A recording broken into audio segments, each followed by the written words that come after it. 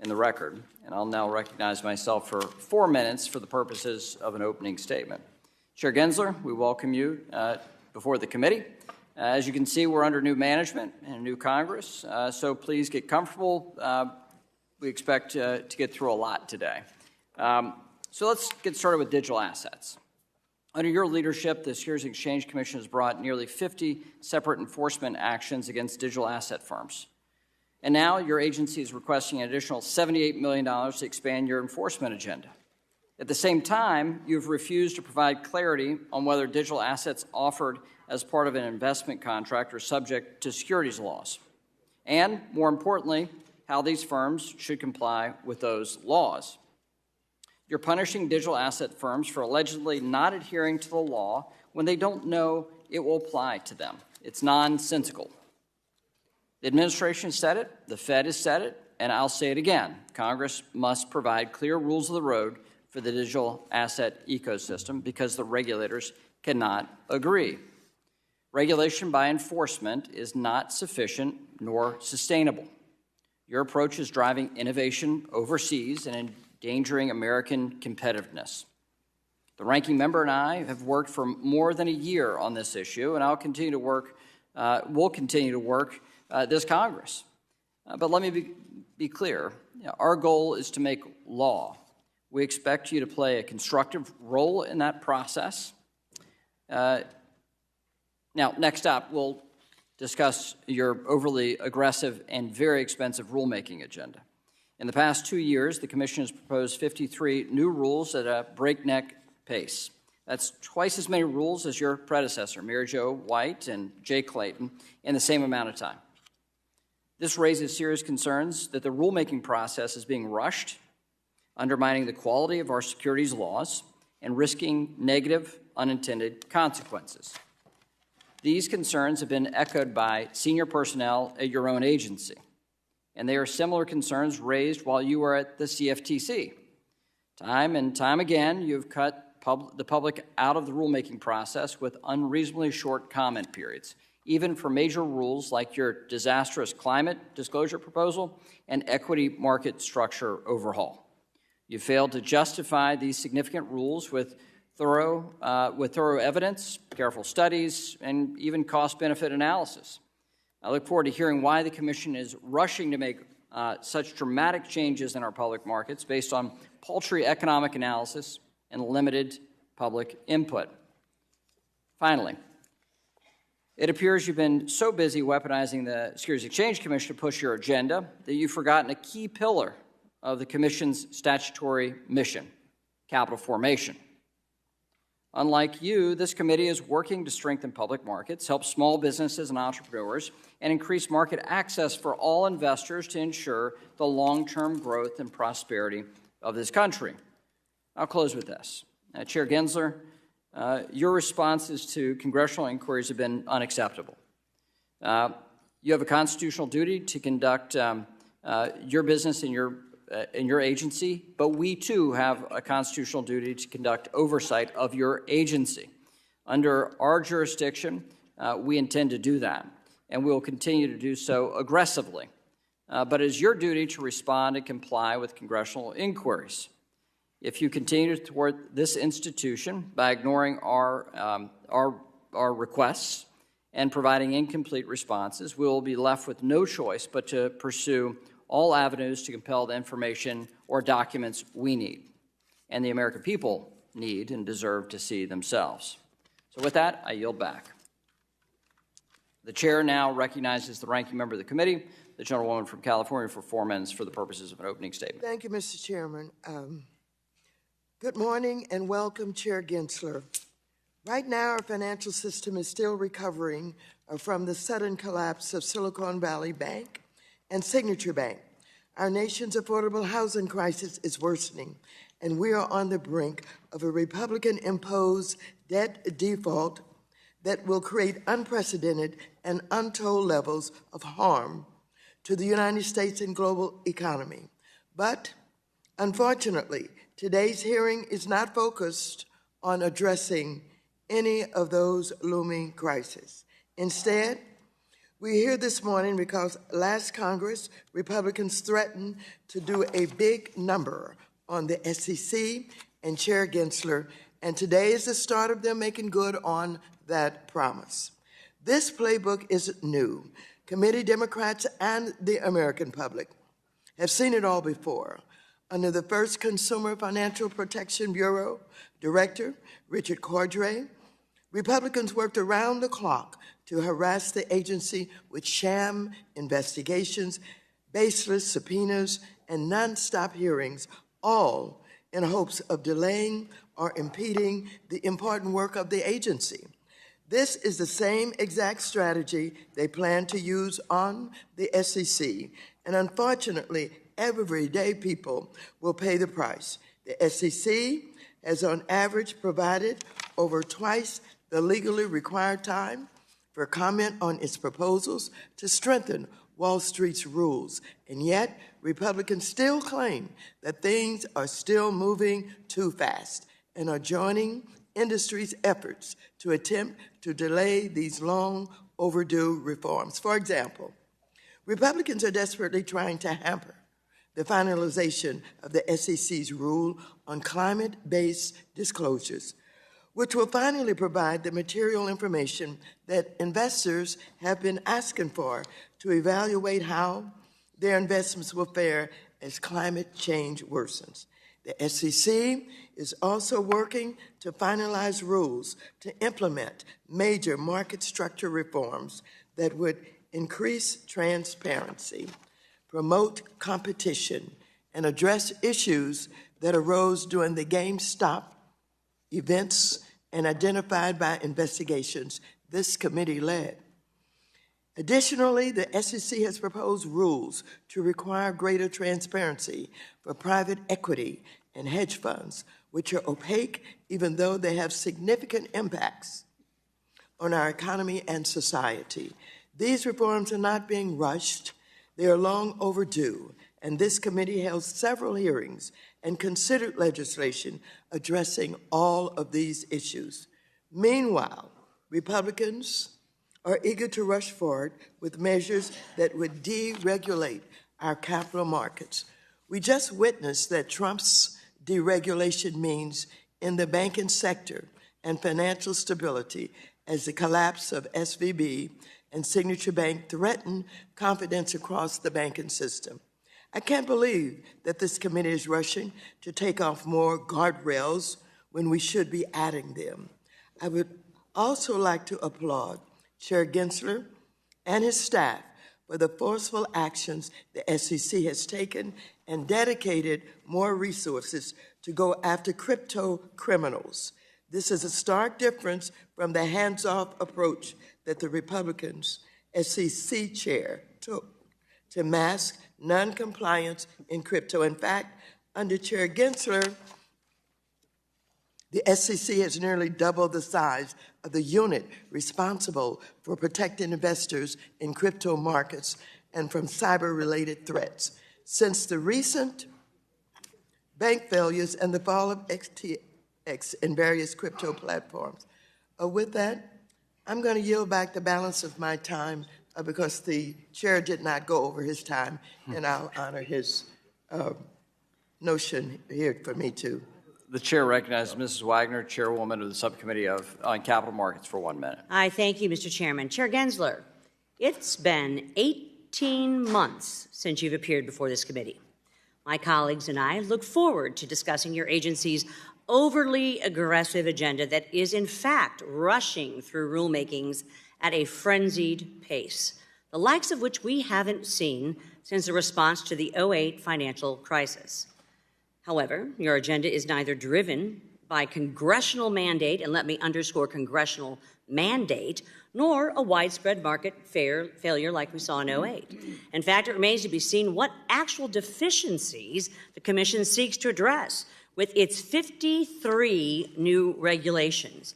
Even when a very brief or half-baked cost-benefit analysis is provided, it fails to consider the aggregate regulatory burden on retail investors, small business, and capital markets, the bread and butter of the United States of America.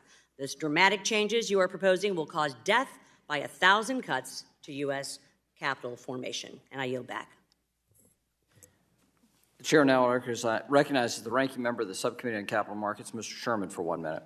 Chairman Gensler, thank you for working hard and getting things done and fulfilling the mandate given to you by the 33 and 34 Securities Acts and bringing them up to date for the 21st century. Thank you for getting information that investors who care about the environment will want. Thank you for standing up to the crypto bro billionaires where an area where the multi-billion-dollar frauds are just the beginning of the societal harm. Investor protection is not the antithesis to capital formation. It is the necessary antecedent.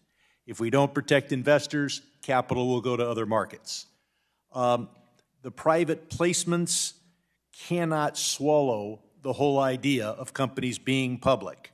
And the idea that 2,000 shareholders should become 2,000 shareholders of record through a phony math that allows companies to have perhaps 10,000 beneficial shareholders and not consider themselves public is something that needs to change. I yield back.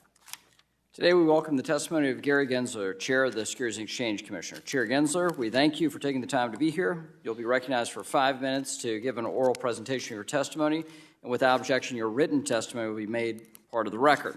Chair Gensler, you're now recognized for 5 minutes. Good morning. Thank you, Chair McHenry, Ranking Member Waters, and members of the committee. Thank you for inviting me to testify. As noted in my written testimony, my views are my own. Walking into the Rayburn building, I couldn't help but stop by the statue of Sam Rayburn, longest-serving Speaker of this great House. His colleagues used to call him Mr. Sam. Well, you see, as chair of the House Committee on Interstate and Foreign Commerce, he worked closely with President Roosevelt to establish the nation's first federal securities laws in 33 and 34. In fact, that 34 Act was called the Fletcher-Rayburn Bill. Rayburn and Roosevelt were motivated by the lack of market integrity and disclosure. The markets were rife with fraud and manipulation, and they knew that market integrity and disclosure help protect investors, builds trust in our capital markets, and yes, lowers cost of capital for issuers. This foundational work has been part of our nation's economic success and global standing ever since, but we can't take it for granted. Congress built on Rayburn's work in the 70s and again in the 90s to mandate that our agency also consider efficiency and competition as well as capital formation in formulating our rules. As amended, this led to our often stated three-part mission around protecting investors, promoting fair, orderly, and efficient markets, and facilitating capital formation. In essence, it's about ensuring that our markets serve investors and issuers alike, but not the other way around. Investors and issuers don't serve the markets. It's about the issuers and investors. And much of our work is basically focused on the middle, the markets, driving efficiency, integrity, and resiliency in the market. And with regard to efficiency and competition, we have multiple projects, including, as further detailed in my written testimony, around equity markets and private funds. As relates to integrity and disclosure, we also have multiple initiatives. The technology that I think is most transformative in our time is artificial intelligence. It's not crypto, as much as we're going to discuss crypto here today, and that's why I think that we've got to have some projects in that area around robo-advising and brokerage apps and the conflicts that may be in predictive data analytics. But as to crypto, which I know will come up, simply put, investors in the crypto market should benefit from the compliance with the same laws that Rayburn and Roosevelt laid out. It's the law. It's really not a choice. As to disclosure, the SEC, as designed by Rayburn and Roosevelt, is merit neutral. But we do have an important role with regard to ensuring for full, fair, and truthful disclosure about material risk, and thus we have disclosure projects including regarding climate risk, cyber risk, stock buybacks. And lastly, as to financial resiliency, lest we forget, risk in one corner of the market can spill out and hurt regular folks. 8 million Americans lost their jobs, millions of families lost their homes, and yes, small businesses shuttered after the 2008 crisis. Recent market events are just the most recent reminder of this. That's why we have a number of projects around our U.S. Treasury markets, around investment funds, and private funds. In summary, much of our work is about making the markets more efficient, more fair, more resilient for the benefit of investors and issuers. We greatly benefit from public input and use it to make adjustments that staff and ultimately the Commission think appropriate. Coincidentally, my dad was also sometimes called Mr. Sam, first of his family born in this country. And he ran a small business, never went to college, small business, a vending machine business, and the bar owners would call him Mr. Sam. I think my dad, he was never a public figure. I can't believe I'm saying in the same words, Sam Rayburn and Sam Gensler. But he was a big believer in this system of democracy that we have, even things that we're going to go through today in this hearing. But he was a believer that the American system could help him as a small business owner and as an investor, the little bits of money he put to the side. So I hope that both Mr. Sams would think about the SEC's work to ensure that the markets serve investors and issuers alike, but not the other way around. It's not that the investors and issuers serve the markets or the market intermediaries in the middle. I thank you. I yield back my time. Well, thank you, Chair Gensler. I'll now recognize myself for 5 minutes. Ether is one of the most popular digital assets and powers the Ethereum blockchain. Back in 2018, then SEC Corporation Finance Director Bill Hinman stated that he believed Ether was not a security. Last month, CFTC Chair Benham expressed his view that Ether is a commodity. The State Attorney General of New York asserted in a court filing last month that Ether is a security.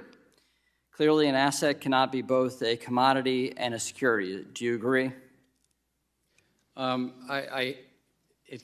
Actually, all securities are commodity under the Commodity and Exchange Act. It's that we are excluded commodities. But I would agree that a security cannot be also an excluded commodity and an included commodity. I'm sorry, Chair, just to talk about the Commodity Exchange Act more precisely. Okay, so do you recognize, how would you categorize Ether then? Look, I think that the general sweep of what Congress did, not just in the 30s, but as amended I'm asking you, years, sitting in your chair now, to make an assessment under the laws as exist. Is Ether a commodity or a security? Without speaking to any one. I know you've repeatedly said that you're not going to speak to one, except you've spoken to one, Bitcoin. So I'm asking you to speak to a second one, the second largest market cap here. And speaking to the tokens, there's 10 to 12,000. If there's a group of entrepreneurs in the middle, asking about one. The public is anticipating a profit based on the... I'm asking you a specific question, Chair Gensler.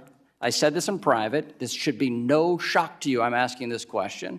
Is Ether a commodity or a security? And again, it depends on the facts and the law, and if there's a group of individuals... I'm asking you about the facts and the law sitting in your seat and the judgment you are making.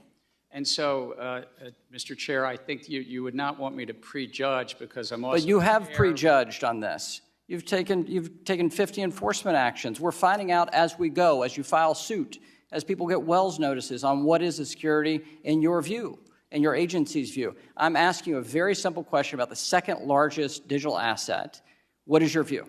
And my view is if there's a group of individuals in the middle that the public is anticipating... All right, so let me just ask a second question then. Do you think it serves the market for an object to be viewed by the commodities regulator as a commodity and the securities regulator to be viewed as a security? Do you think that provides safety and soundness for the product? Do you think it provides consumer protection? Do you think it serves the value of innovation?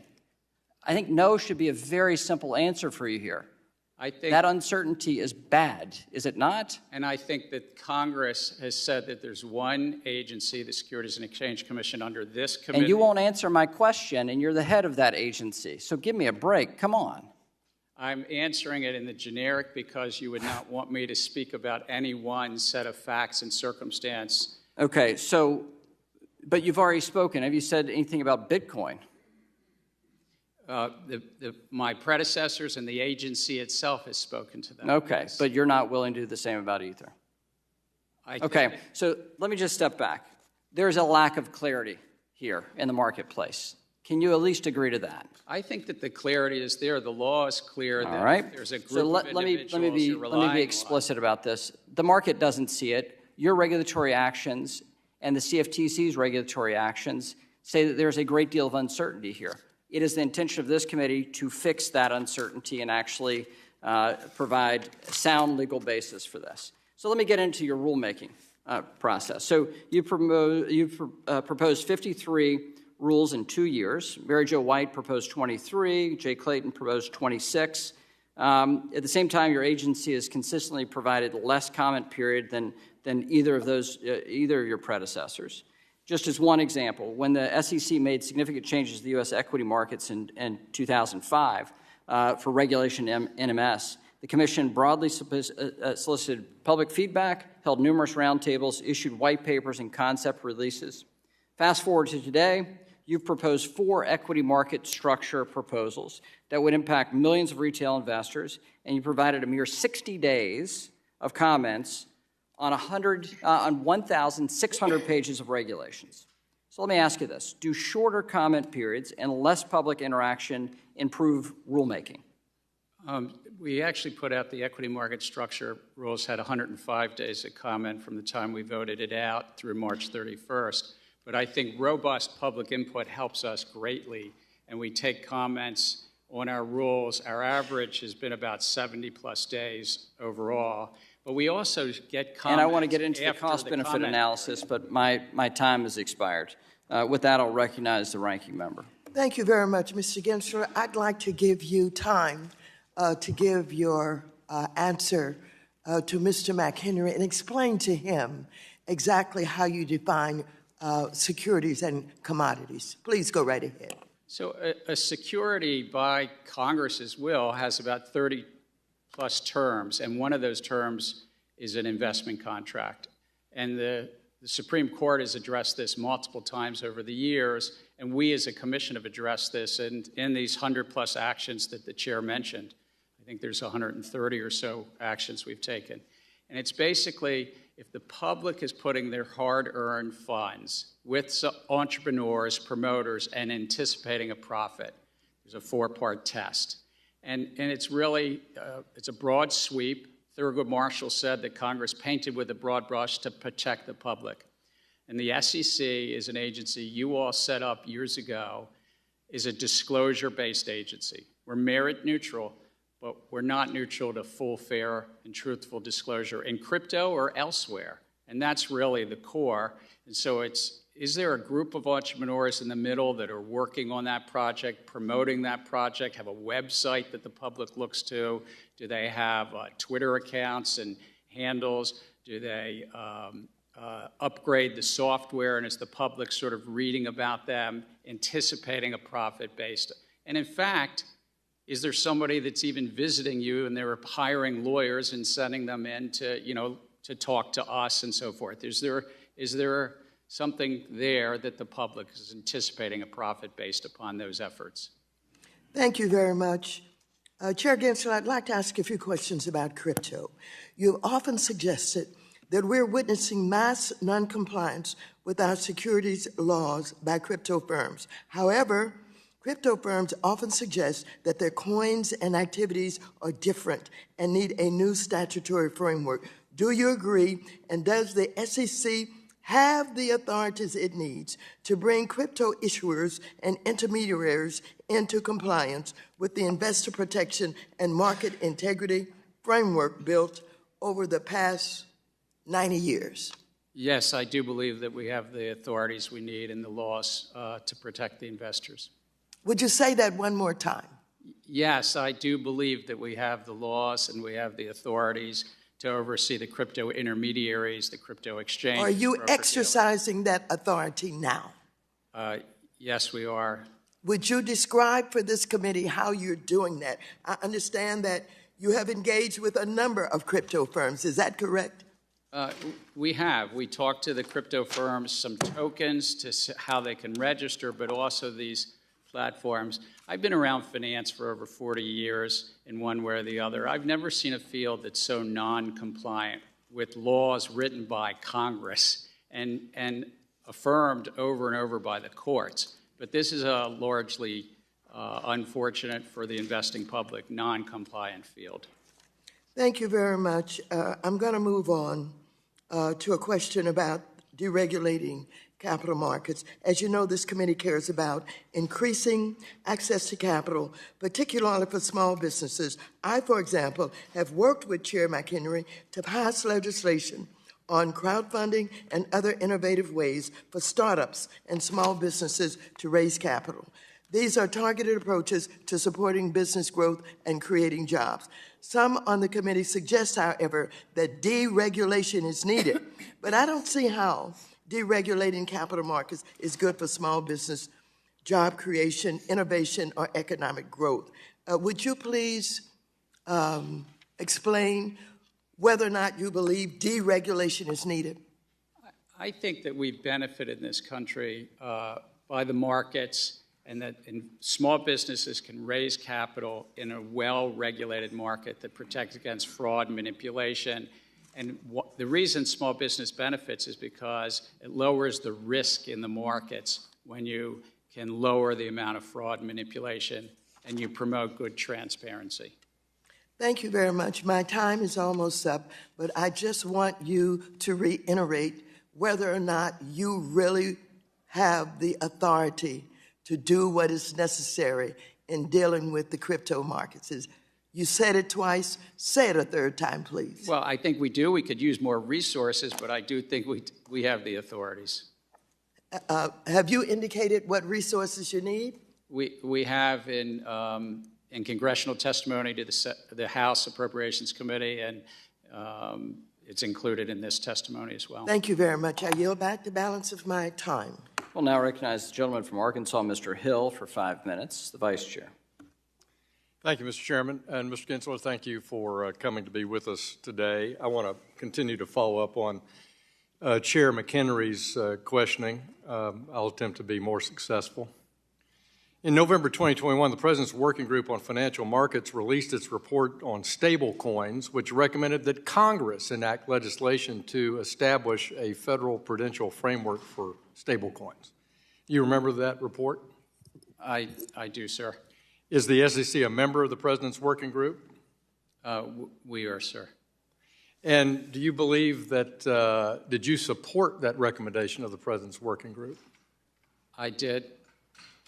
And do you think that Congress has been inactive on this topic?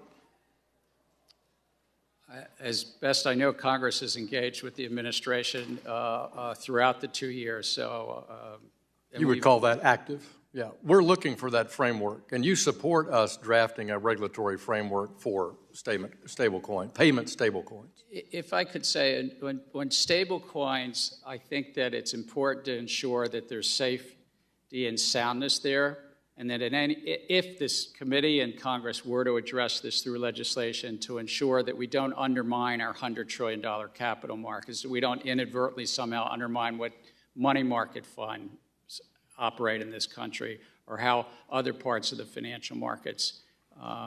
Lastly, that we don't undermine both the CFTC's and SEC's authorities to go after fraud and manipulation, because right now these stable coins are being used in the crypto ecosystem, and I think you really do want that cop in the beat, the SEC on the beat in the crypto ecosystem.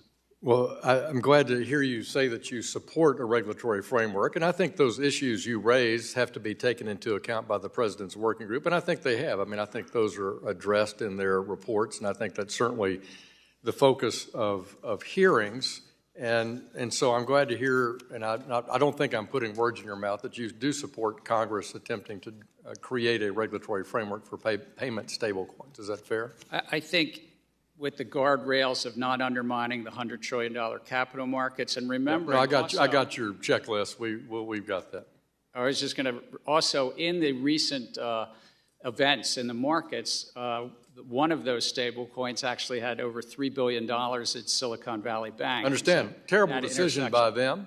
So terrible decision by Silicon Valley Bank. We've already had a hearing on that subject, and I know we'll have some more follow-up on it. Let me ask you about the Consolidated Audit Trail, something that's plagued my existence for the 8 years I've served in Congress. I've already on record not a supporter of the CAT. Has the SEC issued the final rule on the consolidated audit trail to the best of your knowledge? The rules are in place. We're still working on parts related to filings in front of us on funding and some amendments with regard to data security. Would it surprise you that some people in the brokerage community weren't aware that the CAT is actually already being collected as of December 31st? And are you aware that that data is already being collected? We are actually, as a regulatory agency, aware that it's being collected, transaction data is being collected, and we benefit from that. Are you concerned about the encryption of that data, that it's inadequate? I think as a government agency, we should always be focused on data security, and data encryption is one of the pieces of data security. I'd like for you to respond to me about if you would, respond in writing about the encryption of that and the protection of anything that would be considered personally identifiable information. Let me turn to a different subject, which is the Treasury market. We have a time right now where the Fed is shrinking its balance sheet and where there's an unprecedented amount of Treasury issue because of the avalanche in spending by the Biden administration. Is the SEC a member of the Interagency Working Group on the Treasury market? Yes, we are, sir. And yet you have this proposal, as I read it, that would say that people who are buyers of Treasuries could somehow be swept up and become dealers. Why are you proposing that someone who might be a dealer, an investor in Treasuries suddenly become a dealer? It's really under a law Congress passed in the 1980s after a lot of problems in the Treasury markets, but it's focused on parties that are facilitating buying and selling Treasuries and making markets in those Treasuries in the markets to get them registered, whether they be high-frequency traders or others that are active in the market. My time's expired. We'll have to continue this conversation offline. Thank you, Mr. Chairman. The gentlewoman from New York, Mrs. Velasquez, is now recognized for 5 minutes. Thank you. Thank you, Mr. Chairman. Chair Gensler, I, like many people, was outraged by the reports that Silicon Valley and Signature Bank executives were receiving significant bonuses while simultaneously running their banks into the ground. Since becoming chair, can you briefly explain the actions you have taken to address executive compensation issues amongst publicly traded institutions? I thank you.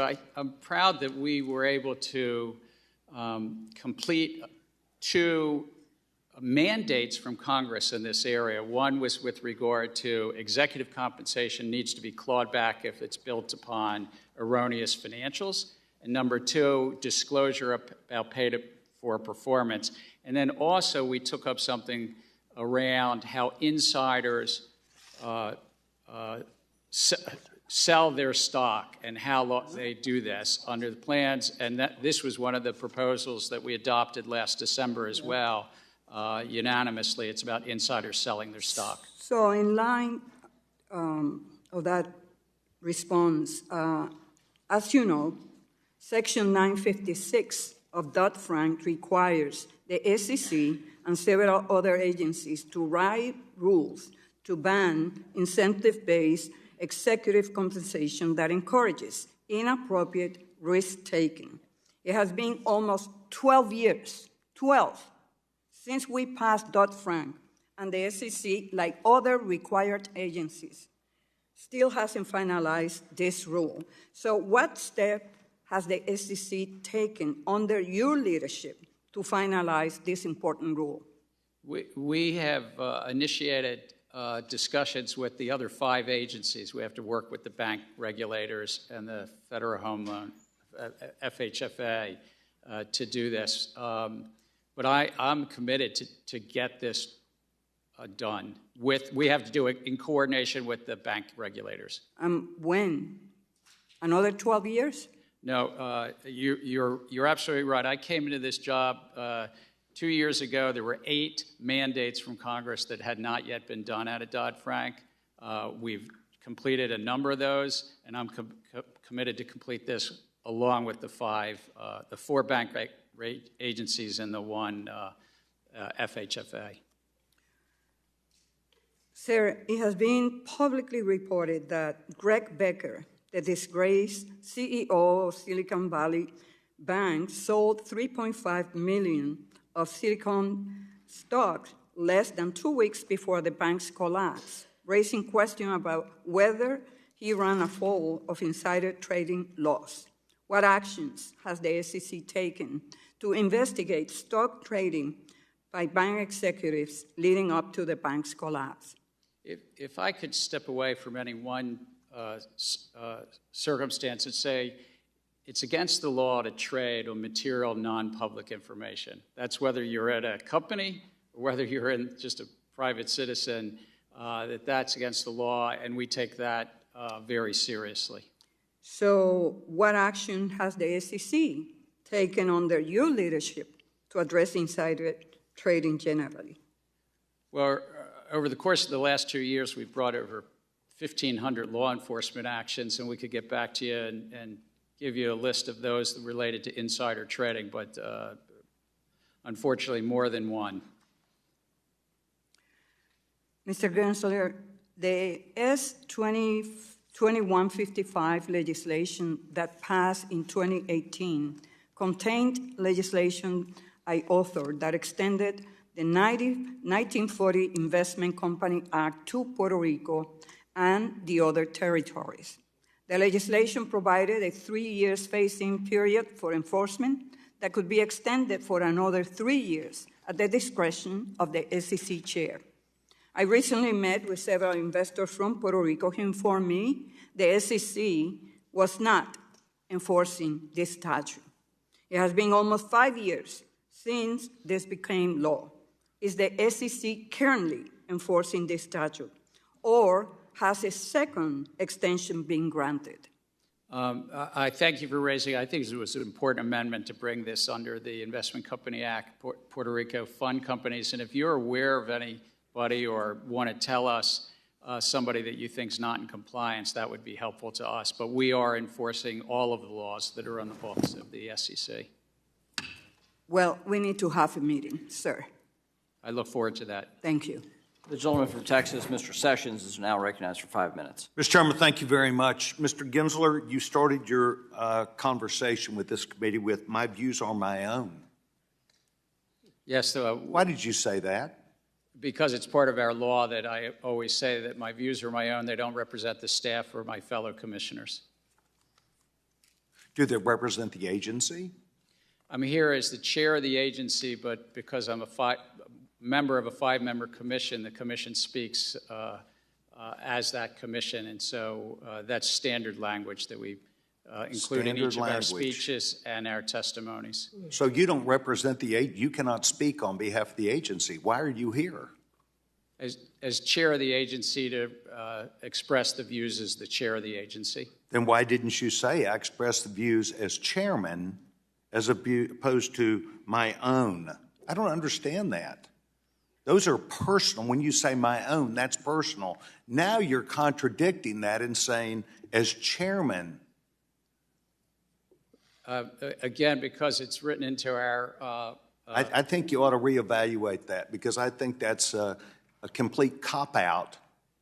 I think that's a cop-out that I think we hear, and that's why this committee is going to express its opinion to you today. Mr. Chairman, I'd ask unanimous consent for a letter that I've sent to Mr. Gensler to be entered. Without objection. Mr. Gensler, you were kind enough, and your staff was kind enough last year to engage me on an issue that I asked for. I asked for us to speak. I asked for us to try and get closer to understanding. You've spoken a couple times today about, in regards to the chairman, but perhaps issues about, well, these would not be appropriate in public forums to talk about. But almost every filing that companies make are public filings. They already are public. It already is known. And once again, I find you trying to hide behind things for either a lack of willingness to be candor about it, or you're trying to obfuscate your oath of office, which was well and faithfully. This committee is not happy with that attitude or performance.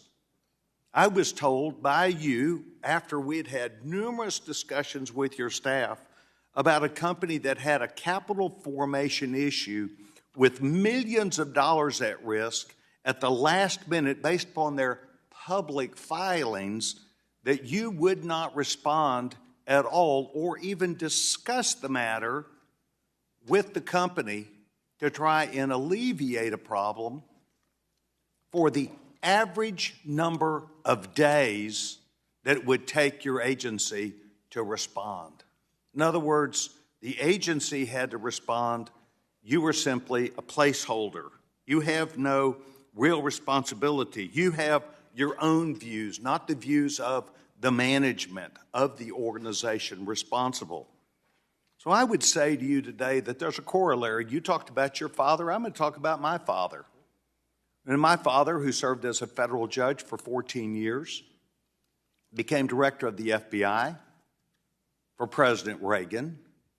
He recognized that the agency had a problem that probably emanated from the Department of Justice. I'm not going to blame the FBI. I'm not blaming the Department of Justice. I'm saying the circumstance was there, that they would not give credible information or deal with people who they were indicting and charging.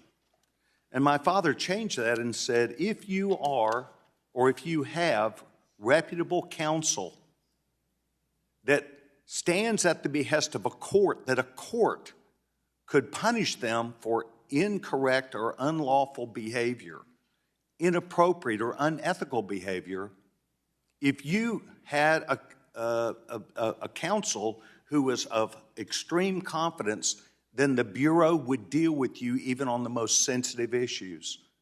I will tell you that one of the clients that I referred to you has extremely important and valuable confidence in their counsel.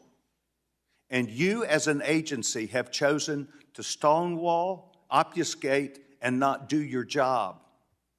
And I've sent you a letter, and I'm asking you to respond back to this committee and to me about whether you're going to look at that when confronted by this committee, because I strenuously believe that you should have some authority and responsibility in that effort. Mr. Chairman, I yield back my time.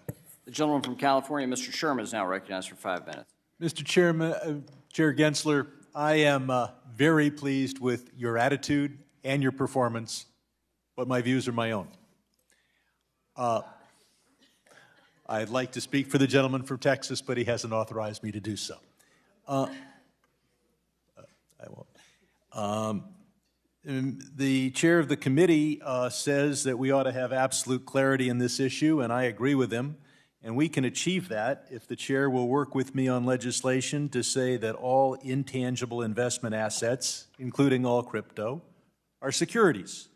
That way it would be very clear that investors in crypto get the same protection as investors in stock, bonds, and other intangible assets acquired for an investment purpose. The definition of accredited investor that we have now relates to the wealth of the investor or their income, which may have nothing to do with their sophistication and knowledge. And I look forward to working with others on this committee to have a definition of accredited that discards the idea of wealth and looks instead at knowledge, but also specifies that if you're going to participate in that kind of private placement, you don't put more than 5 or 10% of your assets in any one basket. The definition of an accredited investor we have now is based on wealth levels set in the 1980s, which means they're completely out of date and probably shouldn't be used at all. Mr. Chairman, you said to the Banking Committee back a couple years ago, to the extent there are securities on these trading platforms, under our laws, they have to register with the Commission. So assuming that a particular crypto token is a security, if that's true, is an exchange where that security is traded a securities exchange? Under the laws, if you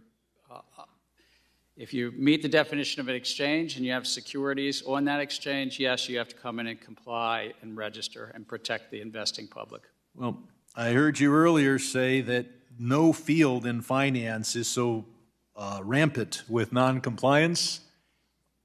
If there are those who are not complying with our securities laws, please shut them down as quickly as you possibly can. And I point out that the most famous crypto exchange was FTX. It is now, of course, the most infamous exchange. Congress expanded from 500 all the way up to 2,000 the number of entities that can be beneficial owners and still have the company thought of as a private company. I mean, that's a lot, 2,000 owners. But we've got a huge loophole here where you could have dozens or hundreds of beneficial ownership entities counted as only one if they list the stock in street name. Do you have the authority, and will you move toward a definition of 2,000 that reflects 2,000?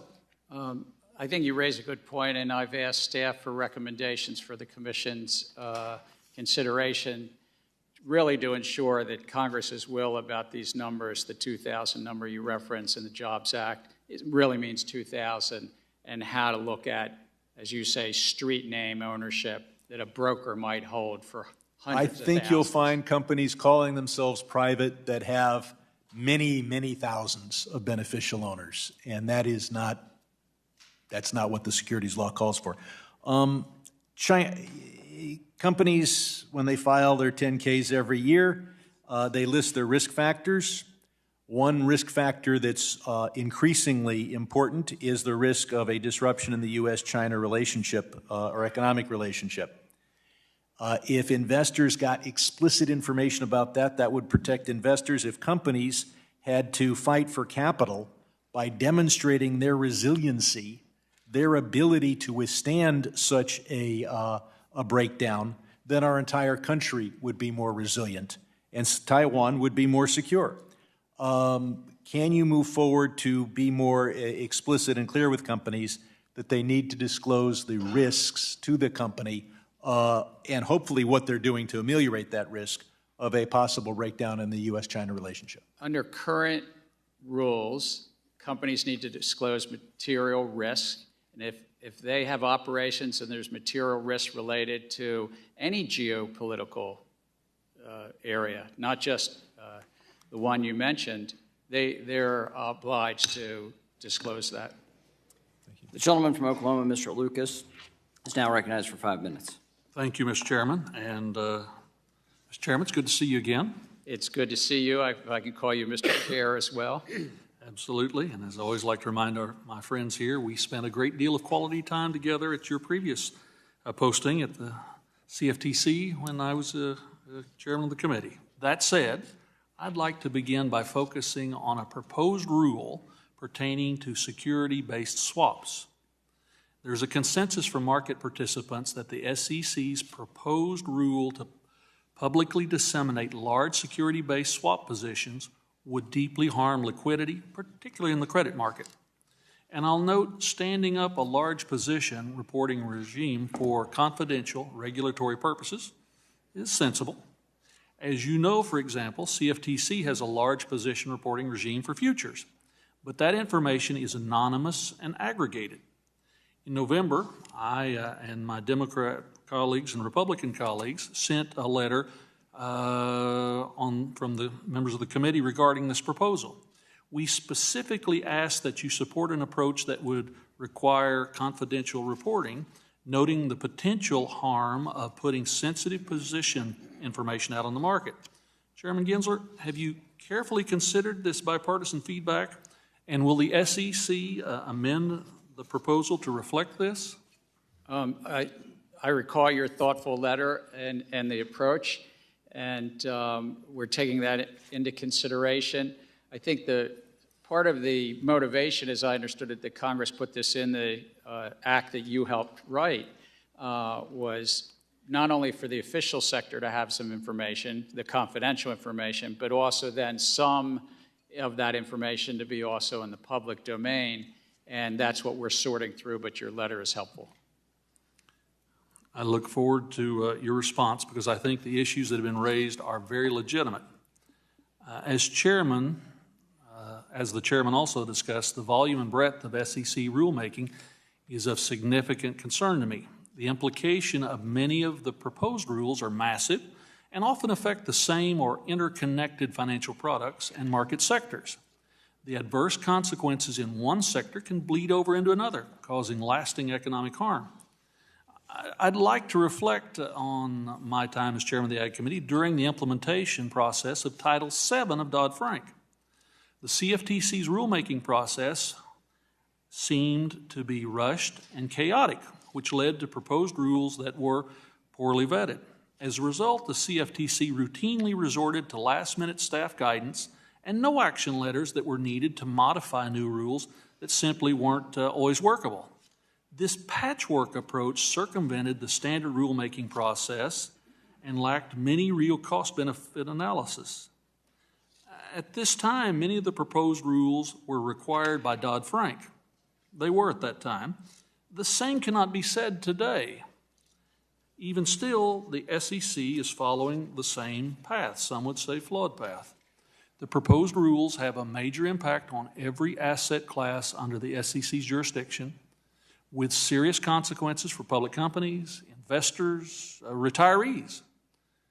I recommend the SEC take great care to analyze and carefully consider the impact of draft rules.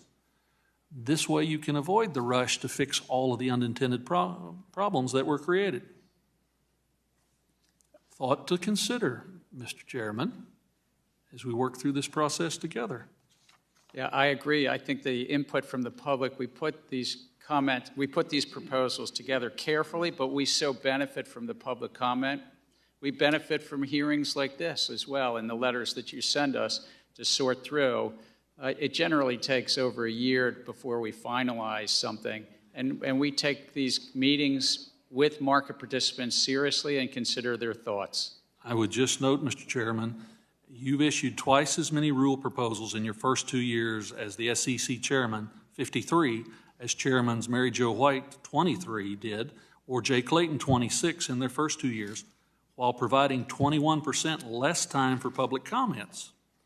I get the impression from personnel across the SEC that there are concerns about the high volume and the fast pace of this rulemaking. Let's try and get it right, not get it done in a hurry. With that, I yield back, Mr. Chairman. The gentleman from Massachusetts, Mr. Lynch, is now recognized for 5 minutes. Thank you, Mr. Chairman. Thank you for your good work, Chairman Gensler. I appreciate the energy and the talents that you've put to work on behalf of investors. My friends on the other side of the aisle seem to be bemoaning a lack of regulatory clarity, and then in the same breath they criticize the SEC's rulemaking efforts, which arguably would provide that clarity that they desire. Chair Gensler, in your testimony today, you mentioned that there have been over 130 enforcement actions brought by the SEC against crypto firms that have either engaged in marketing securities without providing the necessary disclosures or failed to submit audited financials or investor protections that would allow investors to actually make a meaningful and informed decision regarding the crypto products or the underlying business. Chair Gensler, based on current law, of those 130 cases, those 130 enforcement actions, how many have you won? How many has the SEC prevailed on? Many of them are settlements, but those that we've taken to court, we've won on the Howey analyses, these token issues, 6 or 8 times. We've won on other matters in front of the courts as well. So we've been quite successful throughout. Okay.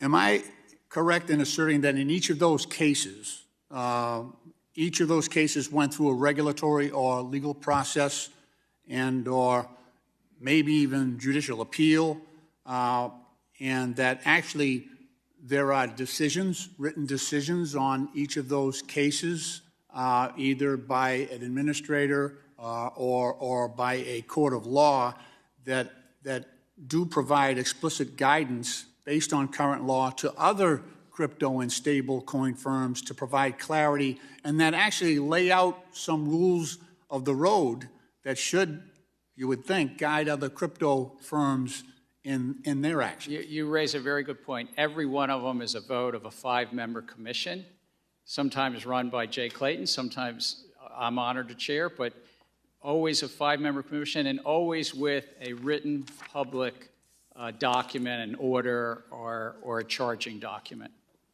And there's also a joint statement on crypto asset risks to the banking organizations. That's January 3rd, 2023, which lists 8 key risks associated with crypto assets that banks should be aware of. So there's a fair amount of guidance out there and clarity. It's just not the clarity that the crypto industry wants. Absolutely. We've also been clear and we've been public as a 5-member commission as with regard to the custody of crypto assets, about the exchange definition in crypto assets. We put some of this also out to public comment, but I agree with you. It's not a matter of lack of clarity. I think this is a field that, in the main, has built up around non-compliance, and that's their business model, and they have chosen, even though it's not the law, they've chosen to be non-compliant and not provide investors with confidence, protections, and it undermines the $100 trillion capital markets. If there's one field of finance and investors get hurt, then it's going to undermine those small businesses and everybody else raising money in the capital markets can get hurt by this field of non-compliance. That's great. One of the things I worry about in this area is that crypto firms offer an amalgam of services that in the traditional banking system and securities area are ring-fenced. So they do a lot of things like they have exchange function, broker-dealer functions, custodial and clearing functions, and lending functions.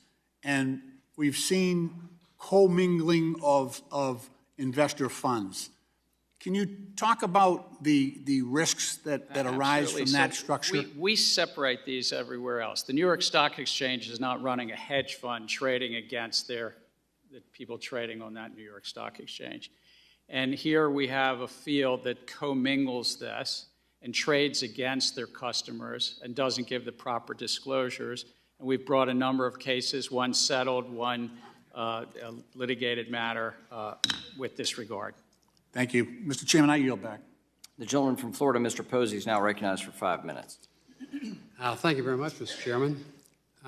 Speaking of crypto, commingling of funds, while we're on that subject, prior to the collapse of FTX, did you have any concerns with the company or question if they were breaking any securities laws or harming investors? I think, if I might, I have had, since I've been in this job, a general concern about the field and as expressed here today about the non-compliance of this commingling of these various functions, and that they should come into compliance by separating exchange from broker-dealer, from what you might call a hedge fund function and other functions. So with those concerns, did you direct your staff to look into FTX? I want to stay at a little bit higher level, but I directed the staff to look into the crypto intermediaries and a wide range of crypto intermediaries. Yes, sir. Okay, so what did they find? Well, we filed an action late last year, a number of actions, which are public actions with regard to Sam Bankman-Fried and FTX that are on our website. But what we found in those actions, as they show, is we allege a number of violations of the securities laws. Yeah, when did you think FTX was problematic? At what point? Well, again, we filed these actions in December, and I think we've filed follow-up actions in January because it takes time to develop an investigative file, and we follow the facts and the law where they come.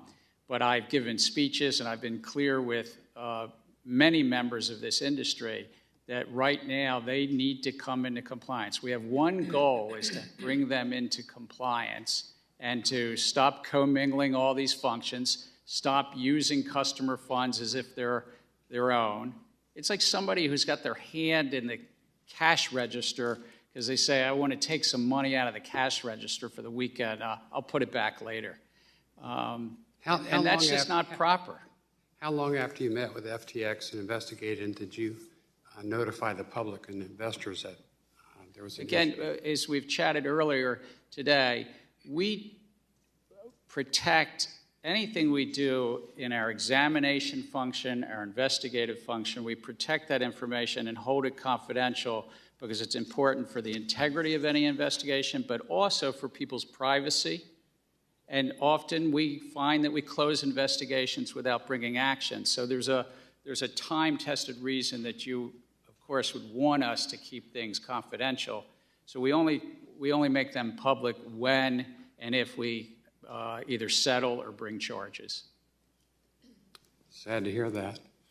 The Inspector General found that your SEC is facing the highest attrition rate in 10 years.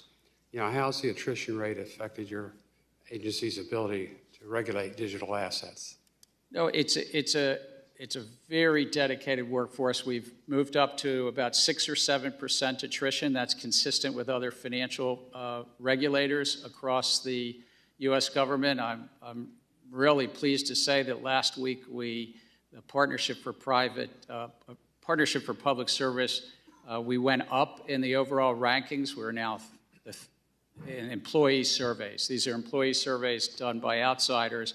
I think we're now 3rd out of 27 mid-sized agencies. But in terms of digital assets, we could certainly use more resources. I mean, it is definitely there are more things to look at and investigate than we have people on the staff to do. Thank you. Thank you, Mr. Chairman. I yield back. The gentleman from Missouri, Mr. Cleaver, is now recognized for 5 minutes. Thank you, Mr. Chairman. Mr. Chairman, thank you for your April letter, which I interpret to be a gentle reminder to Congress that we needed to raise the debt ceiling. And I appreciate the fact that you clearly understand and recognize the importance of this. I mean, we've raised the debt ceiling 78 separate times since 1968, and both parties, 49 times under Republicans and 29 times under Democrats. It is something we have to do. My first question is, do you think that the mere suggestion that we're not going to deal with the debt ceiling create a problem for us economically? I mean, one of your responsibilities is maintain some level of order in the markets. So what do you think? Just a mere suggestion, just a mere threat, what does that do? It puts a dose of uncertainty into markets, but it becomes particularly problematic the closer one might get to whatever deadline that is. And that's not our jurisdiction, that's others. But, and then if we were to go over said X date, it would really undermine, it would be one heck of a mess in capital markets, that's for sure, but it would undermine the base of our capital markets, U.S. Treasuries, or the risk-free part of our capital markets, that everything else is built on top of that. I was here in 2011 when there was a stalemate. We're not going to do anything, and so we ended up, of course, averting the cataclysm, but we still did damage to the economy because the gamesmanship caused us not to address this very serious problem. I guess we have failed once, at least, maybe more. You may be to address our obligations. 1812, we didn't have the resources for a period of time. But since then, we've met our obligations. And I'm really maybe obsessed with what could happen if we don't. And you know, it's troublesome to me. I don't think you're probably old enough to remember a movie that came out in 1974 called Blazing Saddles. It's one of my favorite movies. Should have won the Academy Award. But you may remember the scene. Gene Wilder's just brilliant, but Cleavon Little played the role of a guy named Bart. And at one point in the movie, he is surrounded by people who are ready to lynch him. He takes out his gun and puts it to his own head. And he said, "Get back or I'll shoot." You're probably hesitant to want to say this. Isn't that what Congress is doing right now with the debt ceiling? Well, being old enough to have seen the movie, I think I learned enough to say it's between Congress and other parts of the administration, the Treasury Department, the White House. I can just speak to the capital markets piece. On the capital markets piece, we've already seen some small bits. You know, there's certain money market funds and other funds that are being careful about which short-term Treasury bills they buy. But if we were to get close to that X date, your proverbial visual that you just did from the movie from 1974, it is likely that we would start to see fraying, less liquidity in the Treasury markets, which ultimately means higher costs to the taxpayers coming into that. And then, you know, if we were to go over that default cliff, it would be, of course, unprecedented, but it'd be one heck of a mess in capital markets. It would hurt the equity markets. It would hurt the rest of the fixed income markets. And it would ripple into the banking system as well, not to mention all the money market funds. Thank you, Mr. Chairman. I yield back, Mr. Chairman. Well, I like my colleague. I think we need to exchange movie lists. A lot of bipartisanship, that's true.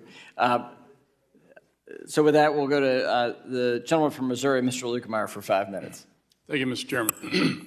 Welcome, Chair Gensler. We certainly appreciate you being here today. And when I was talking to some friends of mine yesterday about your appearance, they said, the APA director.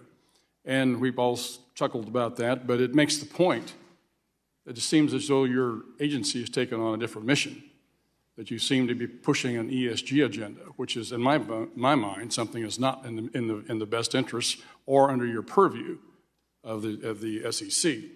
So I'll let my other colleagues get into that a little bit deeper, but I want to put something on record with regards to that. My first question deals with mortgage insurance-linked notes. According to the National Association of Realtors, the average first-time home buyer's down payment is 6%. In an environment of elevated interest rates and home prices, private mortgage insurance can make the difference between a family becoming homeowners or waiting years on the sidelines to amass a 20% down payment. At the same time, private mortgage insurance protects taxpayers by standing in front of credit losses at the GSEs in the event a borrower defaults on low down payment loans. Like other insurers, private mortgage insurers must manage capital positions and risk exposures on an ongoing basis. Mortgage insurers are in fact encouraged by state regulators and FHFA to manage that risk through purchase of traditional reinsurance and through capital market structures such as mortgage insurance-linked notes. However, SEC's recent reproposed conflicts of interest rule may unintentionally restrict the ability of private mortgage insurers to utilize mortgage insurance-linked notes as a risk management tool because the rule does not define the term synthetic asset-backed securitization. Chair Gensler, as the SEC continues to work on the conflict of interest rule, will you ensure that the final regulation does not cause unintended harm to the residential mortgage market by limiting the ability of mortgage insurers to utilize critical capital and risk management tools like mortgage insurance-linked notes? This rule proposal is one of those, if I can call it, leftover mandates that Congress had put in place 13 years ago now in Dodd-Frank. So we put out a proposal to do that which Congress said, that if somebody who's doing asset securitizations. They couldn't effectively trade against their investor clients, which is something Congress saw happening back in the 2008 crisis. And so we're committed to do that within the law, and obviously to take in the comments that you're talking about and sort through this. Okay. Obviously, there's concerns about that, and hope that you'll be able to address those. Okay? Very good. Well, with regards to the banking crisis that we've had recently, I think it's an instructive moment from the standpoint of things that we maybe were not thinking about before. We saw with this crisis where somebody got on social media and within less than 2 days had $42 billion run off the books as a result of a social media tweet and the follow-ups from that. That got me to thinking and concerned, and in fact, this morning, the CEO for Charles Schwab, Paul Bettinger, voiced the same concern that I've been talking about for the last several days, which is about short selling. It would seem to me that if we have a situation where we have a lot of banks that are not very liquid right now, that there's some concerns about, that somebody could play some funny games with our not just the banking industry, but our economy as a whole. It could be somebody trying to make money. It could be a foreign actor who wants to do something different to our economy. So the question becomes, if you want to, so I guess what my question really is two parts. Number one, do you have the ability to stop a short sale problem that arises within the banking industry, for instance, based on its threat to the entire industry? Both buying a security, going long, it's called, and shorting a security are important parts of our capital markets and important parts of and are legal. To go both long and to go short, it's a way to express and help capital markets work. And so we facilitate that. What we guard against is people trading on material non-public information, and we guard against people doing manipulative acts in the market. So it's really... well, my question is very simple. Do you have the authority to keep this abuse from happening, this manipulation from happening for the wrong reasons? Understand that it's part of the market structure, it's part of market investing, but if people are doing this to try and cause a run on the banks, to undermine our economy, undermine the industry for their own profit, or as a foreign actor to do something, do you have the ability to stop that? That's my question. We most definitely have the authority and the ability to go after fraud and against manipulation in capital markets. My question, though, do you have the authority to have an across-the-board ban on short selling so you can stop this from happening by people continuing to tweet? I don't believe that Congress has given us that authority, sir. We've given authority to deal with individual acts of manipulation and chasing after fraud. Gentleman's time is expired. Okay, thank you very much. I'll yield back. The gentleman from Connecticut, Mr. Himes, recognized for 5 minutes. Thank you, Mr. Chairman, and welcome, Chairman Gensler. I don't have blazing saddles today, but I've got Lionel Trilling. Lionel Trilling was a American critic, an intellectual who in a book in 1950 called The Liberal Imagination said that American conservatism is not so much about ideas, it is, quote, a series of irritable mental gestures which seek to resemble ideas. That was true in 1950, it's certainly true here today. And to illustrate that, the head-spinning irony of where you're sitting right now is that less than 3 weeks ago, the Federal Reserve, the FDIC, and the Treasury were sitting in precisely those seats in a hearing about the crumbling of Silicon Valley Bank. And to hear the majority at the time, it was all their fault. They had done too little and they'd done it too slowly. Something you might remember as you get accused of doing too much too quickly. I promise you that when something goes wrong under your jurisdiction, you'll be sitting back in that seat having done too little too slowly. Now, never mind that Silicon Valley had 1 banker on their board of directors and 0 bankers on their risk management committee. Never mind that the vast majority of their deposits were unguaranteed. Never mind any of that stuff. It was their fault. And I promise you, when something goes wrong under your jurisdiction, you will have done too little too slowly. You've been accused of not being here. The Republicans have been now in the majority for 100 days. You are here on day 100. Did you receive an invitation from the Republican majority prior to the invitation that brought you here today? We worked with the chair to come when he wanted me to be here. Have you said no to a majority invitation to testify? We'll work, and whenever the chair wants me here, I'll be here. Okay, all right. Having gotten that off my chest, I do have a serious question. I've long been concerned by the fact that an awful lot of our capital markets are migrating to private markets. You mentioned it in your testimony. You point out that the amount of liquidity in the private markets now exceed actually the banking system in size. If you look at public versus private market offerings since 2009, registered offerings are more or less flat since 2010 anyway, and exempt offerings are really skyrocketing. The challenge there, of course, is that individual retail investors, by and large, can't invest in private offerings. I worry that profitability and good deals will migrate to those private offerings that accredited investors and institutional investors, that's a term of art for people with substantial amounts of money, can invest in, and retail investors will be left with an increasingly small set of opportunities to invest in the American capital markets. So with my 2 minutes remaining, Mr. Chair, I think it's fair to consider the possibility that the regulatory structure, which I have long supported around public offerings, creates some arbitrage for issuers versus the exempt market. So I just want to give you 2 minutes to reflect both on the proposals that you've made with respect to market structure, but also overall, big picture, are there things that we can be doing along the lines of the Jobs Act or anything else that would hopefully reduce some of this arbitrage between the public and private equity markets? Let me start by, I think that the American economy is benefited both by vibrant, robust public markets and private capital markets. My dad never had to tap the private capital markets of like today, but he ran a small business with 30 or 40 employees, and he didn't tap the public markets. I was at Goldman Sachs for many years before it was a public company, and I was a big company that tapped only private markets. So I think both have a role to play. In terms of our regulatory agenda, what we're trying to bring is greater efficiency and competition in the asset management of private capital, this $20, $25 trillion of assets under management by hedge funds and private equity and the like, and through greater transparency of their fees, their performance, and their side letters where they might be having different deals. And this is really going to help the retirees in all of your states, because most of your states are invested in private equity and in hedge funds as the limited partners.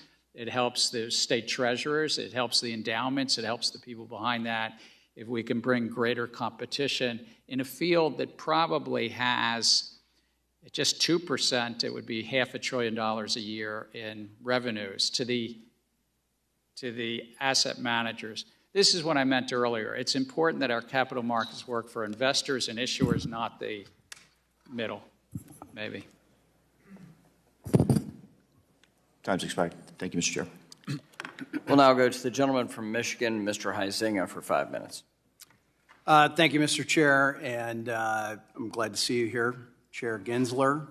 And I do want to congratulate you on finally appointing a permanent Inspector General yesterday. A little late coming, in my opinion, but in late February, I'm going to jump right in. In late February, Chairman McHenry, Senator Scott, and I sent you a request of documents and information on your climate disclosure rule. The fact is, other than a couple of emails that were private, you have produced only publicly available documents in response to that request. I'm going to highlight a couple of those. You sent us a copy of the public comment file on the rule. You sent us a copy of the rule itself, twice. You sent a copy of your testimony the last time you appeared before this committee. You sent us a copy of your public calendar.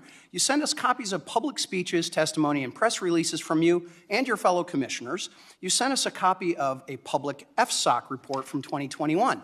And the most interesting and frankly dumbest example of this that we received to date is a copy of a letter that myself and Chairman McHenry sent you congratulating you as being confirmed as chair in 2021. I have that one in my file already. So frankly, it's insufficient and frankly unacceptable what has been going on. I think it's an embarrassment to you and to your team that you sent me a copy of the letter I sent you and then tried to call that responsive? That doesn't really make a whole lot of sense. And further, your response letter to the chairman and myself, the SEC staff admitted that the proposed rule, quote, could increase costs, quote, close quote, related to energy prices under certain circumstances, but you provided no analysis, the actual information that we were looking for, not my letter to you congratulating you as becoming chair. We wanted the analysis on how the commission determined that. Did the SEC conduct an analysis of how this new climate disclosure regime could change energy prices before publishing the proposal? We, under the law, focus on the costs and benefits. Did you produce an analysis? Did you conduct an analysis? The analysis that we put out is in the proposal we put out last year about the economics with regard to issuing companies. You did do an analysis, all right, because it looks like it may have relied mostly on public comments to form your cost-benefit analysis. I just want to make sure, for the record, we did an analysis with regard to the cost. It's technically the efficiency, competition, and capital formation analysis that we put, and it's out there in the public domain, and we've gotten feedback on that. We're not a climate regulator. So, well, amen to that. I mean, we understand that. So did you rely on any internal economic data or assessment to inform your cost-benefit analysis? In other words, did you, the SEC, perform any of that cost-benefit analysis internally? So the SEC looked at, I think, over 6,000 public registration So that's a yes? Statements. Yes, there's a lot of analysis, and that is summarized and put out to public comment. All right, and I would like to see those documents provided immediately. You're willing to do that then? I'm a firm believer in congressional oversight. I know that I'm not... Okay, well, that was previously requested, and you sent me a copy of the letter that I sent to you congratulating you. So sounds like we now have an understanding that you're going to actually send us your analysis. So I know that this... Yes or no? Well, I know that our staffs are working with... We have a minute. Yes or no? And I believe in congressional oversight, and I know okay. staff. All right, moving on. I'm taking that as a no. So the climate disclosure request, you like that. You responded to our FTX request solely with publicly available documents. To date, 213 pages of those publicly available documents have produced. And guess what?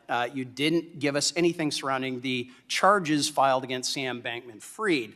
On April 12, Chair McHenry and I sent you a follow-up letter, and we're led to believe that the staff recommendation memo presented to the Commission for a vote on charges against Sam Bankman-Fried exists. Is that true? Is there a memo from the staff recommending to the Commission the charges that Sam Bankman-Fried was ultimately charged with? Under standard practice, our Commission receives action memos from the staff on every... So it does exist? We work on... So it does exist. Okay, well, you haven't sent that to us. Your staff has frankly told us that it exists, yet you have not sent it. When we conduct an investigation, we are obliged to keep investigative matters confidential. So hold on a second. Don't hide behind the DOJ, because then it sounds like I need to send letters to the DOJ and not to the SEC about the SEC charges. So we'll be following up with this after this. My time has expired. Response to our questions would be appropriate. We'll go to Mrs. Beatty of Ohio for 5 minutes. Thank you, Mr. Chairman. Thank you, Ranking Member. And thank you to our witness today, Mr. Gensler. Thank you for also responding to us and taking the time to talk to me about the SEC and meet with our team and being here today. Kind of staying in this same questioning with the climate rule. As you know, and many may know, I'm a former small business owner myself, so I think I know as well, if not better, than most of the unique challenges that small businesses might have, as well as maybe family farms. With that in mind, I want to ask about the Commission's proposed climate disclosure rule. We've heard many critics, people on the other side of the aisle have framed this rule on its emissions disclosure, especially Scope 3 emissions requirements, is being burdensome for small businesses and family farms. I've been doing a lot of reading, research, articles on this. So I want to give you a minute or so to chat with us about, is this rule that burdensome to small businesses, or are there actually ways that they've been protected? So our proposal and our authorities are about public companies, and that's what it speaks to, and really it's just about public companies. We do not place through this proposal, and nor do we intend to have any obligations on non-public companies.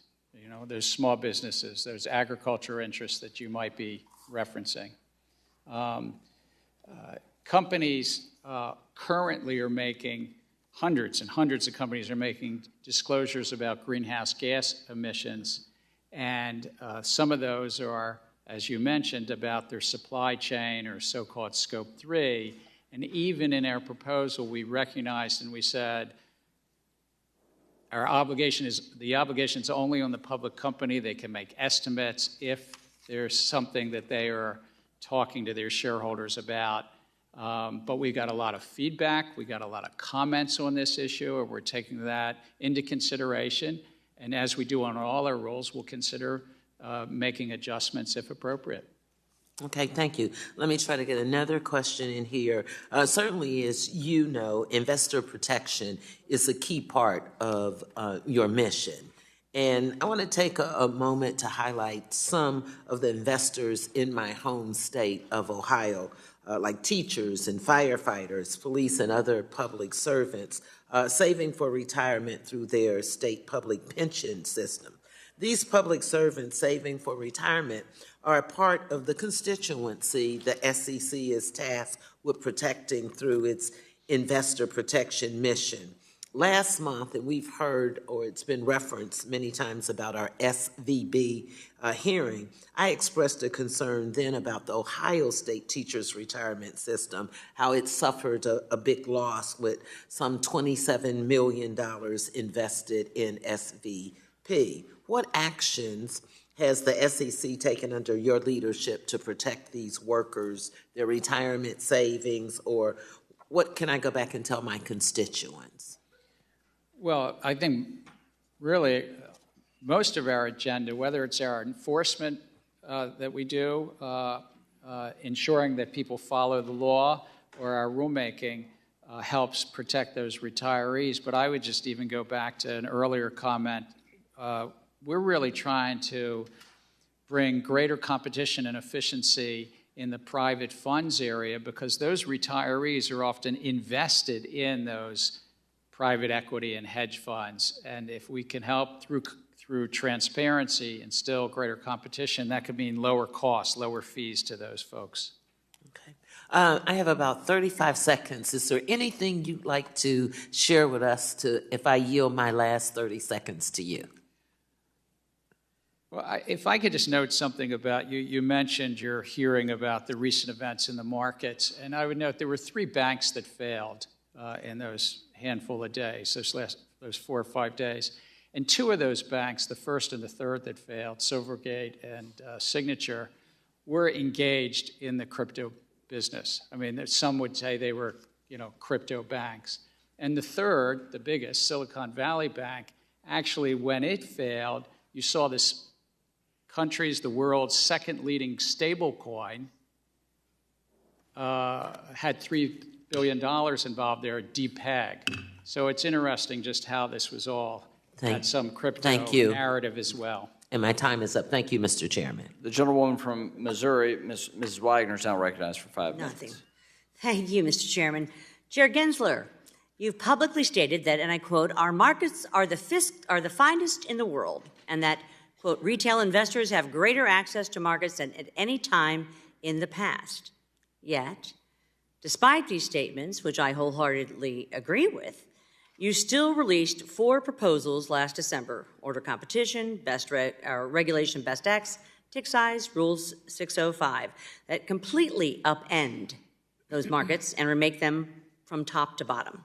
There is a strong possibility that these four proposals could make equity markets more costly, less efficient, and overall worse for retail investors. Throughout these proposals, the Commission admits over 100 times that it is uncertain of the impacts of the proposal and that it is unable to quantify or, quote, estimate the economic effects of the proposals. This uncertainty means that these proposals will likely make markets worse for retail investors.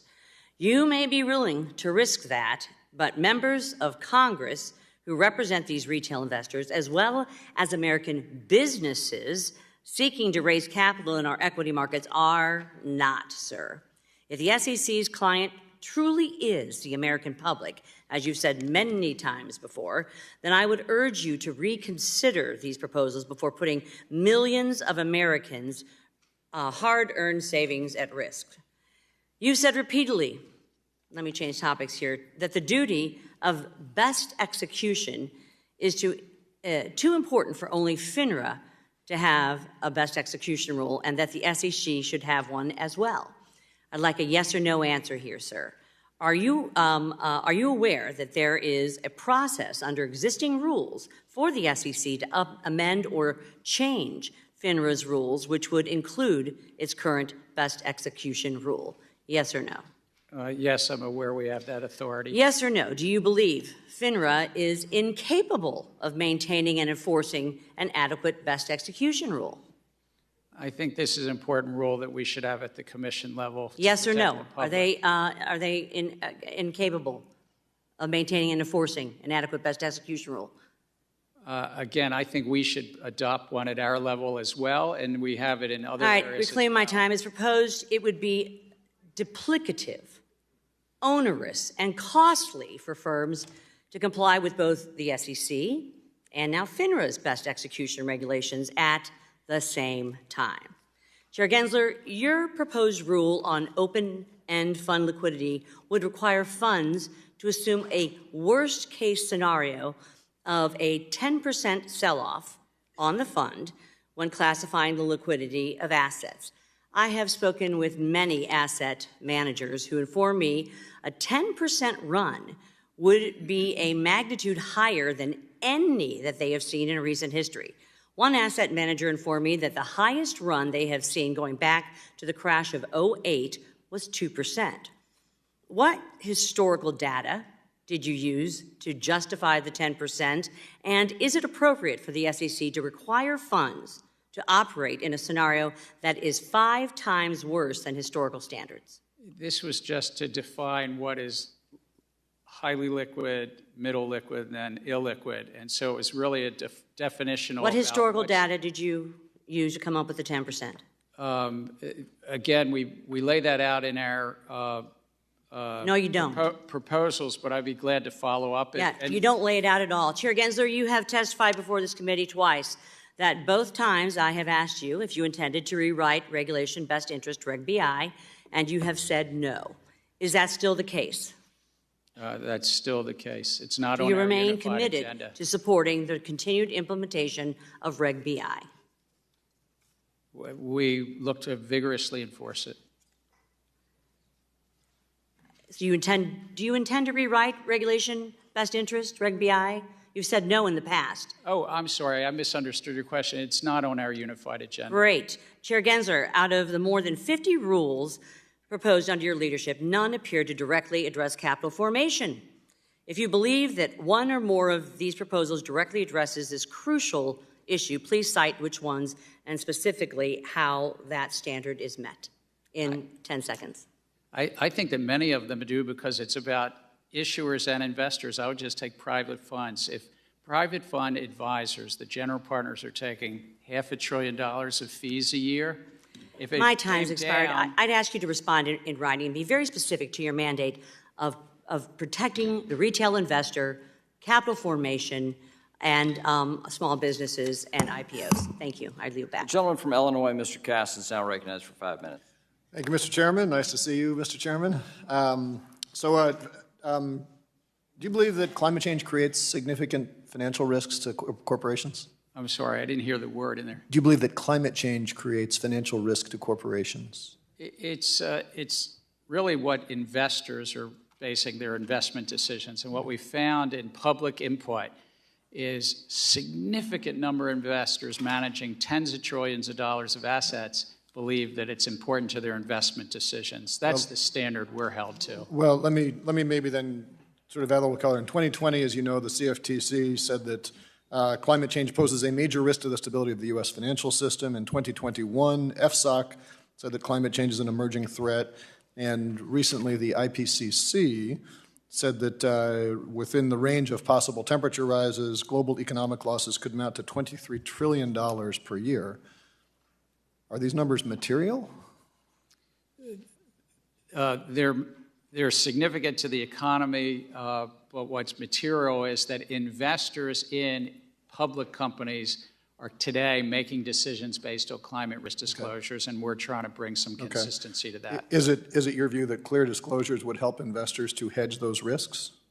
That is certainly what our comment file, that we've had thousands of investors who have said that to us. Okay. I'm assuming this is a yes. You're familiar with the term information asymmetry? Yeah, yes, I am very much so. Okay.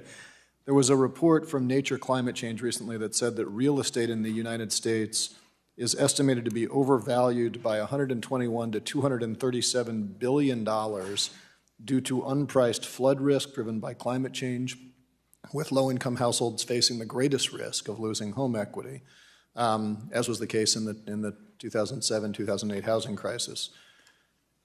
Can you speak to how your proposed rule would address that informational asymmetry between folks who are aware that they're overpriced and folks who are not? I mentioned it about Chair Rayburn and President Roosevelt. They were trying to address information asymmetries, that the public didn't have full, fair, and truthful disclosures from companies accurately describing their risk. That's what we're doing here in this proposed climate risk, is so that the investing public better understands the risk when they buy or sell a security. Okay. When I'm done here, I'm going to run to the Science Committee, so you'll forgive me if I dump into the science side here a little bit. There was an article in the Washington Post, I think it was just last week actually, that talked about the effect of climate change in coastal communities in the U.S., found that recent hurricanes Michael and Ian were both made much worse by warming oceans. Federal tide gauge data, this number was shocking. In Louisiana, the sea level is 8 inches higher than it was in 2006 when Hurricane Katrina hit. Just since 2006 is 8 inches higher. NOAA has said that they expect 2 feet of additional sea level rise on the Gulf Coast by 2050. So if you buy a home in Pensacola today, it'll be underwater before the mortgage is paid off.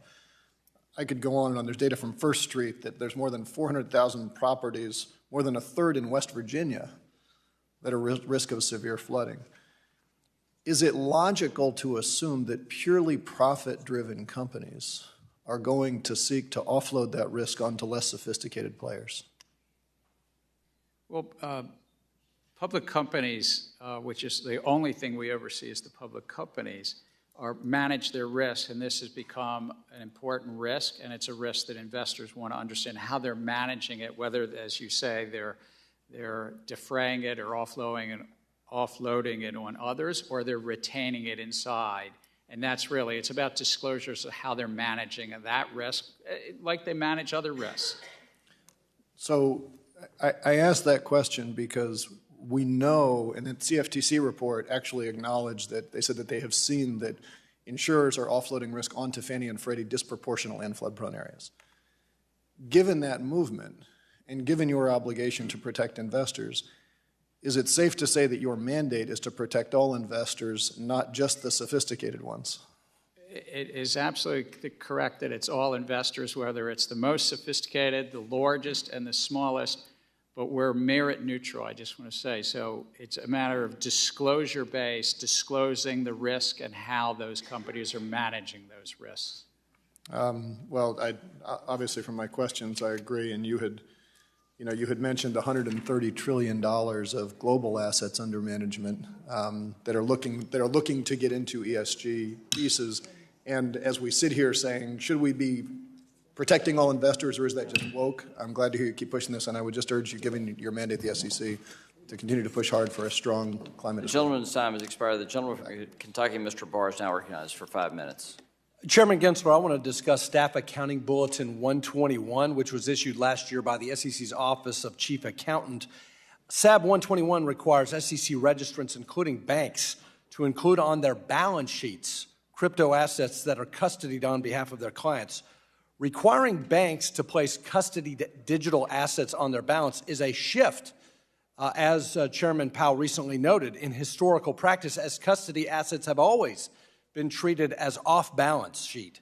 SAB 121 changed that, and I'm concerned about the consequences because banks have capital, liquidity, and other prudential requirements that non-bank custodians do not have, meaning that banks cannot offer digital asset custody services at scale without significant balance sheet implications. If banks cannot provide digital asset custody services at scale, they simply will not offer those services, which could lead to market participants not having bank-grade custody solutions to pick from and will turn to offshore solutions, like in the Bahamas, diminishing American competitiveness and compromising investor protection.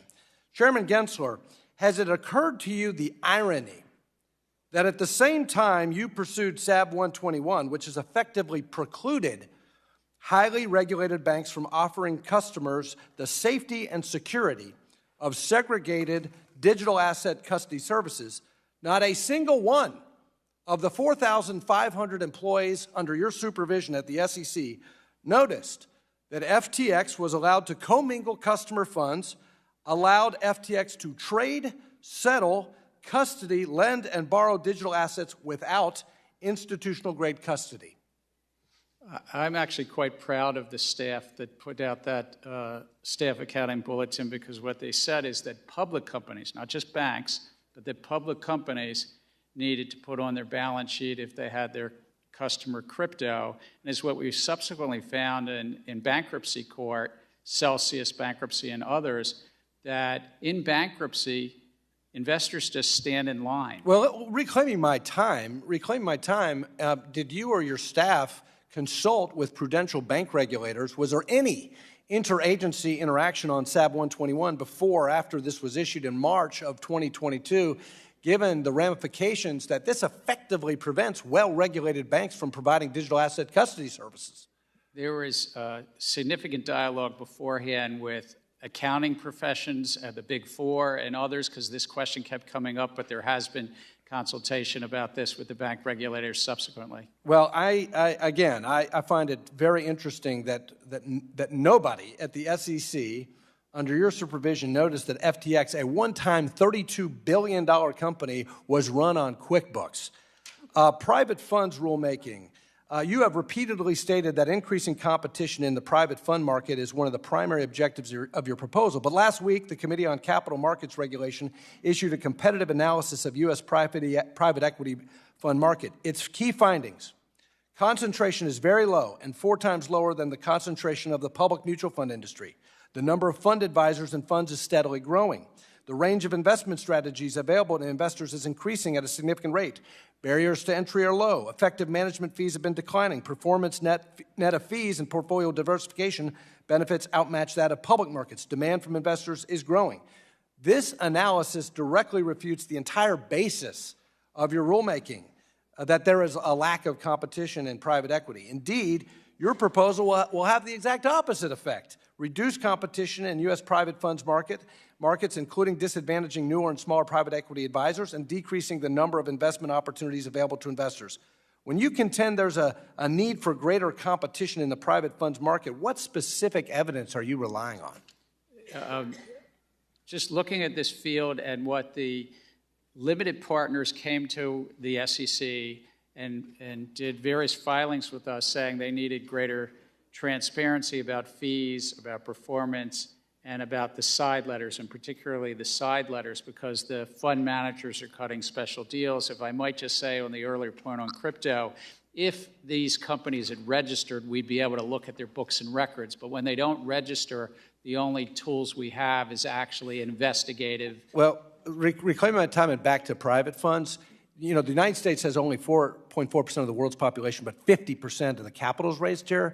And Europe, by contrast, has the same population, but less than 20% of the capital raised here. The difference between us and Europe, and I want to stay the U.S., not Europe, is that we diversify our markets with private capital being a big driver, making credit easier to obtain for all Americans, making investments in tech, in healthcare, biotech, manufacturing, higher paying jobs. So when you analyze proposals to change our capital markets, don't forget to recognize we've got a much better system than Europe. Let's not be Europe. The gentlewoman from Massachusetts, Ms. Presley, is now recognized for 5 minutes. Thank you, Chair Gensler, for joining us today for this critical hearing. Although I wish it didn't have to be repeated, I know there are some who deny this fact, so I just want to reaffirm that climate change is real. It is here, and let's be very clear that our constituents' investments, whether it's their personal retirement savings or college savings for their children, are at risk. The good news is the SEC's proposed climate disclosure rule would help protect investors by requiring companies to disclose their exposure to climate risk. Although the cheerleaders for big oil want to weaken this rule, the consequences are clear. Without a comprehensive climate disclosure regimen, we will fail working class people throughout our country, and we will fall far behind our global partners.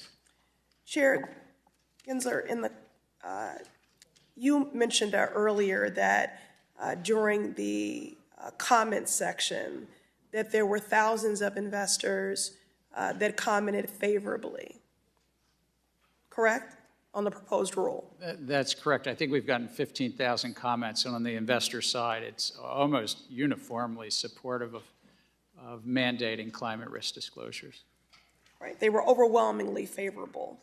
So for those watching at home, I just want to get into the details to better explain why they were so overwhelmingly favorable. There are 3 categories of greenhouse gas emissions. Scope 1 and 2 emissions result from a company's operations, for example, the pollution from a company vehicle or their use of electricity generated from fossil fuels.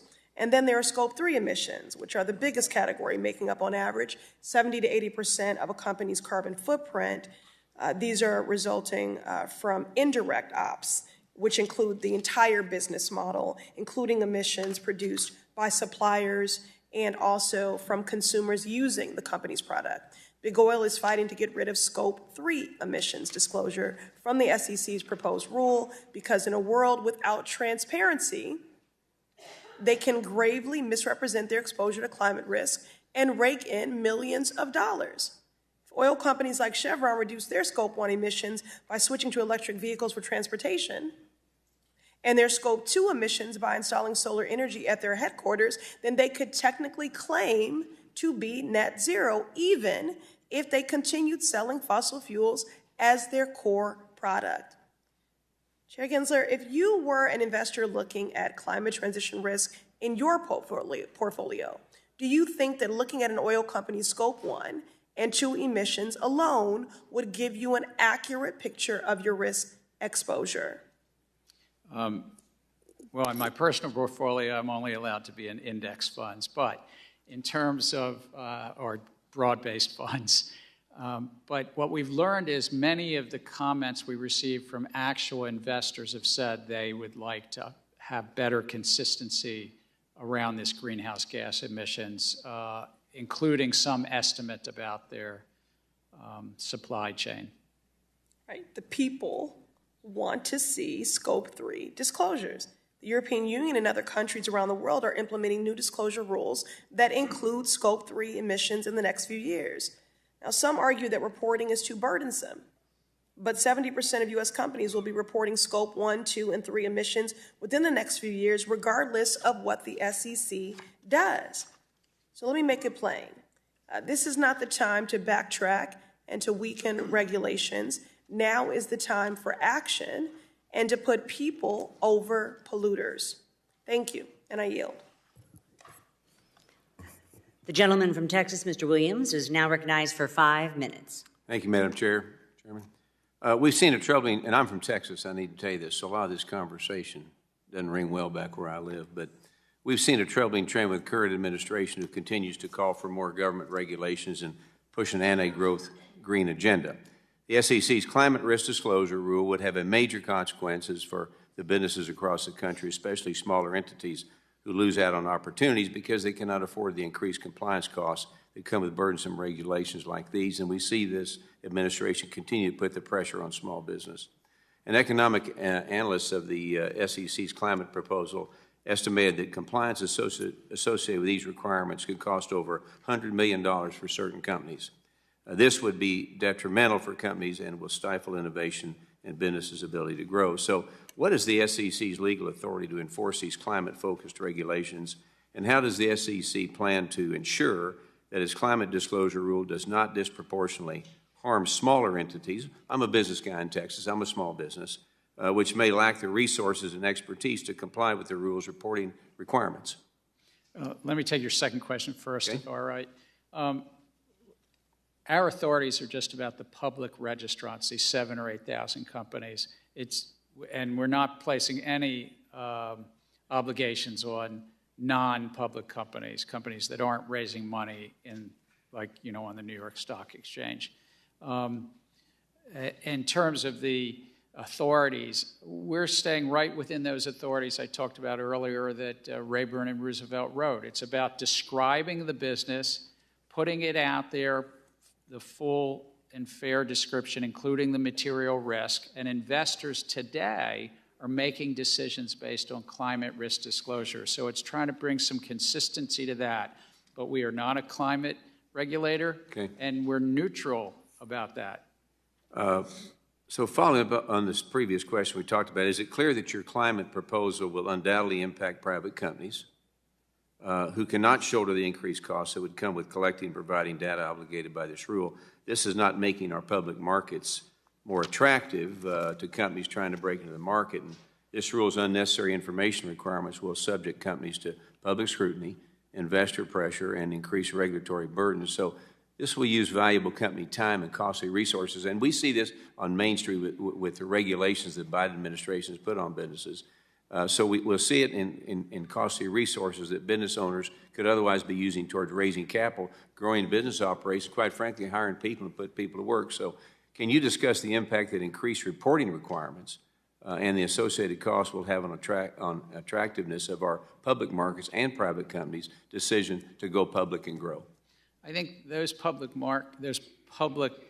companies already are making significant disclosures about climate risk. And I think that what we can do is help bring some consistency, also ensure for those companies that are public that consistency helps them against some that might be making bold claims, what one might call it greenwashing and the like, and help them tell their stories in a consistent way.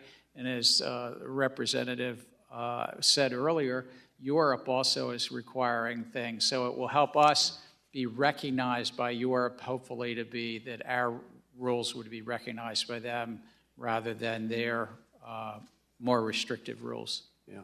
All this coupled with interest and regulations are killing Main Street American small businesses. Now, by calling on my last question, by calling on more stringent ESG regime, we are trying to turn the many economists and financial experts at the SEC into environmental scientists who will force companies to adhere to a moving target of climate change goals coming from whichever party controls the White House. As the materiality standard definition continues to be threatened by your agency, I'm concerned that everyday investors will ultimately be hurt by activists who might be the loudest in the room but are not personally invested in many of these companies. So, Chairman, how will you ensure that investors are not going to be pressured and harmed because of activists pushing their agenda into a space where they do not care about any individual security? Can you commit to materiality limitations? Materiality is a bedrock of our disclosure regimes, and that's in the context of what basically, as the court says, a reasonable investor would find significant in making their investment decisions. Okay, I yield my time back. Thank you. Gentleman from Illinois, Mr. Foster, is now recognized for 5 minutes. Thank you, Madam Chair. Well, first off, I just want to thank you for your work, and I do believe that there should be a rough proportionality between the number of rulemakings and the number of good ideas, and there's a backlog of good ideas, and many of which you're really following through. I am worried about sort of the overload, both on your staff and on industry participants on this. I think, for example, the economic analysis, when you have multiple rulemakings coming in at once and trying to understand how they'll talk to each other and interact with each other is a complicated thing. And I see a huge merit in pilot programs, particularly as regards to market structures on this, that if you just hived off 10% of the markets and tried your new auctions on those, for example, and see if what to me is the bottom line is the quality of order execution for retail traders. That's pretty close to my economic bottom line. And I'd also like to commend you on your approach to 605 in terms of it needs to be updated.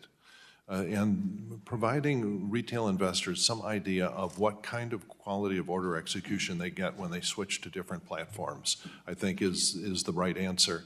But I'm a little bit leery about having a new complicated reporting requirement for all the different market participants. There is one entity that has all the necessary data. It's the Consolidated Audit Trail. And running some standard agreed upon open source version of the software on the Consolidated Audit Trail, some lagged version of the Consolidated Audit Trail, I think would get that information in a form that would be digestible. So I could just have your reaction, first off, to pilot programs, and secondly, to the technical implementation of measures of execution of order quality. We put out the 4 proposals in December, and I think that they address separate important parts of the market. In terms of the 2 that you mentioned, the updating of a 23-year-old rule so that the retail public, the individual investors can get better information on execution quality, I think is what you call it, 605. I'm glad to hear you're supportive of that. In terms of the auctions that we proposed, this order routing rule that we proposed, that was really to help individual investors get better execution and get more competition with regard to their execution. Yeah, but it's not blindingly obvious, at least to me, that they're actually going to get better pricing. You know, this sort of cockamamie system that we have right now does allow a retail investor to sort of raise up his hand and say, look, I'm clueless. Will you give me a good price to trade against me because I'm documented to be clueless? If you understand, the low toxicity of their order flow is, I think, the buzzword. I like to think that the individual investor is pretty smart, but the individual investor is only trading small amounts of stock, and so there's a sweetness in the order, and it's trying to get competition for that sweet order because it's small. Yeah, but right now, your system, as I understand it, might take away his ability to sort of monetize the sweetness of his small, clueless orders. I actually think, and again, it's only a proposal. We're going to consider all the comments that come in, but it's trying to get even greater competition. It's saying that order could go straight to a lit exchange. That'd be fine. That order, if it can get at least mid-market, half the spread, that would be fine. But if it's less than that and not on a lit market, put it out to some competition. Yeah, and then so a pilot program would reveal that, is the main point I'm making, that if you do this, you should see better, hive off 10% of the market, try your auctions, and see if the order execution quality is better. It seems straightforward. I'm a scientist and a big fan of data. Nothing is more joyful as a scientist than to prove the theorists wrong. And you have theoretical calculations that should save money, and you should be able to prove it with a pilot program before you expose the whole market to it.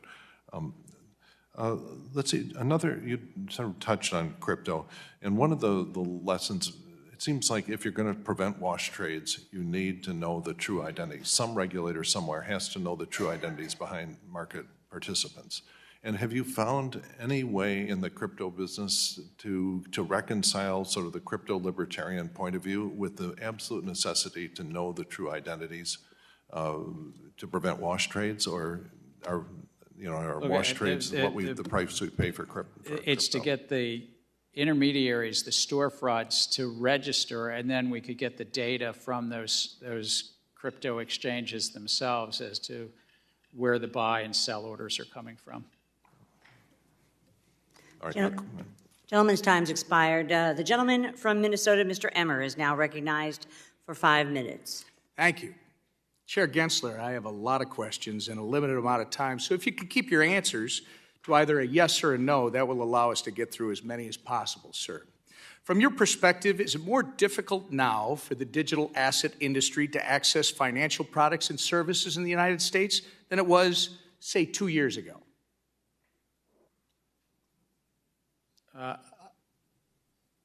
Sir, I'm not running one of those businesses. If they came into compliance, I think reclaiming my time. The answer, sir, is yes. Do you think you and the SEC have had a role to play in that? I think we have a role to protect the American investor and the capital markets. And reclaiming my time, sir. You have played an obvious role in that. During your tenure at the SEC, how many rules has the SEC finalized that actually accommodate the existing regulatory framework and are specifically to the digital asset industry so the crypto market can come into compliance? It's their rule books that are on the books for years, so we have not finalized any new rule specifically with regard to crypto. We've proposed some things in best execution. We have also... Sir, reclaiming my time, the answer is 0. And how many enforcement actions has the SEC levied against digital asset companies during your tenure, sir? I think it's probably 40 or 50. The answer, sir, is about 55. My understanding is that the biggest crypto failure in history is probably FTX at $9 billion. Were you the chairman of the SEC when FTX collapsed? Yes. And how many times did you meet with FTX prior to their collapse? I think my public record shows 2. You met with FTX at least twice. And arguably, the second biggest crypto failure in history was Terra Luna. Who was the chairman of the SEC when Terra Luna collapsed, sir? We had brought... You were, sir. Reclaiming my time, you were. There are 5 members on the commission. Do you believe your speeches and interviews are to serve as the official position of the SEC? I can only speak for myself when I'm speaking. Again, sir, in a statement on the SEC website, you are quoted saying, the Kraken staking as a service enforcement action should make clear to the marketplace that staking as a service providers must register. But again, you haven't provided any rules for how that can be done. I must remind you, your public statements are not regulations. It's not responsible to expect the American people to assume your statements are a substitute for rules. Do you agree with this statement regarding the digital asset industry? The SEC needs additional congressional authorities to prevent transactions, products, and platforms from falling between the regulatory cracks. I think that it's a largely non-compliant field. And sir, we could use again, I asked you to comply with my questions, and I'm asking you if you agree with that quote. And I'm going to tell you, I'm quoting you from an August 3rd, 2021 article where you, and I believe you told Congressman Hill earlier that you need congressional authority to regulate stablecoins, and stablecoins happen to be a significant percentage of the crypto market. So the question is, when were you telling the truth? To Mr. Hill or to me? You've got to start answering these questions in a more transparent manner, sir. Does it concern you, by the way, that your approach to the digital asset industry is actually driving this industry out of the United States? We're trying to drive it to compliance, and if they're not complying with the laws, then they shouldn't be offering their products. Reclaiming my time. Madam Chair, I would like to enter into the record this Wall Street Journal article from April 14th, 2023, detailing China's ploy to open its banking system to crypto firms in an effort to seize an opportunity created by our hostile regulatory environment, which, Mr. Chair, you're a big part of. Without objection. Chair Gensler, FTX was domiciled abroad and so is Binance, yet American consumers still had access to both.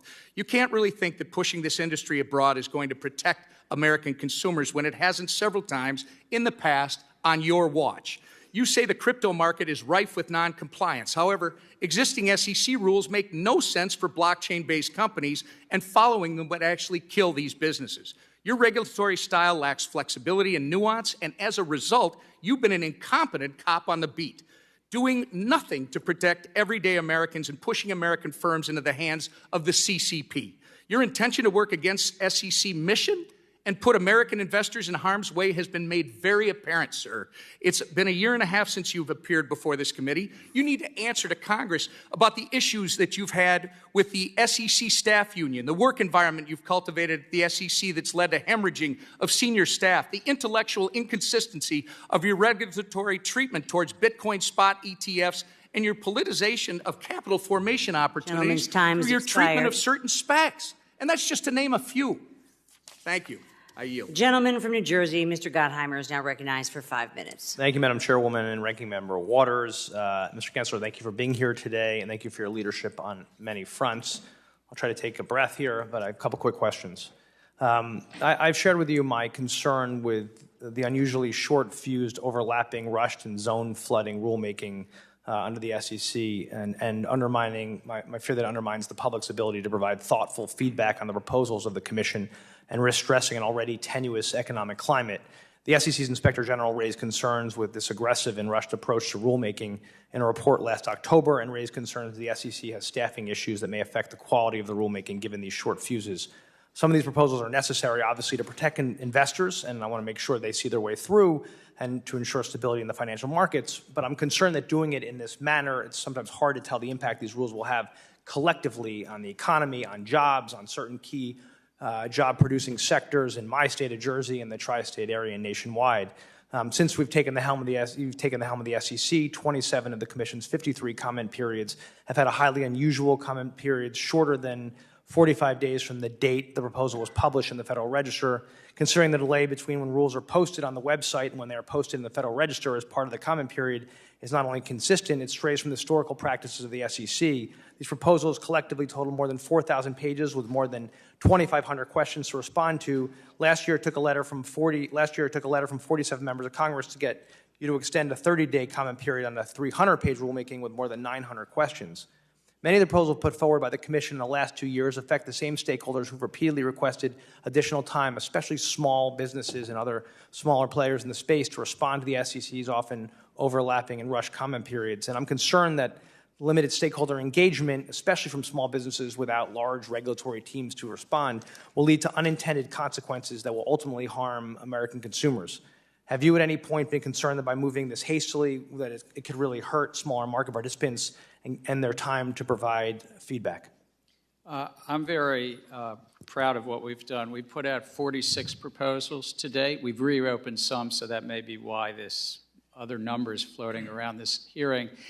And on average, it's been more than 70 days from the time we voted out, we put it on our website, and we have a formal end to a comment period. But then we get comments after that, and we take meetings after that, and we engage actively with trade associations and market participants.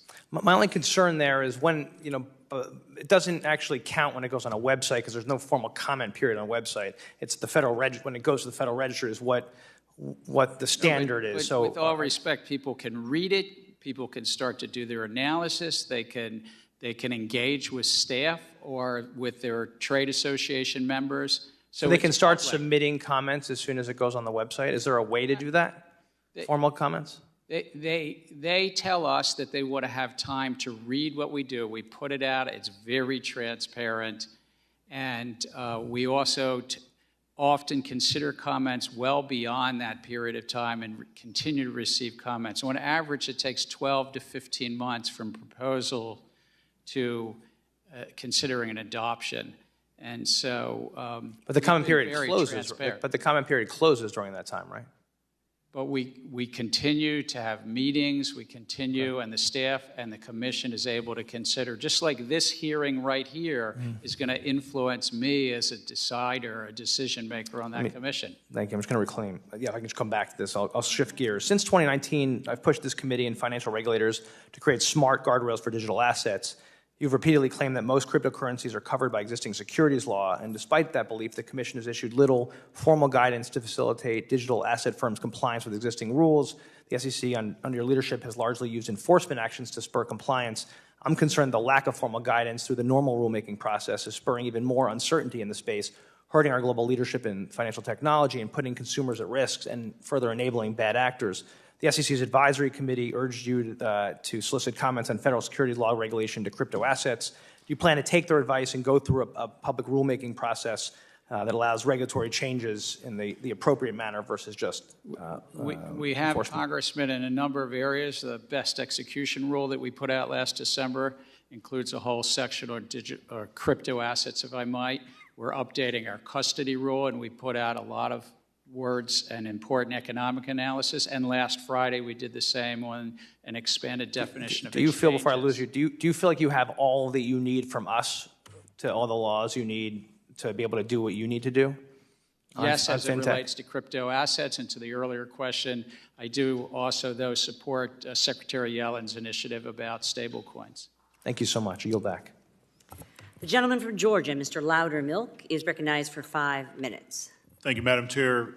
Thank you for being here today. I've got a lot of concerns. I'd like to continue on a little bit in the direction that my colleague from New Jersey was going on the number of rulemakings and how you have fast-tracked a lot of these, limiting public comment period. I've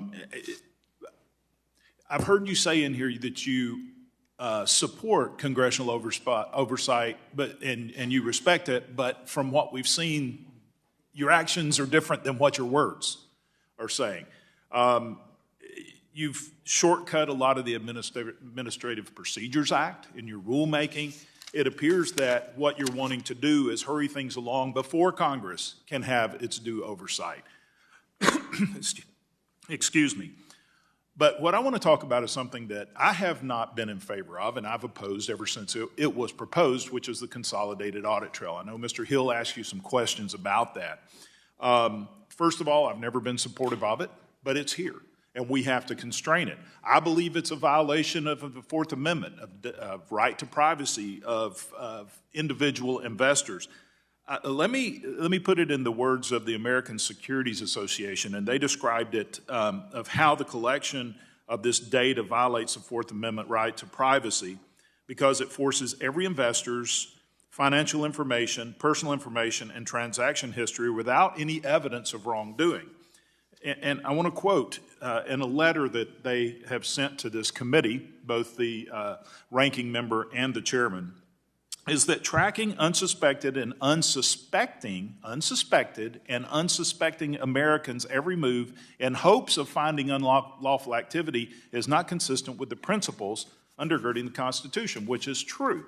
In fact, a lot of information that we see that regulators are forcing independent financial institutions to divulge about their investors or their bankers or those that do business with them. If law enforcement was trying to derive that information, it would require a search warrant. But yet the federal government will come in and they'll force that information out of these individuals. I spent a lot of time in the military dealing with security, information security. I had 30 years in the information technology sector. What I see in industry is a decentralization of information because of the risk of disclosure. Blockchain, many industries are going to blockchain because you're no longer centralizing it.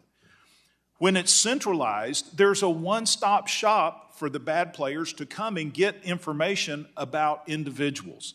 So my first question is, what do you believe in this? Is it easier to protect decentralized investor information held by thousands of firms, or do you feel it's more secure to centralize that in a database administered from Washington, D.C.? Which do you feel is more secure? There's risk in both sectors. There's risk in the decentralized. There's risk in the centralized. It's really about the appropriate data security in that database. And this is a debate that technologists have quite often. The Consolidated Audit Trail is important to help surveil the market, to oversee the markets. Data was being collected before. So surveil the markets. So you're looking to use this as surveillance tool of the markets to enforce regulation, or What's the purpose of Consolidated Audit Trail?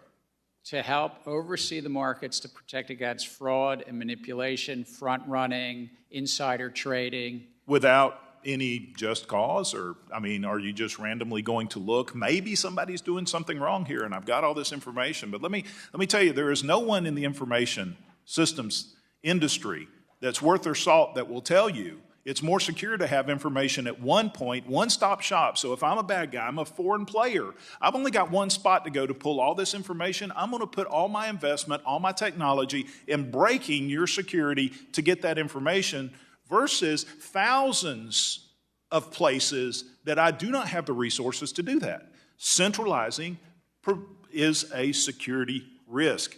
Now, one of my questions here, will the Consolidated Audit Trail and the case databases collect personal financial information of American retail investors? Are you going to collect information on individuals who are using platforms to invest? Are you going to collect that information? So you're right, there's two databases. The case database will not have individual, their names, their birthdays, and so forth, but it has to have an identifier so that it can be tagged back to what the broker-dealer has. What about Consolidated Audit? Gentleman's time's expired. Perhaps you can answer Chair Gensler in writing. The gentleman from New York, Mr. Meeks, is now recognized for 5 minutes. Thank you, Madam Chair. Thank you, Chair Gensler, for coming to testify today.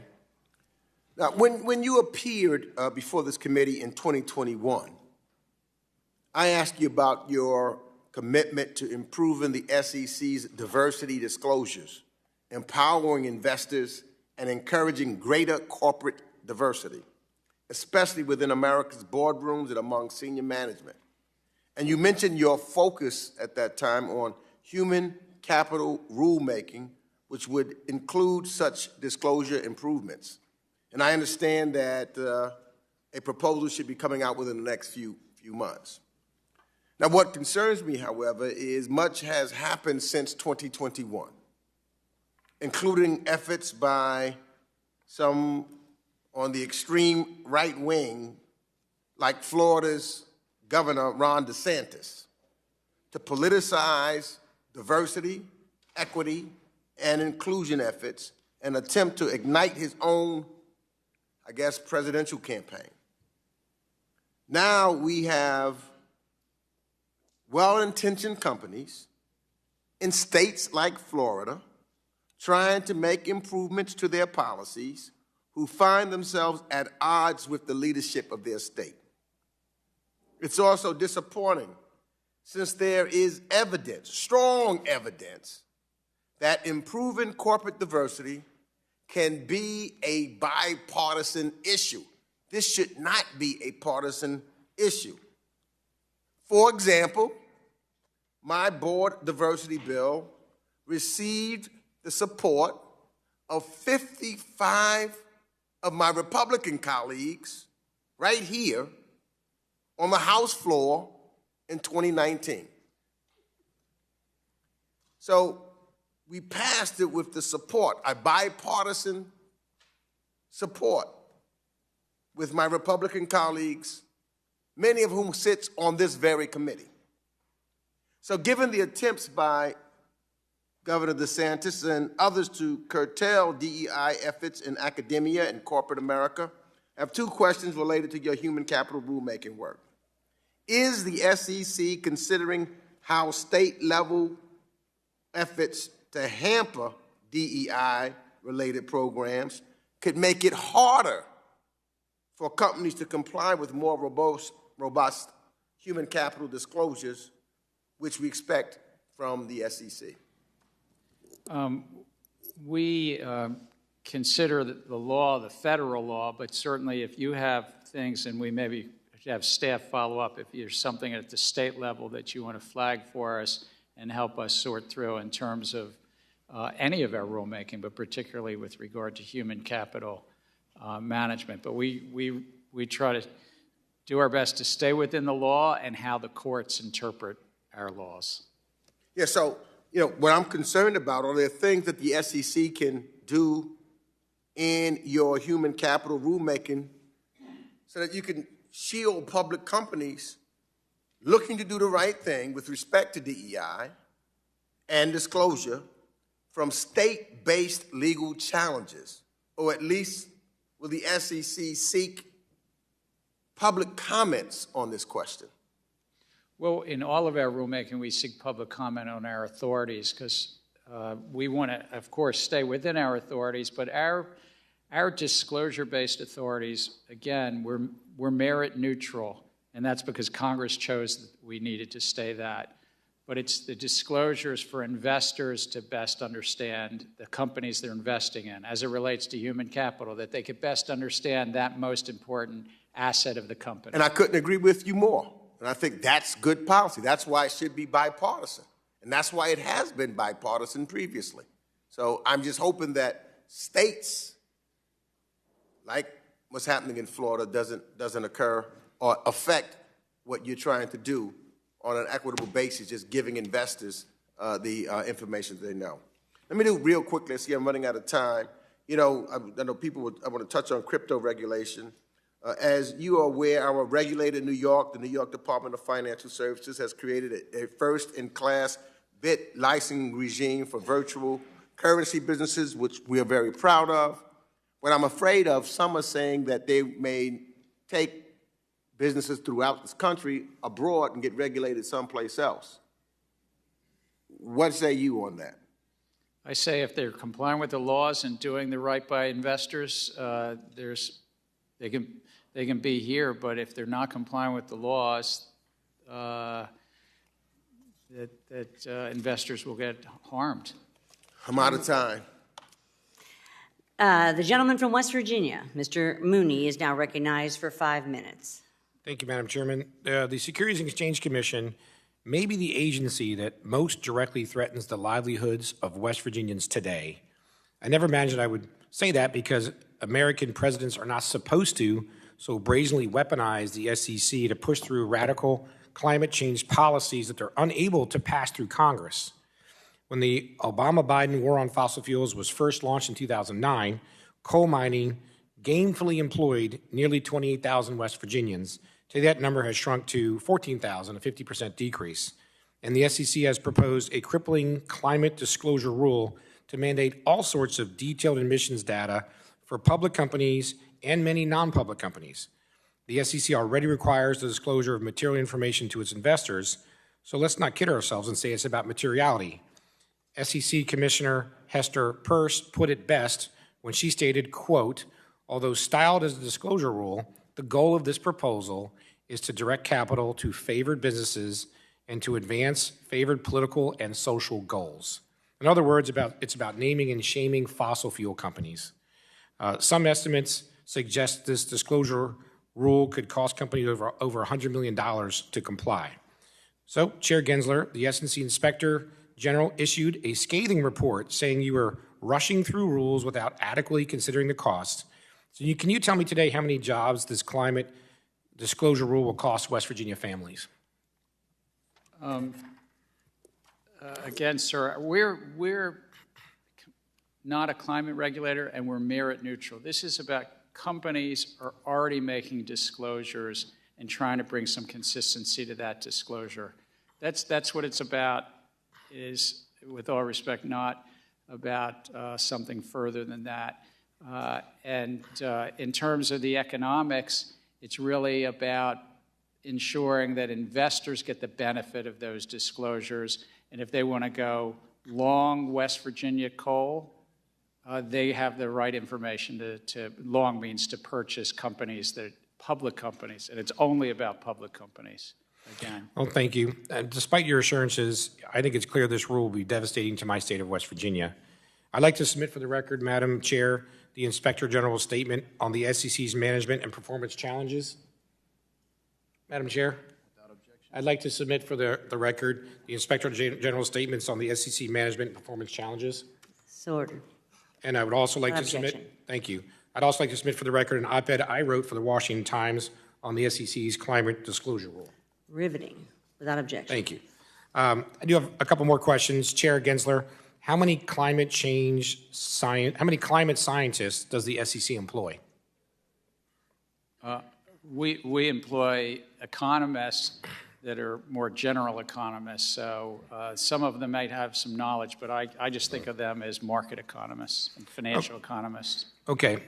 Second, another question, and it's a yes or no one. Would you agree that Congress is better suited than the SEC to enact climate policy? I'd say it more straightforward. We're not a climate policy agency. We're a market regulator, and it's about full and fair and truthful disclosure about public companies. Okay. Well, we'll go with the yes or no again. Do you yes or no, does the SEC have the legal authority and expertise to enact climate policy?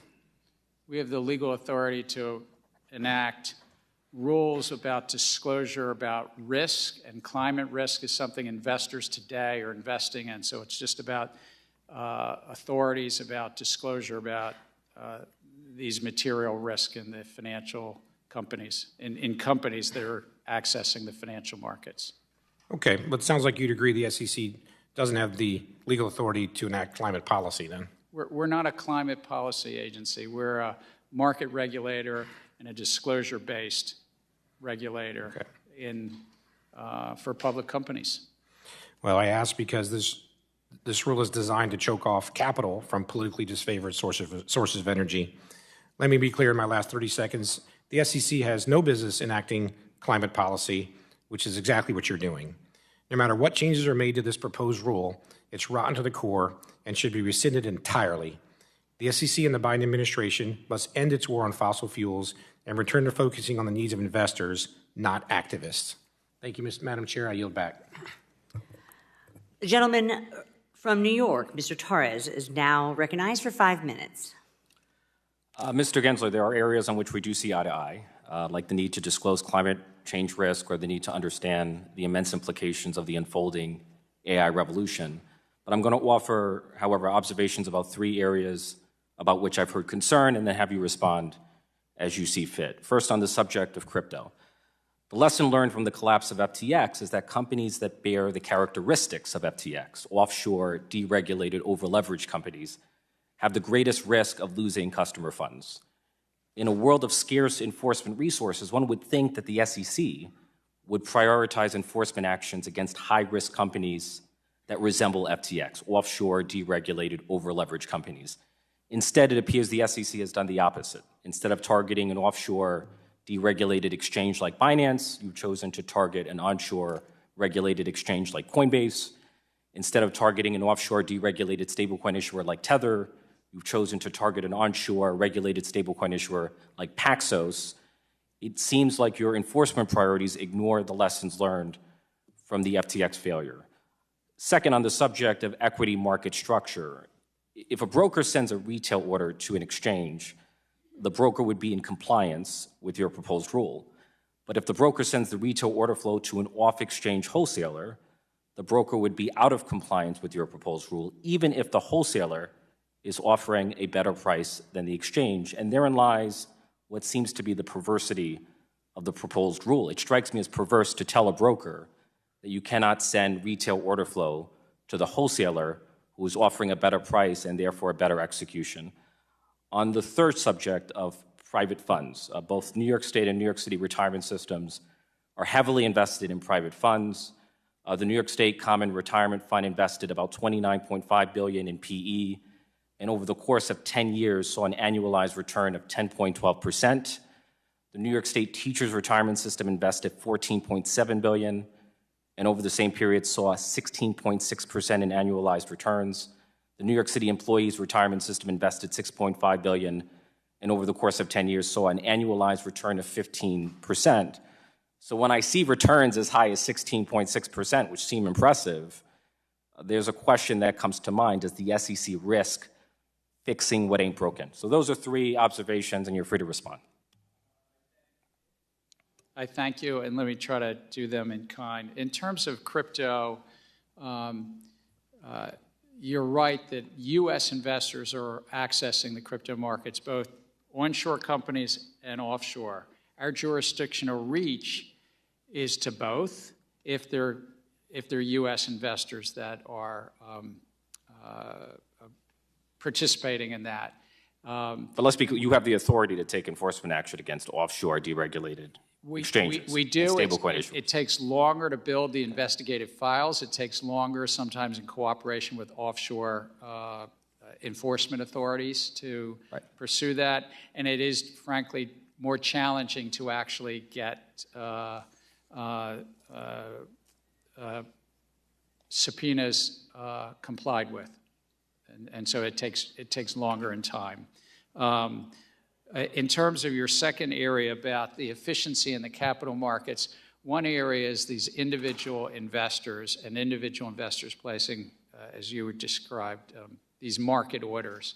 And what we did was put out a proposal and said, if that proposal is getting at least the middle of the market, at least mid part or better, it's fine. But if these individual small dollar orders were not doing that, either they're sent to a regulated exchange or put it into competition. But we're going to get feedback on it. And it's one of the 4 rules we put out. It might be the one that I think we've gotten 5,000 plus comments on already. I just, maybe I'm missing something, because you hold the exchange as the gold standard of competition. But if the wholesaler is offering price improvement relative to the exchange, like, I'm failing to see something. So one of the things is... Like, if the wholesaler were offering a worse price, then I would consider that a failure of competition, and I would see the reason for your rule. But if it's offering a better price, are we fixing what ain't broken? Well, so we don't have a level playing field right now between the dark markets that are probably a third to a half of the market on any given day and the... But what you denounce as the dark markets are outperforming what you consider the gold standard. Well... So that's where I'm confused. So I'm saying that the dark markets actually have different rules of the road. They don't have the same minimum increment. I could speak to you for an hour, but so we're trying to harmonize that. On your last... Gentleman's time's expired. The chair now recognizes the gentleman from Ohio, Mr. Davidson, for 5 minutes. Chairman Gensler, in advance of today's hearing, did you coordinate acceptable responses with Senator Elizabeth Warren? No, I'm speaking on my own behalf. Did you coordinate with Democratic staff? And I ask because it happened before, and I want to be clear whether you operate of your own accord or whether there's some sort of coordinated approach to the damage that you're inflicting on America's capital markets. I'm here as sitting in my role as chair of the agency, but I speak and I get remarkable support by SEC staff. All right, well, I have a few quick questions where a yes or no answer will suffice. Chairman Gensler, part of the SEC's mission is to protect investors. Does the SEC review pre-IPO documents? I think you said pre-IPO documents. You're supposed to, if you're going to take a company public, the staff of the SEC does review those to see that they're in compliance. Correct. Is Coinbase a publicly traded company? I'm sorry? Is Coinbase publicly traded? Yes. All right, so the SEC allowed pension funds and retail investors to invest in a company, Coinbase, that you apparently, from prior remarks, believe was engaging in illegal activity. All of their activities were laid out in their public filings in the S1 prior to the IPO. You did say that you believe Coinbase is selling unregistered securities, correct? Again, I'm not going to speak to any one. No, but you said that they're selling unregistered securities. This is your public comments. I think, with all respect, I look forward to you finding that because I'm trying to be very careful. I'm not speaking we'll help about refresh any your one memory. company. In the Kim Kardashian settlement, the SEC stated that Ethereum Max is a security. She reached a settlement for promoting an unregistered security. The unregistered security is Ethereum Max. Have you charged the issuers of Ethereum Max for offering an unregistered security? We reached a settlement with a celebrity, Ms. Kardashian. Yeah, but not. She just promoted it. She doesn't operate Ethereum Max. Have you said that Ethereum Max is an unregistered security to the people that offer it? We did in that settlement, yes, sir. Okay, it's still trading. What about Ethereum? Is Ethereum now a security? We had this. I heard your exchange. They've been in place since 2015. You say in your statements that there's clarity in the market and the rules are clear. Just come on in. You can't even answer the question. Do you say XRP is a security? Well, we're in court and active discussions and litigation on that matter. You're in litigation because you do say it's a security. As you know, let's move on a little bit. As you know, qualified custodian banks would effectively be unable to provide crypto asset-related custody as a result of punitive capital impact under accounting provisions in Staff Accounting Bulletin 121. Do you agree that the bulletin should be amended? I think that the staff addressed an accounting issue and appropriately saw that crypto assets held in custody today are not segregated or not bankruptcy remote in bankruptcy and should be appropriately put on public company financials. I wish I had time to go into the ESG rule and everything else, but Chairman Gensler, your record of failures to protect investors and abuses of power make it clear that we need to restructure the Securities and Exchange Commission. The failures are many, but let me cite some of the abuses. You average more than 2 rules proposals a month. You provide inappropriately short comment periods. You have unworkable and unlawful ESG disclosure mandates on the market. You have essentially a Hotel California rule for crypto where you can check in anytime you like, but you can never leave. You have endless discovery with no resolution and no clarity for the captives in the market.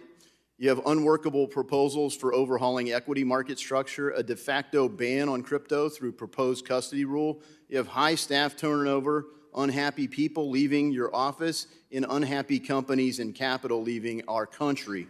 To correct a long series of abuses, I'm introducing legislation that removes the chairman of the Securities and Exchange Commission and replaces the role with an executive director that reports to the board where all authority would reside. Former chairs of the SEC will be ineligible under my proposed bill. And this isn't just my take. It resonates across the political spectrum. The American people want democratic access to capital, retail investor participation. You can't just exclude retail investors from markets and claim it's for their own good. Our markets need to function and flourish, and I yield back. The gentlewoman from Texas, Ms. Garcia, is now recognized for 5 minutes. Thank you, Mr. Chairman, and thank you, Chair Gensler, for being here today. I know it's been long, and you're probably hungry and maybe thirsty too, but bear with us, we're almost there. As we know, April is Financial Literacy Month, so I would like to begin by touching on the SEC's financial literacy efforts. My home state of Texas consistently ranks concerningly low in financial literacy. The Federal Reserve Bank of Dallas reports that Texas's low financial literacy rates are correlated with poor outcomes on measures like emergency savings, possession of a bank account, and credit score. And even further, in my district, which is 77% Latino, limited English proficiency adds an additional barrier. Chairman Gensler, I understand that SEC holds an annual financial literacy and career day for high schools that recently took place. I'd like to commend the SEC for these outreach efforts, and I would also like you to encourage the Commission to strive for more financial literacy outreach work. Can you please provide an update on the SEC's financial literacy outreach efforts and the event that took place this month? It's a really important part of our role is to investor education, and we have an office of investor education that tries to engage in the public, also provide information on our websites so that the public can better understand. In addition, also, we take in somewhere between 2,000 and 4,000 tips, complaints, and referrals per month that the investing public knows to turn to us from time to time, as well as state regulators, when they see something and they think there's something amiss with their broker-dealers. But it's a really critical part, and I'm glad to follow up with staff to share more about what we've done in the last month, if I understand your question. Well, yes, and I would love to see what it may be doing in Texas in particular because of our low financial literacy rate and, of course, in my district. particularly when it comes to our Spanish-speaking. And as you know, in Texas, we are under mandate for access to the ballot in both English and Spanish. And in Harris County, my home county, it's English, Spanish, Vietnamese, and Chinese. So it's an international population. And certainly we need to make sure that financial literacy efforts are also in those languages. So next I'd like to turn to the issue of human capital disclosure, a practice that is essential to allow investors to put their money into companies that share their values like fair wages, diversity, inclusion, worker health and safety, and comprehensive benefits. As you recall, you may know that the Republican majority dissolved the Diversity and Inclusion Subcommittee, so it is now up to the full committee to take up these issues as they occur during hearings, especially related to diversity and inclusion. Human capital management is not only essential for employees, but it's also good for business. Good human capital management has shown to increase companies' bottom lines and performance. Employees that are taken care of and are happy just perform better. Chairman Gensler, can you please provide an update on the SEC's efforts to produce more comprehensive rulemaking on human capital disclosures, and why is this type of disclosure so important? So the staff is still working on recommendations to the full commission. I think it was in 2020, we actually updated the requirements for disclosure, including human capital disclosure. So we wanted to take a close look of how those disclosures looked in 2021 and 2022, and then based upon that, put forward further recommendations. Why they're important, it's really an important asset of many businesses. And I know even when I was young on Wall Street and I was in the Goldman Sachs merger department, if we were selling a company, the buyer would want to know about the turnover, about the compensation, about the benefits, about the employment statistics, because it's a critical asset and it relates to financial performance and the risk somebody's taking as an investor. When do you expect to get those recommendations? Again, I like not to prejudge the timing, but the staff is working on it to serve up to our 5-member commission. It's one of the, I think as I said earlier, it's one of the remaining proposals on our unified agenda. All right, thank you. And I see my time's running out. I yield back my last 5 seconds. The gentleman from Tennessee, Mr. Rhodes, is now recognized for 5 minutes. Thank you, Chairman. I want to follow up on Mr. Himes' comments earlier and congratulate Chairman McHenry on getting you here so quickly in the 118th Congress. Chair Gensler, it's been a while since you've been here and testified before this committee, and I want to know, how did you manage to go more than a whole year and more than half of the 117th Congress without testifying before this committee? Congressman, I've been in front of this committee under 3 presidents, under 7 or so chairs. I must say, I enjoy being in this committee room and being in front of you, but I don't know. That was up to Chair Waters at the time. So I'm wondering, when the Democrats were in the majority, did they not reach out to you all of last year about testifying, or did they ask you to testify and you just refused or declined to come? I stand ready. Whomever's in the chair's seat, I'm standing ready to be here. Well, it's good to have you here. I want to shift gears a little. It currently costs just $2,000, you might say, for an individual or group of individuals to submit a shareholder proposal, obviously owning a stake in the company. Many companies have millions of investors who will each spend potentially several hours considering such a proposal to make an informed voting decision. As your agenda continues to make it easier for activists to have their shareholder proposals included on company proxies, why haven't you considered the cost that will be borne by those millions of other shareholders? Shareholder democracy is an important part of the fabric of our capital markets and has been since Rayburn helped write these laws. And so we do take into consideration cost and benefits of the rules. When you were justifying your decision to roll back the 2020 proxy advisor reforms, you seemed very concerned with the cost borne by proxy firms. Why was that weighted so heavily? Well, it was only one of the costs, if I recall the analysis, but there were other costs and benefits that were weighed as well. And I think that it really was about moving forward that they could provide that information to the investing public in a timely way, and then investors get to decide whether to vote yes or no on various proxies. In January, I wrote to you, and joined by some of my colleagues, Mr. Stile here and Mr. Sessions, I wrote to you regarding my concerns with the new approach articulated in Staff Legal Bulletin 14L and the unprecedented low rate of shareholder proposals permitted to be excluded by SEC staff during the most recent proxy season.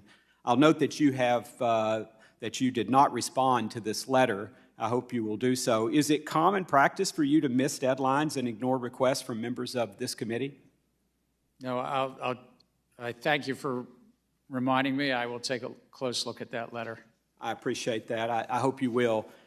Shift gears again. The SEC's proposed climate change rule, which we've discussed already today, including reporting on so-called Scope 3 financed emissions, which would require financial institutions to collect and report on the emissions activity of their customers, including privately held farms and small businesses, and even state and local municipal governments. Chair Gensler, do you think it is appropriate for the SEC to use disclosure requirements to shape access to capital for American businesses and families, or even local government entities? Again, we're merit neutral, and the climate risk disclosure rule is only about public companies. It's not about those private, non-public companies. And I heard you say that earlier, but I guess I fail to see how you can't see that if Scope 3 disclosures are required, that those public companies are, in fact, going to be pressing municipalities, small businesses, small farmers for the information that is necessary for them to comply with the rule that you've proposed. So if I can address it in two ways. One, our proposal was only that a company that said it was material to them or they were making certain future commitments, they would disclose it, but they can use estimates, they could use frameworks, they could use templates and so forth. But two, we've heard a lot from the public comment period. The public comment period helps us, and I've asked staff to consider how we can look at this to address those comments, whether it's from the farm community or small business communities across America, because we only oversee the 7,000 or 8,000 public companies. It is not a rule about the rest. Thank you. I hope indeed we see that reflected in whatever emerges. Thank you, and I yield back. The gentleman from North Carolina, Mr. Nichols, now recognized for 5 minutes. Thanks so much, Chair Gensler, for being with us today. My staff tells me I'm about the 25th member to ask questions. How are you enjoying your visit here today? I always love being in front of the House Financial Services Committee. Well, it's been a while since you've been here, so folks are excited to hear from you.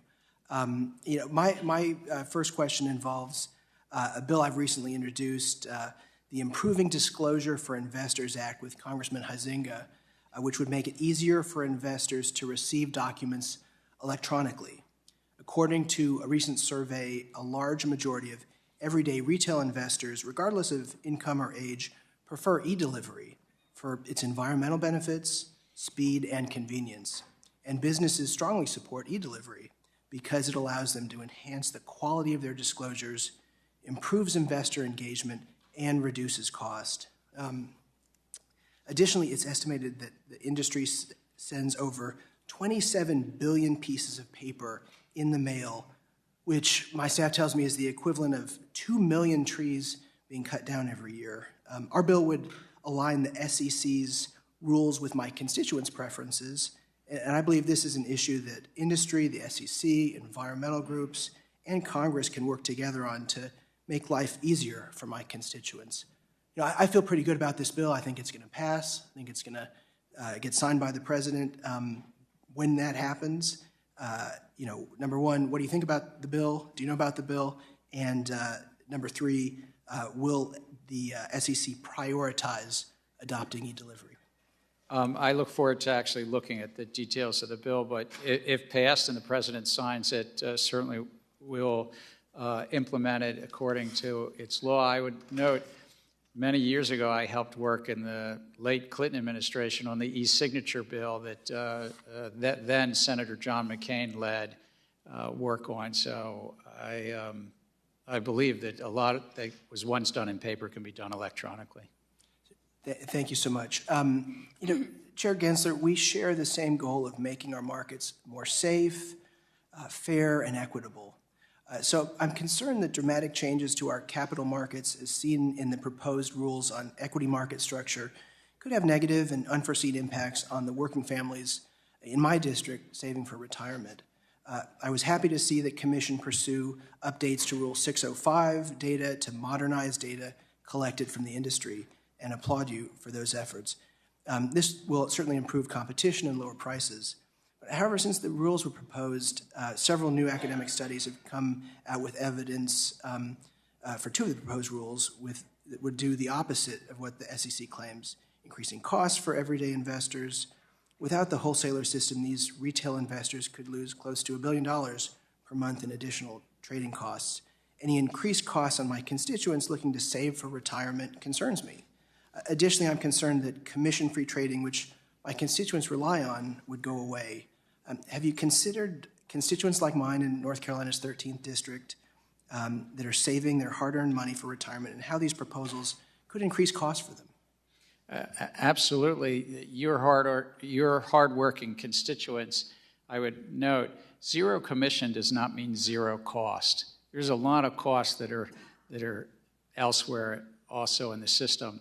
And so the other proposals about that a broker is to have a standard to give you best execution when you place an order, I believed, and we're getting public comment, that's a pretty straightforward standard to get best execution, and your federal securities regulator ought to have that in place, not just the self-regulatory organization.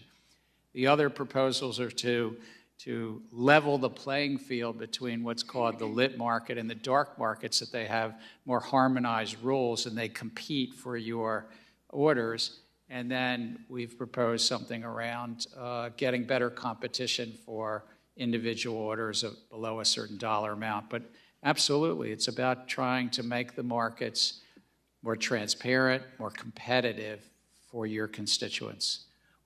You know, my time is running out here, but I want to thank you for being here with us today. I think it's really important that you engage with the general public, with industry, with a number of different stakeholders in this process. My office is going to be reaching out to you later on about trying to find some ways to get folks together with you in a productive way to engage on these issues. So thank you again for being here, and Mr. Chair, I yield back. Thank you. The gentleman from Wisconsin, Mr. Stiles, recognized for 5 minutes. Thank you very much. Chairman Gensler, the 2013 CFTC Inspector General report raised concerns about your use of personal email to perform official CFTC business. Have you used a personal email address to conduct any SEC business? No, and if I ever, there are some people that occasionally, over the course of the time, inadvertently send me something, and then I just forward it to the SEC. So you've not used a personal email address while at the SEC. Have you used multiple email addresses at the SEC to conduct SEC business? I have 2 SEC emails. They're both on the website, both stored and retained. Thank you very much. Do any members of your senior team or subject matter experts have digital wallets or own digital assets? I don't believe under our ethics rules they do. Do you own digital assets or have a digital wallet? I don't own any crypto assets. All of my securities holdings are actually digital because they're held by a broker-dealer and they're digital there. Have you ever owned Bitcoin or another digital asset? No. And so maybe here, I'm guessing most folks on your senior staff, I'm guessing you included, have bought or sold stocks, but none of them have owned, or none of them currently own crypto assets, but are in the process of making rules and regulations on crypto assets. That'd be a fair assumption? I couldn't speak to that. I actually at MIT taught a course called Blockchain and Money. I taught multiple courses called Crypto Finance and other courses as well. But you didn't own any crypto? No. You taught the course, but you weren't a user in the product. I did not own crypto assets. They're a highly speculative asset. No, I'm not asking for your view on it. I'm just saying that you're in the business now of making rules and regulations regarding digital assets, but you've taught a class on it. You've never personally owned a digital asset, any crypto, including Bitcoin. The only digital assets I have is my bank account and my brokerage accounts, but no crypto. Very good. Thank you. On July 13th, 2022, the SEC proposed amendments to Rule 14a-8, which would make it harder to exclude duplicative proposals. According to a recent analysis, shareholder proposals increased 8% last year, a lot of them ESG related. Do you agree that this proposal will burden shareholders by increasing compliance costs? Yes or no? I think it will benefit shareholders but will enhance shareholder But will it democracy. increase, the question is, will it increase compliance costs? We put out to public comment an economic analysis that includes both the cost and the benefits. Understood, but is there a cost associated with that? Is there a compliance cost?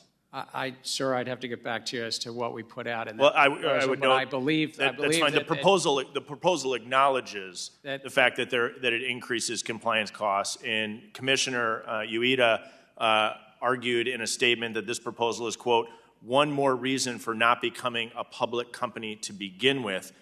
Do you then disagree with your commissioner's comment? We have lively and good debates, but I do think that shareholder democracy is part of our U.S. capital system. Understood. I would be concerned about the increasing compliance costs, and that this burden upon burden upon burden is a reason we see fewer companies going to the public markets in the United States. Let me shift gears. Last summer, the SEC released a request for comment looking into whether or not index providers should be considered investment advisors. I've not heard this concern or this complaint from anyone. Did anyone come to you and ask you to investigate this issue? It's a policy initiative that has been in front of the career staff at the SEC for a number of years, and so we thought we should get public input. This was just a request for comment, not a rule proposal. So understood that it's at that stage, but I think it's concerning where the concern is that some of these fishing expeditions have a substantive and material compliance cost for companies unless there's a substantive risk that you're identifying in this space. Here's the substantive risk. If you're included or excluded by an index, there is a lot of economic and academic research about what that can affect the stock price or bond price and being in and out of an index. So that being in an index itself is pretty important to those issuers. And so then who are the index creators, providers, and how are they regulated? Thank you for your feedback. I know I have to yield back. I'd say I also have concerns on your proxy advisor position. Mr. Chairman, I yield back. Thank you. The gentlewoman from Colorado, Ms. Pedersen, is now recognized for 5 minutes. Thank you, Mr. Chairman, and nice to meet you. We've never had the opportunity to say hello. I'm new to Congress. I come from the state legislature, so I'm still not used to how differently committees run. You're gracious in saying that you enjoy being in front of us. But the good news is you're almost done.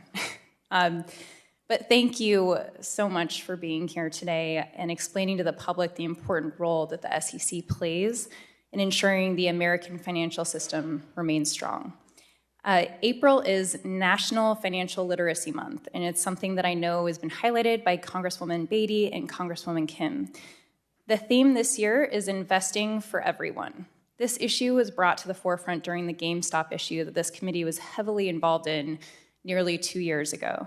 Since that time, we've seen the amount of retail investor participation remain high at 20% relative to the previous 10% a decade ago. And one of the more important purposes of making investing accessible is to build generational wealth. Investment products, many of which are overseen by the SEC, are what comprise many typical Americans' retirement plans. By helping teach individuals the risks and rewards of investing, the SEC can help individuals, particularly from marginalized communities, who can potentially access long-term wealth. Can you talk about some of the successes of the Investing is for Everyone campaign And also talk about how the SEC is working to educate new investors. Investor education, as I mentioned earlier, is very important, and we have an Office of Investor Education and reaching out to the public. We also have a really important piece of it beyond investor education. If people see something that they feel that's a problem, tips, complaints, and referrals to come into us and let us know. I know that I also try to use the platform of being a chair and speak to the public, whether it's through social media or other means, to try to take what sometimes is complex issues and make it more digestible for the public. I was also really impressed with the website and all of the tools and information that's given for the public to be able to utilize. I know that this has been covered extensively, but I do think there are fair points to be made regarding how the different rulemakings could interact with one another and the short time that has been given for public feedback. How can you reassure the public that these changes to the markets will not significantly impact their retirement savings accounts or children's college funds or any other investments that they've made?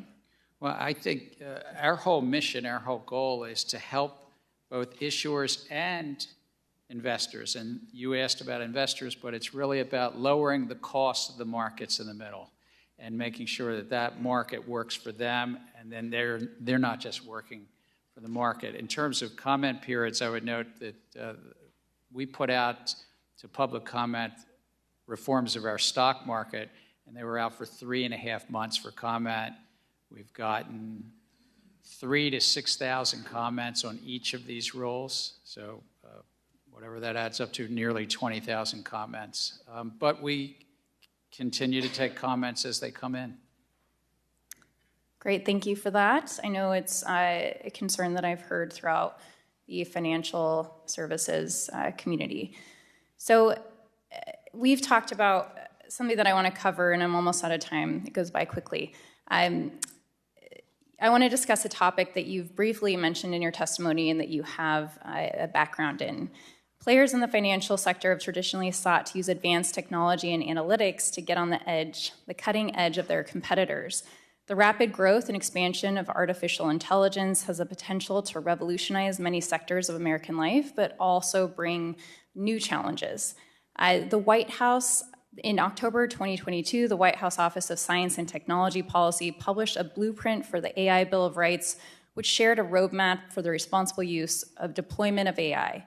As the committee has covered, the strength of our markets are central to the strength of our country. Bad actors utilize AI, or even a zealous AI system, have the potential to disrupt markets in ways that we have not even fathomed yet.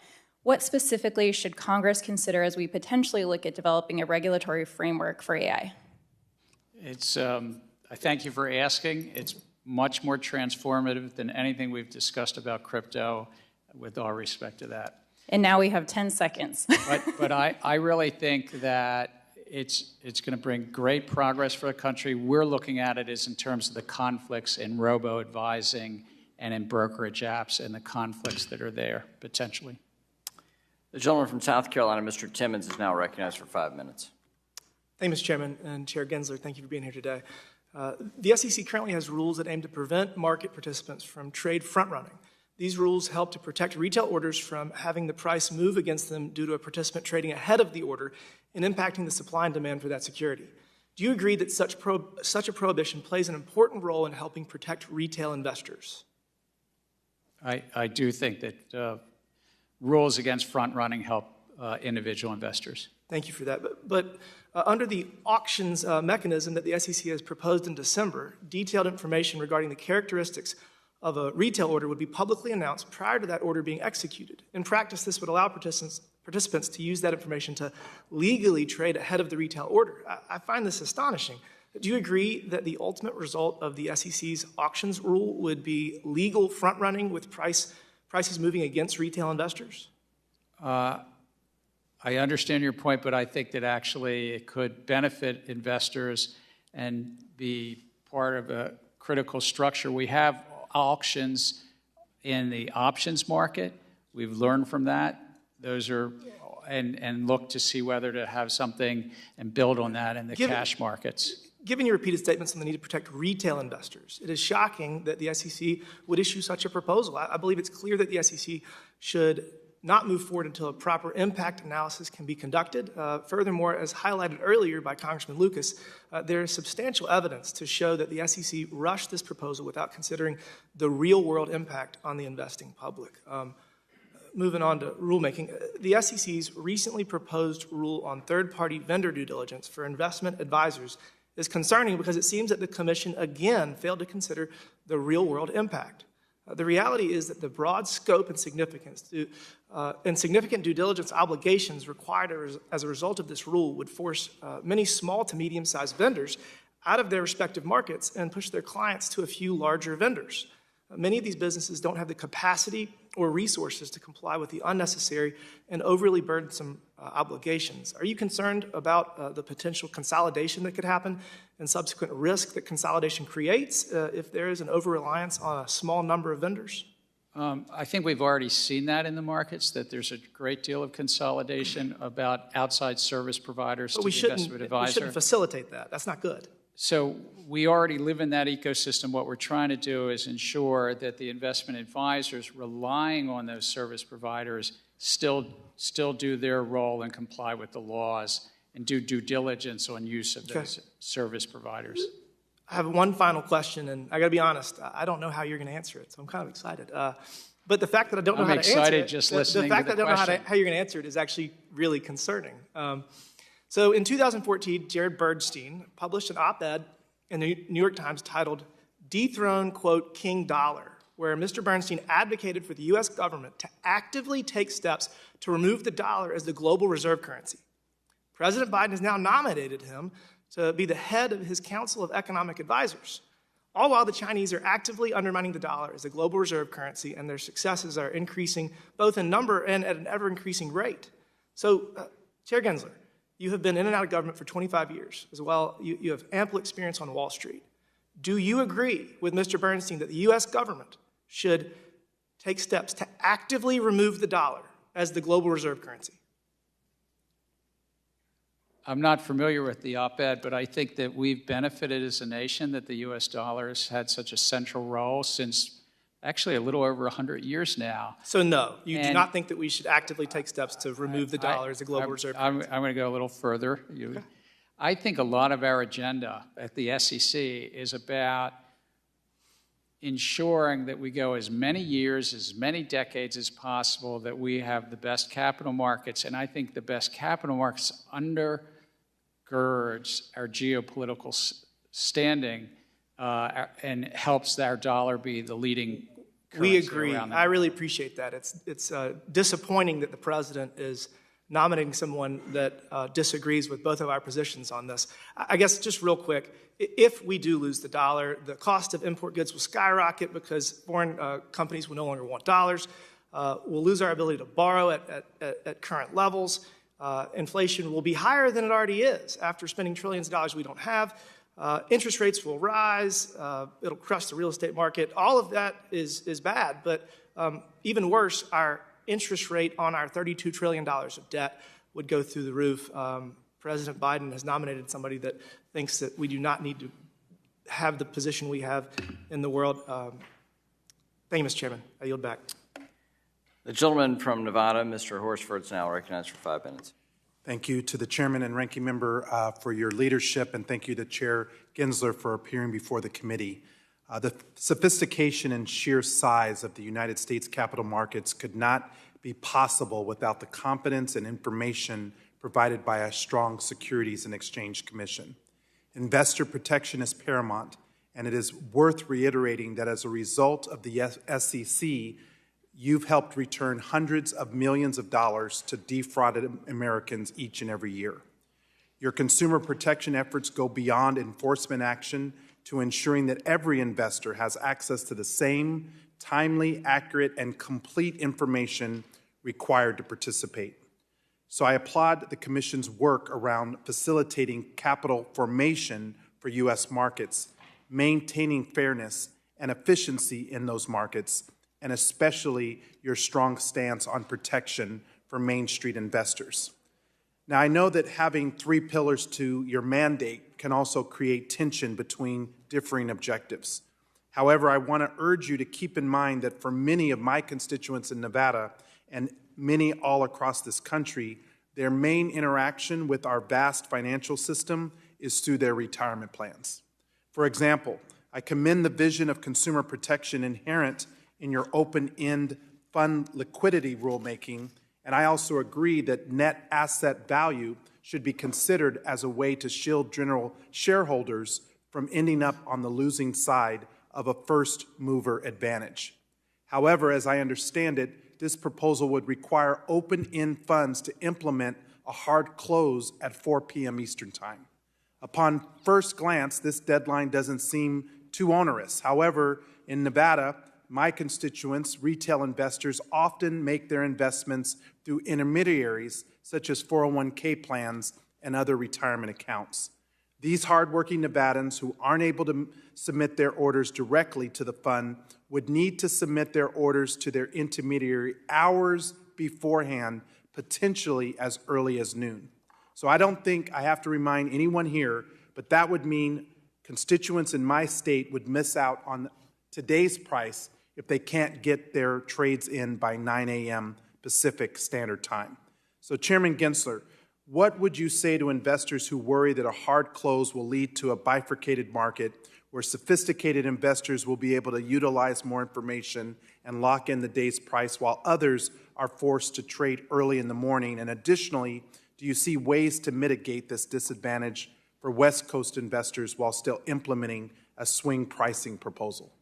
It's what I would say to the constituents is that we have a system right now that open-end funds and money market funds work really well for them during normal times, but in times of stress, which we have every so often,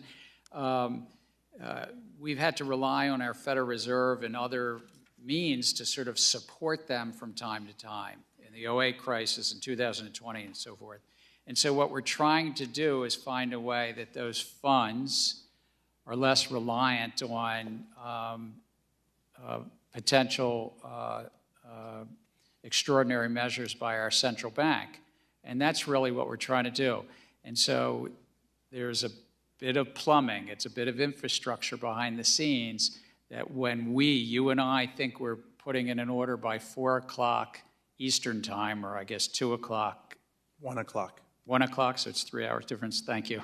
1 o'clock Nevada time, that actually it's going to a retirement plan servicer, and then they're sending it, and we're trying to address and work. Which adds to the complexity of what I'm raising, which is why I think it creates a bifurcated. Adds also to the challenge of the systemic risk issue that those fund managers may currently not know until late that evening or even the next morning what redemption requests they have. Okay. Well, I'd like to work with you on that. I'm concerned about a two-tiered system. Let me just point out for the record, all 3 major credit rating agencies failed to forecast the existential risk that both Silicon Valley Bank and Signature Bank faced. And it's too late, in my opinion, to change ratings after an institution fails. So I hope that you would assess the performance of the rating agencies and determine what the root cause of the inaccuracies was in their ratings. I think that's very problematic and something that needs to be addressed. I know there's a lot of oversight with your agency, but this is something that should reach priority. The gentleman from Pennsylvania, Mr. Muser, is now recognized for 5 minutes. Thank you, Chairman. Chairman Gensler, I am concerned about the SEC's proposed rule on swing pricing and how it may affect retirement plans. Many people think it is a rule in search of a problem. Have you consulted with the Department of Labor to do a study about the cost of this requirement, what it add for retirement investors? I know that we've discussed with the Department of Labor other rules, but this rule, I'd have to get back to you, sir. Well, we would very much like to see such a study. This rule is, in fact, negatively affecting the financial future of nearly 2 million workers in Pennsylvania. So if you would, that would be great. Also, Chairman Gensler, I have grave concerns about how the SEC has handled its review, particularly high-profile S-4 registration statement. I would like to start with concerns about potential conflicts of interest related to this S-4 review. You were the CFO of Hillary Clinton's 2016 presidential campaign, and as campaign chairman John Podesta testified under oath in 2017, you were ultimately responsible for funding the very discredited Steele dossier. Additionally, senior SEC enforcement official Melissa Hodgman is the spouse to former FBI agent Peter Strzok and SEC General Counsel Megan Barbero has worked on 2 impeachments of the former president. However, neither you nor Ms. Hodgman nor Ms. Barbera have recused yourselves from the following. In May 2021, Digital World Acquisition Corporation, DWAC, filed a registration statement for its merger with Trump Media and Technology Group, TMTG. For nearly a year, the SEC has obstructed the merger, destroying billions of dollars in shareholder value and harming over 20 million individual retail investors the SEC is chartered to protect, including many of my constituents. The average processing time for an S-4 form, which you well know is the last step in the merger like this, in 2022 was 134 days. Before your term as chairman, it was under 100 days. As of today, the DWAC has waited 337 days for the SEC to begin processing this form. This seems clearly out of the ordinary, correct? The review of these forms, the merger forms, when a special purpose acquisition company is buying a company and that company is going public, are reviewed by our Division of Disclosure Review. And yes, it takes time to make sure that those filings are accurate and in compliance with the law. And we certainly had more of them in 22 than 21. You talked about the lengthening of that time. I'm focusing on this one, 337 days. Why should my constituents not be concerned that this out of ordinary delay is caused by such conflicts of interest? There's with all respect, there's no conflicts here. This is just a matter of making sure that filings with the Securities and Exchange Commission accurately have the full, fair, and truthful disclosures in those documents. Of course. Will the SEC ever approve the DWAC-TMTG merger? We don't have a role in approving or disapproving mergers. What we do have a role of overseeing the disclosures with regard to those mergers, and it's really just the disclosure documents review. Okay. What concerns should my constituents have that are shareholders in this very unordinary extended review process? I would say they shouldn't have any concerns, or they should have serious concerns because they're losing money. Overall, again, not speaking about any one circumstance, but overall, investors benefit by robust review by this. It's about a 300-person unit that looks at these documents to see whether they're complying with the law and they're accurate. Okay. And yes, from time to time, we actually take an order. A 5-member commission takes an order to investigate further. It's called an 8E order. I'm familiar with that. I want to get to that. But Stable Roads, for instance, you were very familiar with, very similar at procedural parallels to all of this, was bragged by Ms. Hodgman about incredible speed, efficiency, and creativity. It was able to move forward even while under added investigation. So what was the legal basis for refusing to process a registration statement based upon the existence of the so-called 8E examination? What's the legal basis for it? Again, I'm not speaking about any one circumstance, but Congress gave us authority under the 1933 Act that I talked about earlier, that Sam Rayburn fathered, and to make sure that the disclosures to the public are accurate and complete. Can this organization expect some sort of response from the SEC any time in the near future? Again, we work with registrants to make sure that their filings are accurate and complete. Thank you. I yield back, Chairman. The gentlewoman from Michigan, Ms. Tlaib, is now recognized for 5 minutes. Thank you, Chairman. Chair, thank you so much for being here.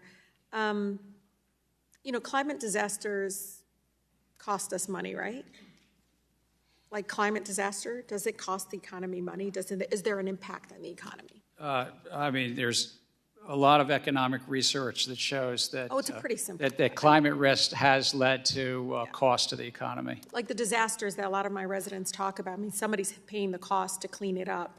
I know, like in Michigan, we've had several. I think since 2020, I believe we had like 11 different climate disasters, which resulted in about $2 billion cost. So it costs money when we have these climate disasters. There's weather events. There are other events that can occur. When you all put the rule out in regards to, and I'm going to talk about Scope 3 emissions, there was overwhelming support in the comments, correct, by investors for the proposed rule? There's generally been strong support amongst investors. There are some that are in opposition to what so-called Scope 3 disclosures, but generally very strong support, far more mixed on the issuer side. Actually, Chair, I read that 97% of investors supported the proposed rule of all the comments submitted. So I want to talk about what is Scope 3? So one of the ways that investors have thought of to understand the climate risk of the companies they're investing in is their greenhouse gas emission. And then there's so-called emissions that are from the company itself, Scope 1, from the electricity they buy. And then there's this concept called Scope 3, the greenhouse gas emissions of their suppliers and their customers. Which is really important. In European Union, don't they require some sort of disclosure around this already? And about 70% of public companies in America have to report to them in regards to that. I think they call theirs, if I'm not mistaken, Corporate Sustainability Reporting Directive. But do they have like a Scope 3 emissions disclosure? So the European Union's disclosure directive is, I believe, being finalized and going into place sometime this summer. But from public reports, yes, they would be covering. 70% of U.S.-based public companies, correct? Would have to report. So their regime in Europe says that if you operate in Europe, or you're listed in Europe, or you have over 150 million euro of you're covered. And the Wall Street Journal recently reported that it would be about 70% of U.S. companies would meet that European standard. However, despite the importance of this, and I mean, I think folks generally outside of Congress generally are very supportive of this proposed rule. Companies, though, under Scope 3 would have to determine what they think is important to report. Is that correct? It'd be up to them. What we proposed is only about public companies. It's not about their suppliers, but the public company would be required to You're not worried about underreporting? Because the way the threshold is, it literally only requires disclosure of Scope 3 emissions that they themselves determine to be important. I mean, I can go into details in showing you when you say things are illegal. No one ever talks about the fact that there is a huge trend within these public companies of inside trading, of violating the law. I mean, enforcement is a different aspect, but you're right. I'm worried about underreporting here. Yeah, what we proposed was that those companies that found that so-called Scope 3 was material to them, that then they would have to report it. Chairman, I'm really concerned at us allowing them to decide. I mean, just look at Silicon Valley, even, and I'm so glad that Congresswoman Velasquez mentioned Section 956. I mean, the fact that it's been 12 years that we don't even have this, we can't even claw back. But we know for a fact from timeline, certain companies do certain things for profit, even though it's against the law. And I just feel like very much when we allow this much kind of let them decide whether or not it's important to report, I'm really concerned about underreporting regarding the emissions impact. And I just want you to go back to the rest of the commission and express the concern here. You can't allow them to self-determine what's important. I think we need to tell them what it is. Thank you. The vote's been called on the House floor. The chair's intention is to get through as many of these questions as possible Then we will recess for the purposes of these two votes on the floor. I'll quickly come back. We'll restart the hearing as soon as we have bipartisan attendance and then get rolling here. Mr. Fitzgerald of Wisconsin is recognized for 5 minutes. I think we'll have time to get to Mr. Vargas next in the queue on the Democrat side. And then Ms. Kim, if we have time. Thank you, Mr. Chair. I'll be quick. This was a question that Congressman Lukenmeyer had touched on earlier, and it's something that's been kind of a running theme, I think, as we've had the Fed and others come before the committee. So sustainable home ownership is obviously a mechanism for young adults to try and get into the market and build wealth. However, access to affordable home ownership, it's increasingly out of reach in many communities across the country. And so I've been trying to put this on a lot of people's radars so that they can kind of watch and hope to usher things forward. So 65% of Wisconsinites, our first-time home buyers, have used private mortgage insurance. And without the tool, based on the median income and the median home value, it would take the average Wisconsin family about 10 years to save the 20% it would take for a down payment. In January, at the end of January, the SEC reproposed a rule regarding the prohibition against conflicts of interest in the certain securitizations, which you're aware of. So the whole idea of the synthetic asset-backed securitization, I think, is what a lot of members have been focused on. So my question to you is, we feel like that the rule could be overly broad and ambiguous, and it could prohibit private mortgage insurers from procuring not only reinsurance in the capital markets, but just over the ordinary course of the U.S. regulated insurance businesses. It could tighten it too much. And I'm just wondering kind of if you guys are in tune to that. We are very concerned that, young adults between the age of 25 and 35 are going to miss the opportunity for this first-time home ownership, and we're not sure how we're going to recover from that. I appreciate your raising it. It was a recent proposal, and so I haven't gotten a summary yet what's in the comment file, but in terms of this, I think what Congress addressed, and we're doing this because it was mandated by Congress, that people in the asset securitization markets, this is mortgage markets that are securitizing it, in the 2008 period had some conflicts that were revealed, and Congress said we had to address, to ensure to make sure address those conflicts. And so we're trying to follow up on Congress's mandate that we're required to do that, but I'll certainly take this back. Yeah, and once again, I'm putting it on your radar. I think it's a running theme. It's a big concern, I think, for many members of financial services. But thank you for your time. I yield back. We'll now go to Mr. Vargas of California for 5 minutes. Thank you very much, Mr. Chair. And again, I want to thank you and I want to thank the ranking member for convening this meeting. And I can see why you cherish the experience, Mr. Chair, of coming under 7 different chairs. And I imagine you could name them all if you were asked to do so. No, don't look. Don't look. That's cheating. That's cheating. But anyway, I jest, of course. And again, I thank you very much. Now, I was going to go into a whole bunch of questions here and praise you over, because I'm the co-chair of the Congressional Sustainable Investment Caucus, and what you're doing, I think, is fantastic. And again, I appreciate it. But you kind of dropped the bomb on us in a second there. You said something, and then you didn't get an opportunity to talk about it, and that's AI. You said, with all due, and I don't want to put words in your mouth because enough people have done that today, but you said something like AI is really what's going to be much more transformative, with all due respect, to crypto or these other things. You said something like that, and then you stopped. Could you elaborate?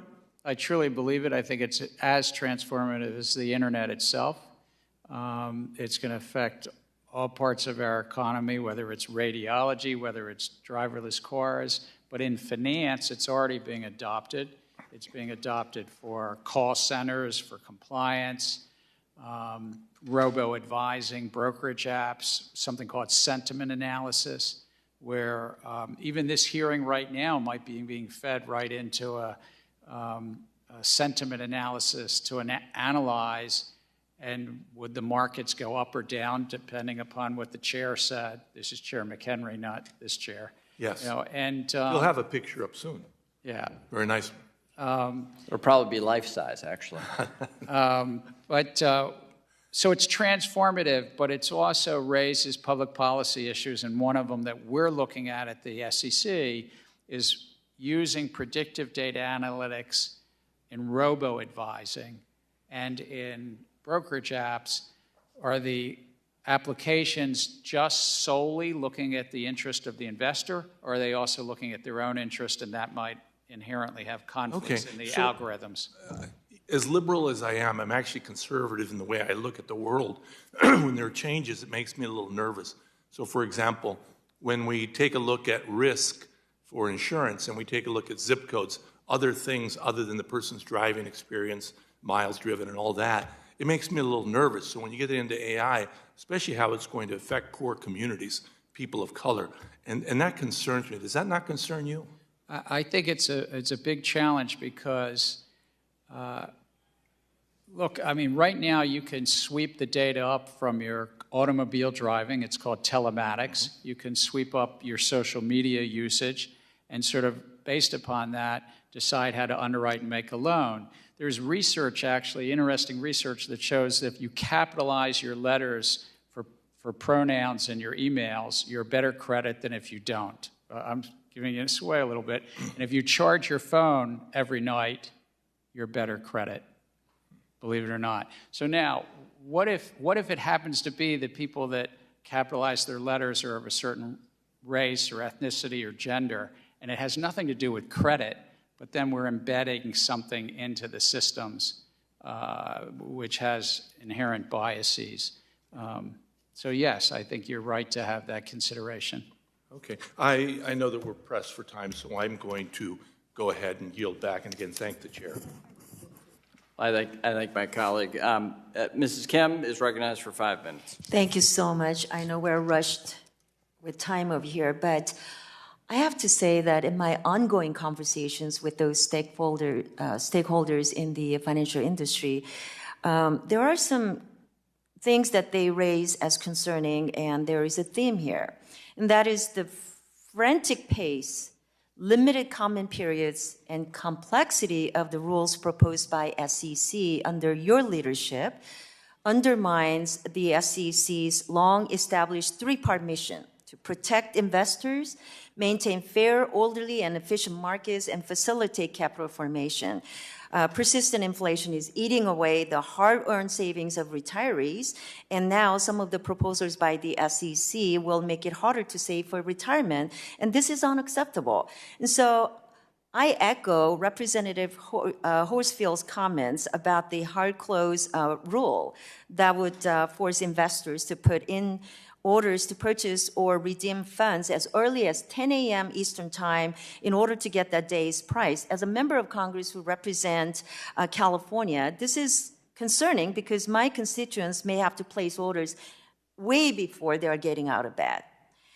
So I just wanted to echo that comments and share that. So do you believe that creating second-class citizen of investor is fair for my constituents or constituents who are asking for a level playing field? It's actually trying to help them out and level the playing field to protect them, because it's the biggest institutions that are sometimes anticipating that the Federal Reserve will come to their support. And in times of stress, open-end bond funds have made such calls to the U.S. Federal Reserve, right. And that's what we're trying to address. Those Thank you. Implicit I know you addressed that issue in Representative Hall's first question. So thank you. I know you're repeating that too. But let me get to the next issue. According to your SEC's Office of Advocate for Small Business Capital Formation, a woman founder's share of funding in the private markets, specifically venture capital, remains a fraction of the overall capital raised. One way to reduce this gap in funding is by incentivizing more women fund managers in the industry, something I heard in my conversation and roundtable discussions I had with them. The SEC's private funds proposal restricts site letters, and it would raise barriers to entry into private markets and disadvantage new fund managers raising their first funds. So have you assessed how moving forward with this rulemaking will inhibit new and emerging, especially women, fund managers from raising funds?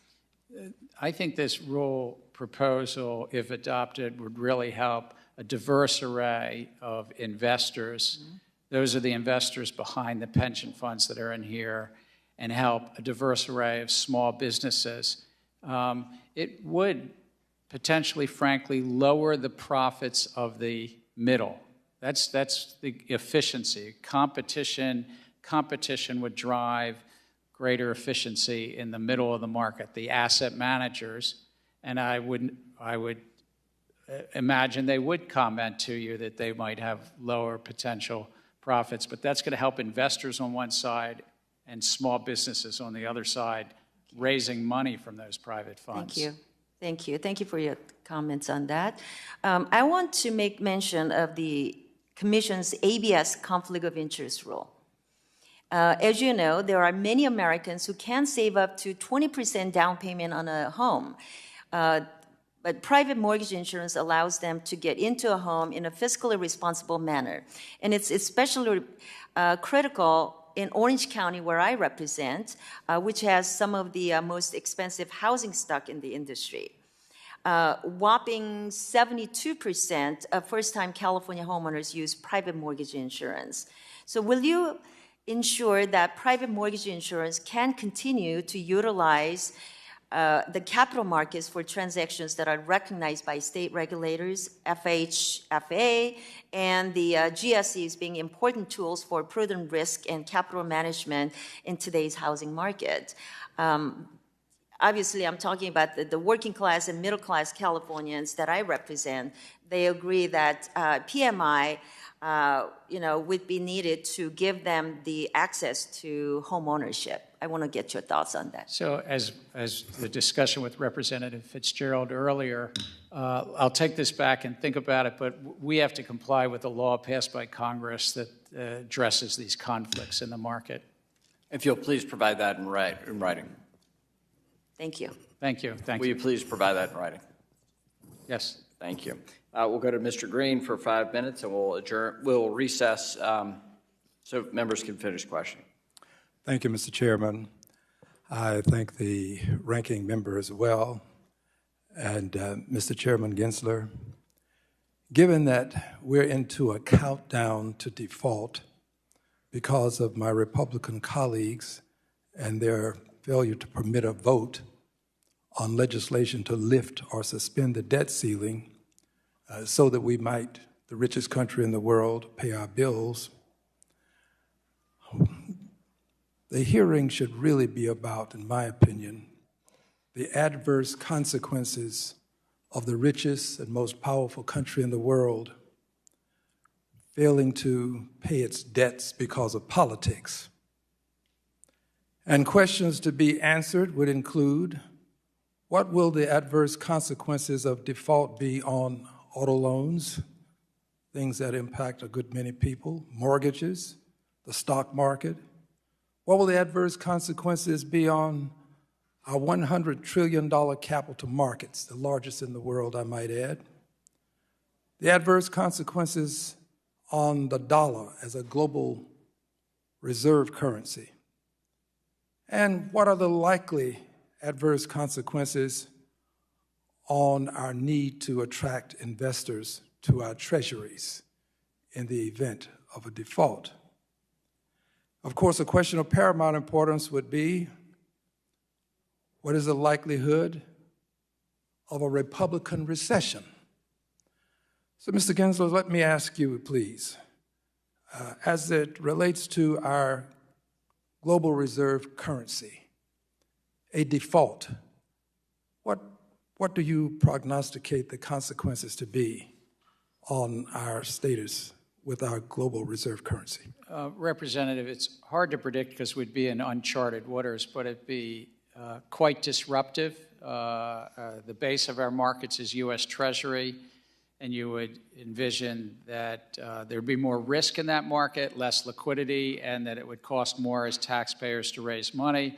In terms of the U.S. dollar, how it probably would be in more volatile times, but what would happen to its rates is hard to predict. But in terms of homeowners and the capital markets, we'd be in for a lot of volatility, and we would take a hit in terms of future investors thinking about our capital markets in the same way. They'd have to price in the risk of this instability potentially happening again.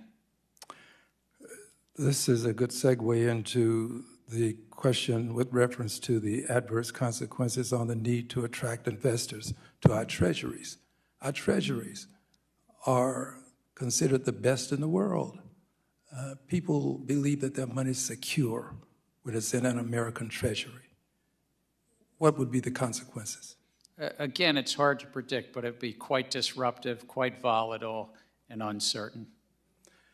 I thank you for your commentary and would close with this. It seems to me that we should understand the importance of suspending or lifting the debt ceiling such that we don't get into these uncharted waters. Because once we're in these waters, we may extricate ourselves, but the impact, the adverse consequences can be something that can last for a moment. And I'm using a moment in a rather loose way because it could be much longer, obviously, than a moment. And I would hope that as you make your commentary to persons in these meetings that you have with them, that you would let them understand to a greater extent than we might share in the public our position with the reserve currency and the impact. There is a war for currency supremacy, and currently we're winning, but we don't have to have this esteemed position forever. It can change. Your final comment. I think you're correct, and it's what I was trying to say to, I think it was Representative Timmons earlier. Part of our agenda is trying to ensure that our capital markets stay the most efficient, most resilient, and fair, so that we become and stay the destination of choice. Thank you, Mr. Chairman. We will now reconvene immediately following votes. The committee stands in recess.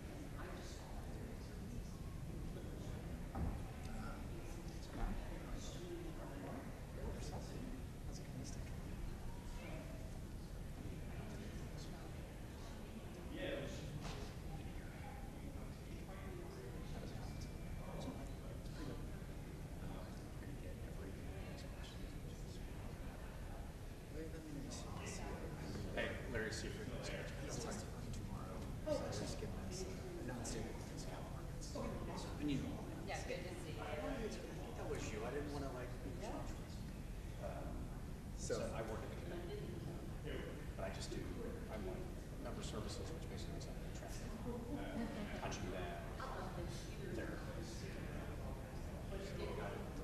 That's also for testimony. So that's good. Some good questions.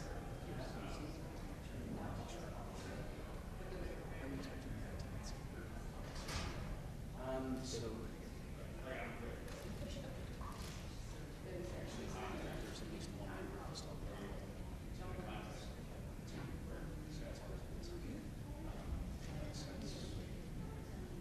tomorrow.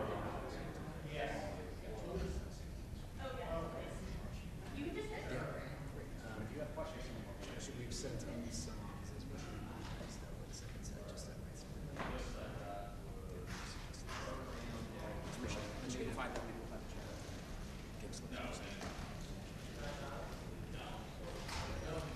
Nice to meet you. See you tomorrow. Thank you.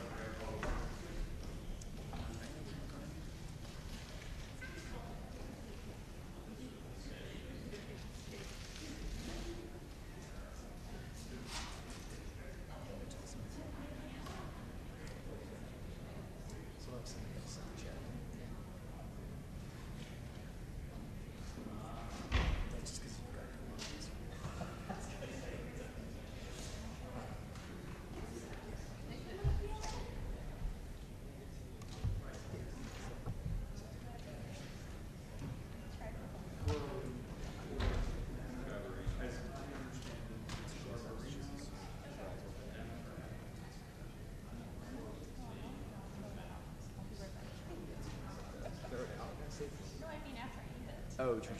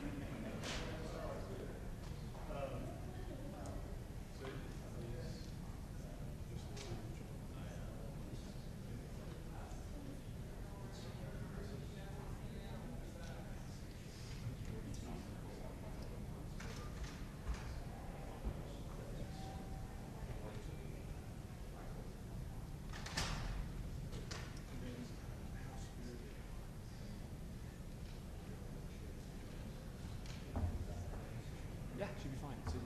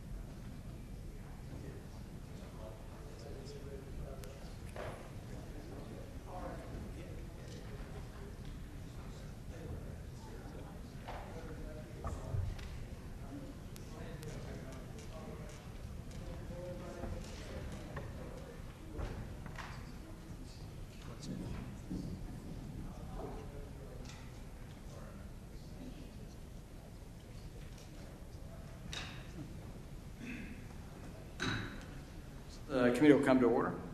I want to thank Chair Gensler. Thank you for waiting for us to come back from votes, and thank you for making yourself available. We'll now recognize the gentleman from New York, Mr. Garbarino, for 5 minutes. Thank you, Mr. Chairman. Mr. Gensler, thank you so much for being here. In addition to serving on this committee, I also chair the Cybersecurity Infrastructure Protection Subcommittee of the Homeland Committee, and Congress plays an important role in encouraging agencies to achieve regulatory harmonization so there's no duplicative and burdensome regulations. We had a hearing last month. I heard from a number of stakeholders, including one from BPI, that said their cybersecurity employees spend anywhere from 30 to 40% of their time focusing on compliance matters instead of the day-to-day protective mission.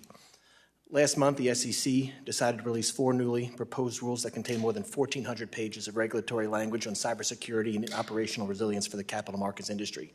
This comes nearly a year after the SEC proposed 2 other rules that would require issuers to publicly disclose a cybersecurity incident within 4 business days following a company's determination that the incident was material. Let me be clear. Given the existing workforce challenges that we are seeing across not only the financial services sectors, but all the rest of the 16 critical infrastructure sectors, we must ensure that we are not driving talent out of the cybersecurity workforce pipeline because the federal government is not analyzing how rules and regulations interact with each other. With all this in mind, has the SEC worked with CISA or other federal agencies on the development of any of these proposals? Or how can the SEC harmonize its many proposals with existing regulations and laws such as the Cybersecurity Incident Reporting for Critical Infrastructure Act? I thank you for that, sir. And yes, we've had good conversation with CISA, with the director, Jen Easterly, but also her staff with regard to the best standards that they think there exist in terms of cyber resiliency and enhancing that for our investment advisors and broker-dealers. So, okay, and that's great, but we need to do something because CISA's now got, there's going to be a 72-hour rule there. They've got you have a 4-day rule. Comptroller Currency has another rule. 30 to 40% of having employees, especially in the financial service sector, of spending time with compliance, it leaves us vulnerable, and I think we need to do a better job. And it's not just you, but it's everyone. I think we need to continue to do that or do it better. Just a follow-up, yes or no, has the SEC conducted an analysis on how the 2 proposed rules from last year, if finalized, would impact the recently proposed rules, proposed rules from this year? We actually reopened one of the rules from last year, and so that which relates to investment advisors, we reopened to be simultaneous with these 3 new proposals because there might be some similar commenters. Okay, thank you. I want to change topics. I'd now like to ask about another inconsistency between 2 rule proposals that you have pending at the SEC. The first is your proposal on short sale disclosures, which it seems to me prudently excludes individual position reporting to avoid negative consequences such as copycatting and herd behavior. And the disclosure contemplated there is one on a monthly basis. And in contrast, your proposal on the securities-based swaps disclosure, Rule 10b-1, explicitly requires individual position reporting to be on a timeline of 1 day after the trade is placed. So I just want to understand the distinction. Has the Commission made a determination that concerns related to front-running, copycatting, and herd behavior, which are clearly risks associated with the short sale disclosure, do not exist in the case of securities-based swap disclosure? And how, if that's so, how did you come to that conclusion? And what economic analysis was performed? I'd like to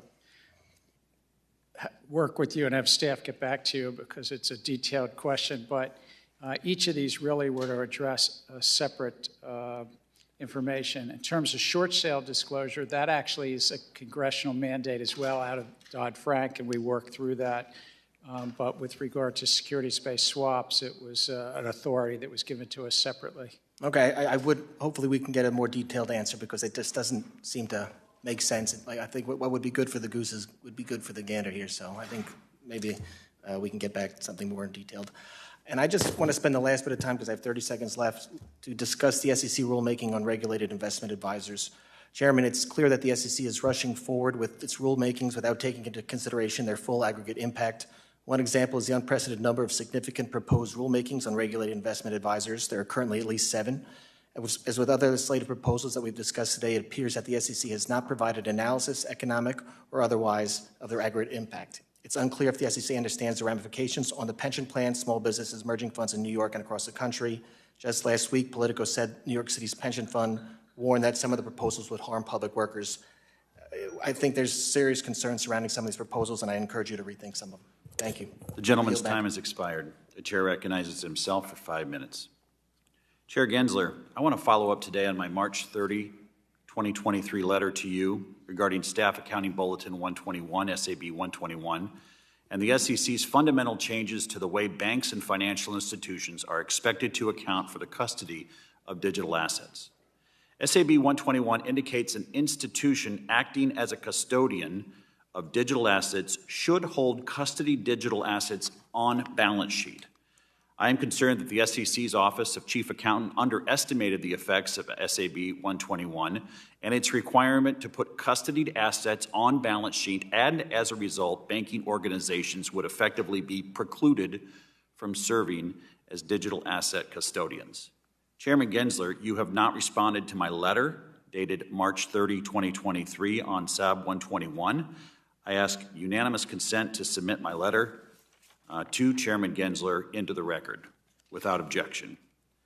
I have a staff email, Mr. Gensler, confirming receipt of the letter in front of me. I know the SEC received it. Can you explain why you failed to answer my letter, Mr. Chairman? There's a letter that I just got in the last 2 weeks, as I understand. No, it's dated March 30, 2023, and I have a... Or 2.5 weeks ago. I'm sorry.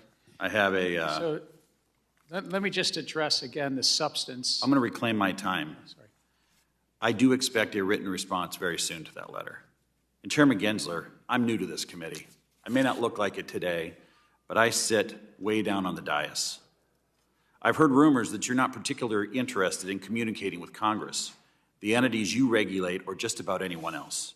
As you can tell by how late I have been in the speaking order for this hearing, I am nowhere near one of the most senior members of Congress in this room, but let me remind you that everyone on this dais represents different parts of the United States of America, and by ignoring our letters, you are effectively ignoring the American people, and make no mistake, we will hold you accountable. Now that we've gotten that out of the way, let me move on to my questions. As you know, the chairman of the Federal Reserve, Jerome Powell, said, quote, custody assets are off balance sheet, always have been, end quote. Congressman Barr asked you this morning about whether you conferred with the prudential regulators before issuing SAB 121. You said that you, quote, consulted with bank regulators subsequently, end quote. Can you clarify what that means? Does that mean you issued SAB 121 without consulting with any of the banking regulators beforehand? That is a yes or no question. Sir, I'm going to try to address your question.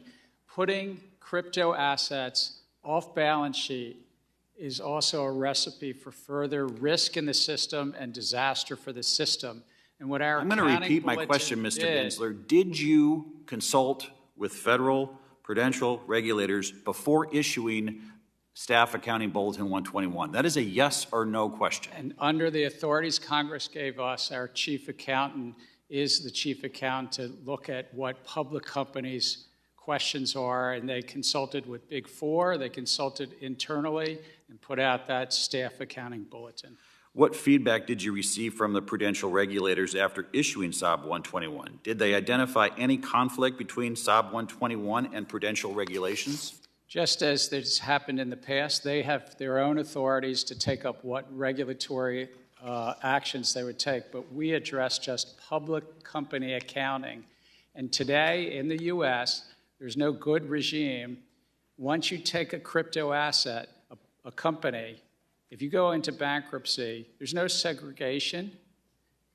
And until that's resolved and protected, that's very different than taking custody of equities, taking custody of fixed income. So publicly traded banks effectively would have to follow SAB 121. That is correct. And you recognize what a huge difference that is from prudential federal regulators, you know, with a a family-owned bank. There's quite a difference. Do you think that's fair?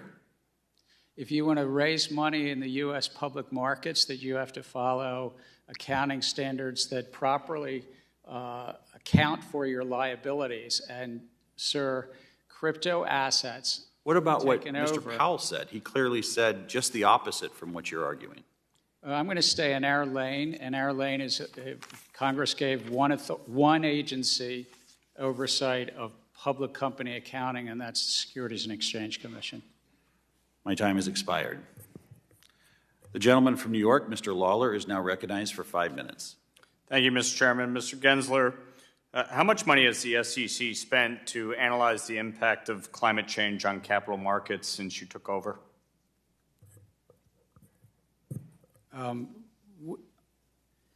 Sir, we have about a $2+ billion budget, and part of that is our economics unit of about 160 people.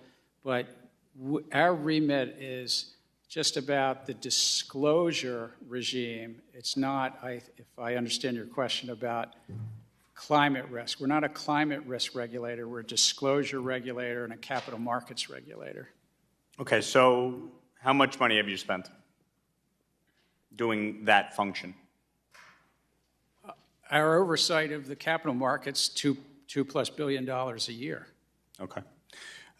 Is it your view that the SEC should be guiding companies and investors in the type of investments they are making? As mandated by Congress, we're merit neutral. Investors get to decide which investments they take, but it's based on full, fair, truthful disclosure. So that's our remit. So investors get to decide, but you believe ESG should be a component of that decision-making process? Well, what we know today is that hundreds of companies are making disclosures with regard to climate risk, and investors across the spectrum, from small investors to large, are currently using those climate risk disclosures in their investment decisions. But do you believe that should be kind of the guiding principle of how people invest? It's currently happening in the U.S. and around the globe, and so what we have a role then to do is to help bring some consistency and comparability in disclosures that are already happening. Does the SEC deserve any culpability in the collapse of FTX? A number of entities in the crypto field are non-compliant with U.S. law as adopted by Congress over the years, and we're going to be a vigorous cop on the beat to help bring them into compliance. Respectfully, that's not what I asked. I said, does the SEC deserve any culpability for the collapse of FTX? Yes or no? Look, I think that when people are defrauding the public, we go after them, and that's what we've done here You're not and answering my elsewhere. question. You're not answering my question. I'm asking you a very simple, straightforward one. Does the SEC deserve any culpability at all? I understand your question. I'm very proud of the SEC and its staff, and we will continue to pursue. So you don't believe the SEC deserves any culpability with respect to the collapse of FTX? We have a whole field in crypto that understands the law, and if they are providing exchange services, broker-dealer services, clearing services of crypto security tokens, they should come into compliance. Or reclaiming my time, why didn't the SEC take action on FTX's alleged secret lending of at least $4 billion to Alameda Research? Again, I'm not able to talk about specific companies or investigations, but I will say all of these companies should come into compliance with the law, and until they do, we will continue to pursue as a cop on the beat and investigate and follow the facts and the law. But it takes time to build cases. It takes time to do them thoughtfully and carefully as you'd want us to do. I would just like you to answer my question, but that's fine. As you've proceeded with such drastic rulemaking at a rapid pace, the SEC's Office of Inspector General raised significant concerns with your short comment periods limiting the amount of feedback SEC staff receives. Why have you ignored the IG and pushed for shortened comment periods? We actually have we benefit greatly from comment periods. On average, we have our rules outstanding for about 70 to 80 days from when we... I would just remind you, at a Bloomberg conference, you said you don't trust industry participants to provide honest feedback. So do you actually benefit from comment periods or no? Yes, we very much benefit So from you comments. take back your comments where you said you don't trust their feedback? The feedback that we get is helpful, and it's part of a robust input from So the you public. do trust their feedback? Look, Your quote was, you don't trust industry participants to provide honest feedback. Do you or don't you? we rely on that feedback as part of our ongoing engagement. The gentleman's with time the has public. expired. Your obfuscation is amazing. Congratulations. The gentleman from Iowa, Mr. Nunn, is now recognized for 5 minutes. Thank you, Mr. Chair. Thank you, Chair, for joining us today. In my state of Iowa, we have over 400 insurance companies, many of them very small, but they invest over $66 billion in our local economy.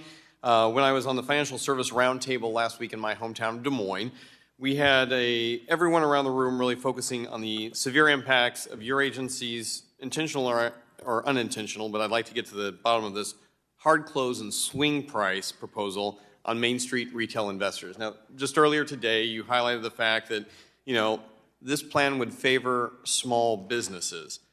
But honestly, I don't know that they feel the same way.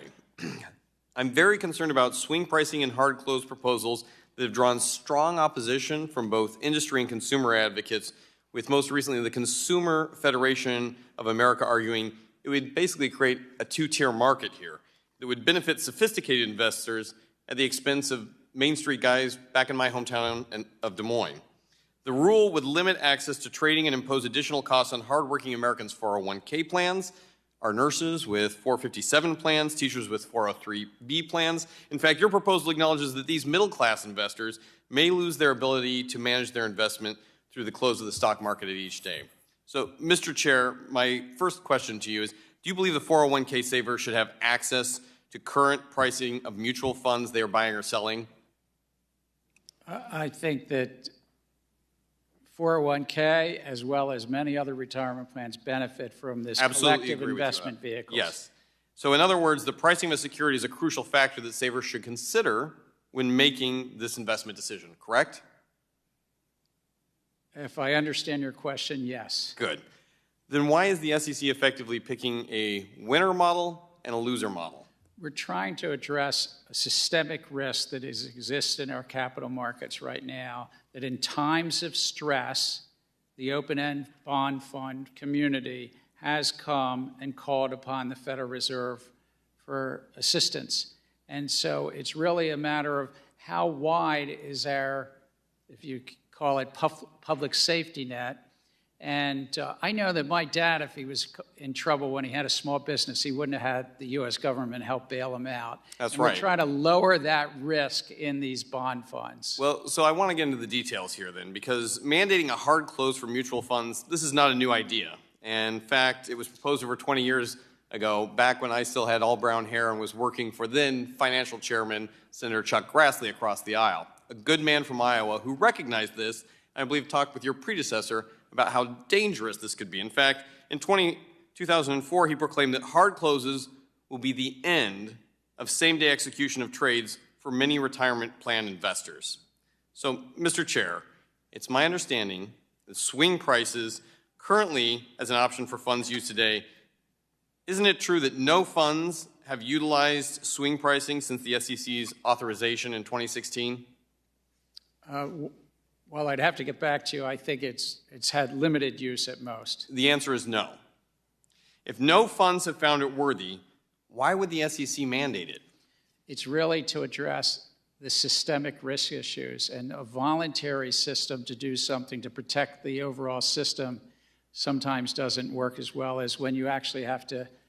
So, Mr. Chair, I believe that's your perspective, but we have had so many folks who have told us the direct opposite, and I hope that you would be open to hearing them. I know that you're providing that feedback comment, but overwhelmingly, it seems like this is falling, for many of my folks, on deaf ears. So I want to say, what makes you believe the retail investor would not face the same negative impacts and burdens now based on the decision that you're proposing going forward?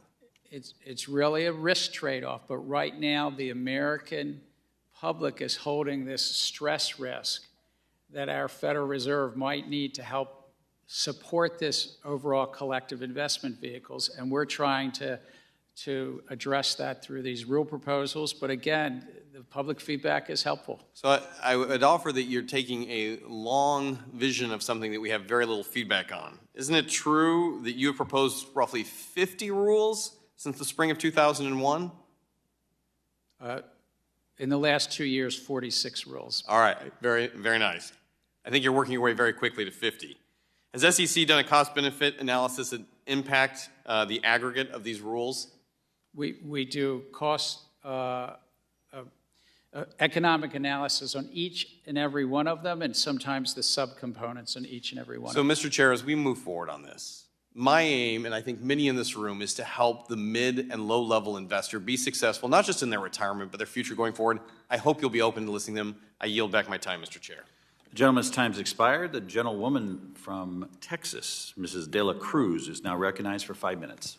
Thank you, Mr. Chairman, for holding this important hearing today and allowing Congress to administer its critical oversight duties. And thank you to the witness, Chairman Gensler, for taking the time to appear before Congress today. Now, given the SEC's primary mission to protect investors, maintain fair and efficient markets, and facilitate capital formation, do you believe it is appropriate to prioritize environmental, social, and governance issues? We prioritize investors and issuers alike, and as I said earlier, we're merit neutral. But we do have a proposal to help bring consistency around climate risk disclosures because markets already are investing and relying on disclosures around climate risk. Well, and I think that would be a matter of opinion there. The breadth of your climate proposal implies a nearly limitless understanding of the Commission's authority. And that's a real concern today. That is contrary to the text, the context, and history of the Securities Act and Exchange Act. Now, Congress has dictated that disclosure rules must focus on investors as investors focused on financial returns, not investors that have other objectives or motivating resources.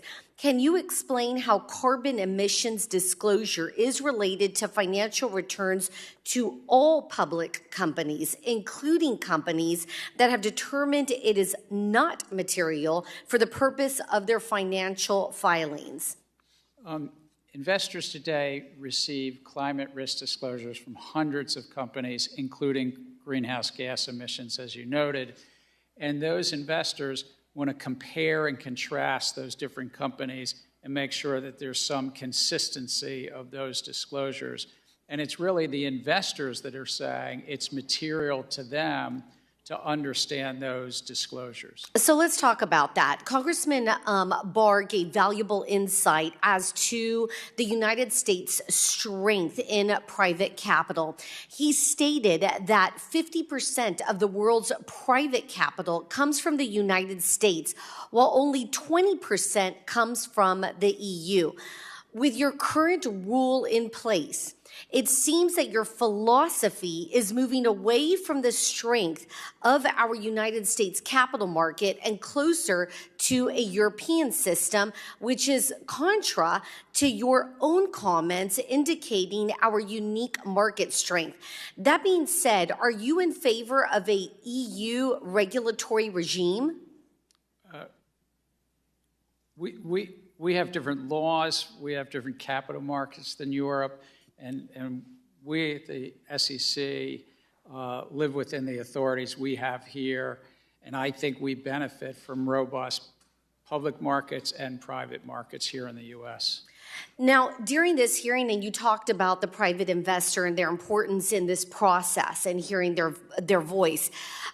During this hearing, you said there were 1,500 letters receiving support for your climate disclosure rule, with millions of retail investors in our country. 1,500 is a very small number. Now, nonetheless, of the 1,500, how many of those came from small business owners or individuals? We'd have to get back to you. It's actually 15,000 comments that we have, but I would be glad to have staff to try to get back to you on that. That would be important because, as my colleague Mr. Lawler brought out, a statement that you said at a Bloomberg conference earlier this year, that you don't trust industry participants to provide honest feedback, but you're talking about these 15,000 letters that you received that were giving support to this climate disclosure. Now, before taking a role as a congresswoman, I was a small business owner, an individual retail investor, saving my hard-earned money into a market with the goal of maximizing my dollar for ultimately retirement. And I think that's what the everyday American is doing on Main Street America. And I think that most people would agree that they want their dollar to grow for retirement and not to be impacted by partisan policy such as ESG that would ultimately negatively impact their retirement. The gentlewoman's time has expired. Mr. Chairman, I yield back. The gentlewoman from Indiana, Mrs. Hochin, is now recognized for 5 minutes. Thank you, Mr. Chairman. Thank you, Chair Gensler, for your testimony here today.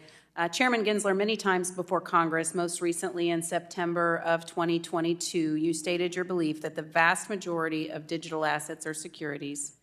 Yet in February 2023, you stated everything other than Bitcoin is a security. In a March of 2023 op-ed, you changed your tune slightly and asserted that most digital assets are securities. If your own view has continually evolved on these statements, how can you assert that the law is clear on the issue if you yourself have vacillated on it? I actually think I've been consistent. Sometimes reporters report the same conversation differently, but let me state it here. Most of these have a group of entrepreneurs in the middle, and the public is relying on their efforts. There's a website, there's a Twitter account, there's... I want to reclaim my time. So earlier in the hearing, you stated that your agenda at the SEC is to ensure we have the best capital markets for years to come. In an ecosystem as borderless as the digital asset industry is, competition between countries to attract and retain retail investors is critical. A key factor in this competition is whether the country has a clear regulatory framework, which the United States currently does not have. The European Union just provided this clear regulatory framework through its markets and crypto assets regulation. And we're already seeing digital asset firms move jobs and capital to European jurisdictions as a result. Have you considered the impact that the policies you've furthered as chairman of the SEC will have on digital asset firms leaving the United States? If so, what's your assessment of that impact? Does it align with your statutory duty to facilitate capital formation in the United States? Our duties is to protect the investors and the issuers to access the capital market. And if there's so much non-compliance, then people will have lower trust in our capital markets, could hurt the rest of our capital markets. Chairman Gensler, if you're regulating by enforcement action versus having a clear regulatory framework, I'm not sure how there can be the certainty necessary. If I can say, we have a clear regulatory framework built up over 90 years. It's just a bunch of intermediaries in this market that think they have a choice. They don't have a choice. They're non-compliant generally, and they need to come into compliance. Given that your own statements have vacillated, Chairman Gensler, I think it's clear that the lack of clarity on this issue hasn't done anything to help this industry thrive in the United States. There's a constant threat of regulation through enforcement by your agency, and that has driven innovators and those who want to play by the rules elsewhere. Switching gears to capital formation, Chairman Gensler, what specific steps is the SEC taking to promote capital formation in light of the decline in public companies' slow IPO activity? How is the Commission balancing the implementation of so many costly regulatory disclosure requirements with its statutory obligation to facilitate capital formation? every proposal that we make, any adoption we make, we look at the effect on capital formation. It's a key part of what we do, but we're trying to drive greater efficiency in the middle of the markets. Chairman Gensler, why was the industry not allowed to collaborate on many of the proposals before they were published, including a proposal on equity market structure? The comment files for the equity market structure proposals are overflowing with letters from financial services firms representing the interests of hundreds of millions of retail investors. These letters raise serious concern about the impact of the contemplated changes will have. In light of all these alarm bells, don't you agree that a better approach would be for the SEC to withdraw the proposals and take its time to conduct a holistic review, gather input from financial services firms, and study the market structure rather than proceeding recklessly with an untested experiment that risks harms to the markets of everyday retail investors? With all respect, I'm very proud of what we put out. We built upon years of experience. It's been 17 years since we updated some of these foundational rules about our equity markets. And we met with a lot of people in the markets before the rules were made. Can you assure us today that the equity market structure proposals will not result in increased commission costs, delayed execution, less favorable terms, and other harmful items to retail investors? Again, they're out for public comment, but the goal is to drive greater efficiency, so that would be lower costs. The gentlewoman's time has expired. Thank you. I yield back. The gentleman from Tennessee, Mr. Ogles, is now recognized for 5 minutes. Thank you, Mr. Chairman. Chair Gensler, I want to follow up on Chairman Huizinga's last question that was regarding SBF, the Justice Department. He was talking about the memo, the request, about any communication between the Justice Department and your agency. Is it fair to assume that you were about to say that the Department of Justice is responsible or implicated in the production of that document regarding the charges to SBF? No, let me say two things. One, it's really important to protect investigative files because there are things in investigative files that are private, and we put out then in a charging document for a court to review and the public to review the important information about those charges. But an investigative file is important to keep confidential. Number two, the Justice Department conducts parallel investigations, and that's a separate matter as to whatever they do. So a memo was requested. That should be an internal document from your agency. You and your agency report to this committee, so you should be able to produce that document. Again, sir, I have deep belief in and respect for congressional oversight, but we're working with the committee staff here. We're working with the members that you met to try to address their issues. We've met, the staffs have met, have continued to brief as to how we deliberate and how we approach enforcement matters. But it's also a really important well, thing I'll that reclaim we my protect time. Investigative files. You know, we have a Homeland Security agency that gets secret documents to the committee. They can be reviewed in the SCIF. There can be a process here by which you oblige this committee and produce the documents that have been requested. It's that simple. If I wanted to hear preaching, I'd go to church. You were asked a question. A document was requested. You have an obligation to produce it. Now, if we need to take extraordinary measures to protect the information within that document, it can be done so. But please spare me the preaching. Chairman McHenry, Huizinga, both mentioned your responses have been inadequate. Your staff have relayed to committee that you have 4 full-time employees in the Office of General Counsel and working with one IT staffer to address the concerns of Congress and committee. Given the size of your budget, do you plan to continue inadequate resources to respond to this committee? Again, I know that our staffs have been meeting and discussing and trying to work together to get to your goals and what we believe in that oversight. We've actually added some resources. These are very broad requests, these two requests that you just referenced. I understand, but clearly there's some additional scrutiny. Clearly there's need for more personnel. So you're either intentionally obstructing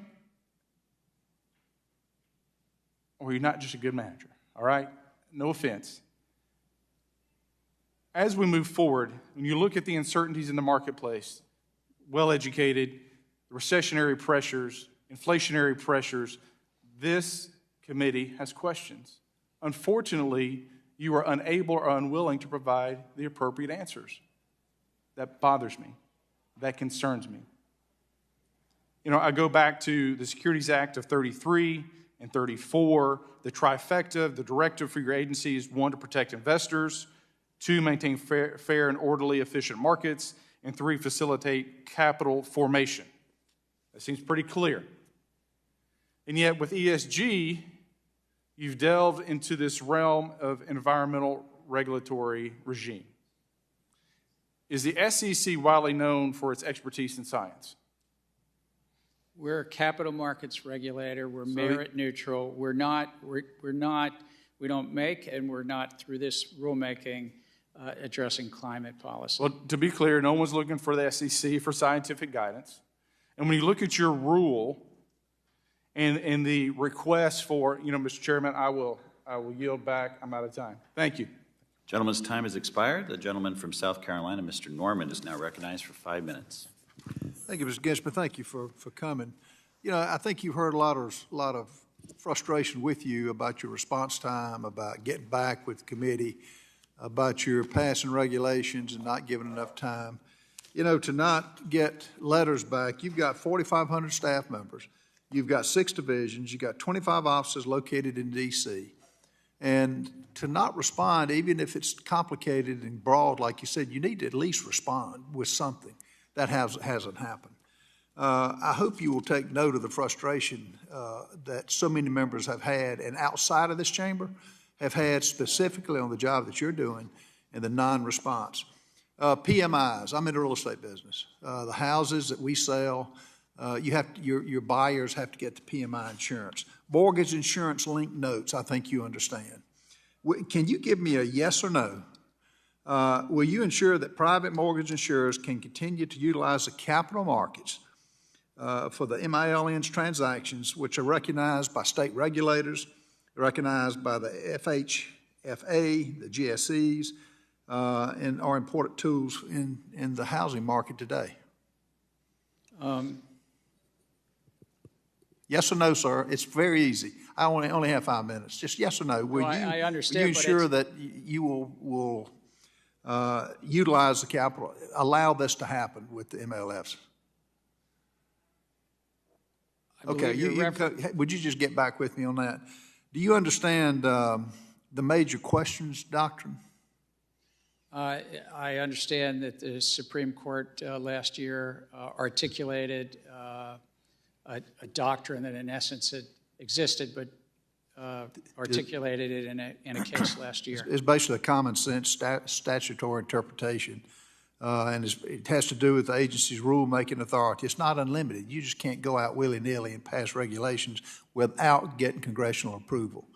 Do you agree with that? We live within the authorities granted by Congress. They're not unlimited. I agree with that. And we live within how the courts interpret our authorities. Then why on March 21st, 2022, your agency proposed a 500-page climate disclosure rule that would replace the voluntary sustainability reports with mandatory disclosures?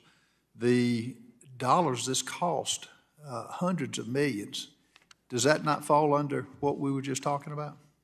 I think that it's within our authorities, that our existing authorities, very clearly that many companies, hundreds, are currently making these disclosures. You're just going to do it. And to bring some consistency to those disclosures. But you're just going to do it without bringing it before Congress. You just intend on doing that. I get that. What's your opinion of the Clayton era proposals that you eliminated? I have great respect for Chair Clayton, but which proposal, sir, are you referencing? The one I'm talking about is the rulemakings where you have an appropriate cost-benefit analysis before you put your rules into effect. We're using the same guidance from 2012 that I think predated Chair Clayton. It's internal guidance about how we do cost-benefit analysis, and we're using the same approaches that I believe. But you pretty much did away with it, didn't you? You're not getting a cost-benefit analysis before your proposals are put into place. Sir, with all respect, we actually are. We put out cost-benefit analysis in our proposals and all of our final rules. We take public comment, we update them, we adjust rules. Here's what I would ask you to at least consider. You've put up in the last 24 months 53 rule proposals. Your previous heads of the SEC for 24 months, Ms. White did 23, Mr. Clayton 26, and 20% less time for input from those that are paying your salary and are paying the trying to run institutions. 60 days on public comments on some of these bills some of the rulings was just not enough time.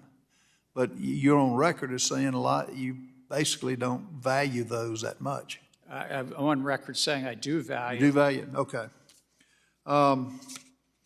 You know, for every dollar that is spent, whether it's environmental regulations that you're just putting on the businesses that are trying to survive, the lack of input, theoretically, I think you believe that more than you do your real life examples that these institutions are going under, and I hope you take this to heart. I yield back. Gentleman yields back. We'll now go to the gentleman from Florida, Mr. Donald, for 5 minutes. Oh, sorry, Mr. Chairman. Thank you, Mr. Chairman, Chairman Gensler. Last but not least, why don't we just get to it? The Commission has been extremely active on the rulemaking front during your tenure at the agency's helm. Dozens of rules proposed and issued, many overlapping in scope and topic. Many of the new rule proposals also relate to security-based swap markets and may duplicate the requirements only recently implemented. Have you considered the impacts of proposing new and additional regulatory burdens on this market when the full effects of Title VII rules are still unknown? And secondarily, just as important, have you done a fulsome analysis on the impact of the rules market, specifically as they relate to market liquidity? With regard to the securities-based swap market, I think it's 3 different rule proposals, and each of them we have done full economic analyses, which is put out to the public comment, and that's related to the swap execution facilities in the swaps markets, relates to large trader reporting as a separate rule proposal, and thirdly, we made a proposal around anti-manipulation in the markets. A number of these are actually required by Congress. The swap execution facilities, for sure.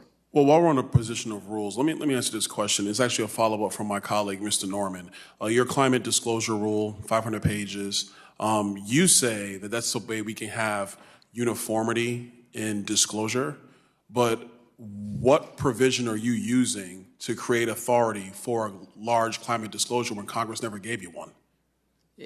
Congress did give us authority around disclosures in both of our first acts, 1933 Act and 1934 Act. Chairman Gensler, can you honestly sit there and tell me that in 1933 and 1934, Congress actually anticipated climate disclosure rules? They didn't anticipate many things. It was 90 years ago, but what they did anticipate is that companies needed to be truthful in their disclosures and truthful in their disclosures around their financial practices, around assets, liabilities, earnings per share, return on equity, and I can go on and on and on. But potential climate risks, Congress never anticipated that. Never. No, it's broader than that, sir, because it's also companies today are already making significant disclosures about climate risk. But if they do that of their own volition, that doesn't give you the authority to make everybody do it. Just because some are doing it doesn't mean you have to make sure everybody does it. With all respect, Chairman Glenser, do you disclose how many blue shirts you own? Should we be able to pass a law that makes everybody disclose how many blue shirts they own? Companies that are in the business of raising money from the public are supposed to Chairman make Gensler, every publicly disclosures. traded company raises money. Every one of them does it. That's why they're in the public markets. Right. But that doesn't mean that you get to arbitrarily create some rule out of thin air that we never granted you to then make them regulate on climate emissions. We never did that. They are already making disclosures, and it's bringing. Yeah, but you don't have the authority to make it uniform because we never gave you the authority. You are making a determination and a definition without congressional authority. Yes or no? We do have authority, sir. You're making a determination and a definition without congressional authority. The authority. Yes or no? It's the same authorities that Yes we or no? used to, with all respect, sir. It's the same authorities that we used when we said you had to disclose material risk. You have to disclose management discussion and analysis. But material risk and management discussion goes to the actual operations of the business itself. What you're talking about is something dealing with the outside aspects associated with the business. I'm going to reclaim my time and move on to something else. You said earlier in another line of questioning that the players in the digital asset space don't have a choice, that they have to comply with the rules. But once again, Congress has never given you a framework for regulating digital assets. Where are you pulling that one from? With all respect, sir, we disagree on this. Oh, I can see we disagree a lot, Chairman, because we're not giving you authority. You're just taking it. I think that's part of the issue right now. With all respect, Congress painted with a broad brush when they set up the SEC, and I quote Thurgood Marshall, which is one of the greatest. Congress painted with a broad brush in 1933 and 1934, not in 2023. We've not touched that. It's a new industry. One last quick question, because I'm concerned about your agency. You have some of the highest turnover amongst the agencies. Do you think you have the manpower to actually regulate digital assets, considering all the other rulemaking you're engaged in? We actually have 6 to 7% turnover, which is consistent with the other federal financial I would disagree. OPM would say otherwise, Chairman Gensler. Hey, real quick, last question. I think it might have came up. You were Hillary Clinton's CFO in the campaign, right? It's part of my history. Were you? Yes or no? In 2016. Did you facilitate the payment for the Steele dossier since you were CFO of the Hillary Clinton campaign? Sir. Yes or no? Sir. Yes or no? That was not. You're under oath, Chairman Gensler. Yes or no? I know. It was not something I was aware of. I yield back the rest of my time. Thank you, Chairman. Gentleman's time has expired.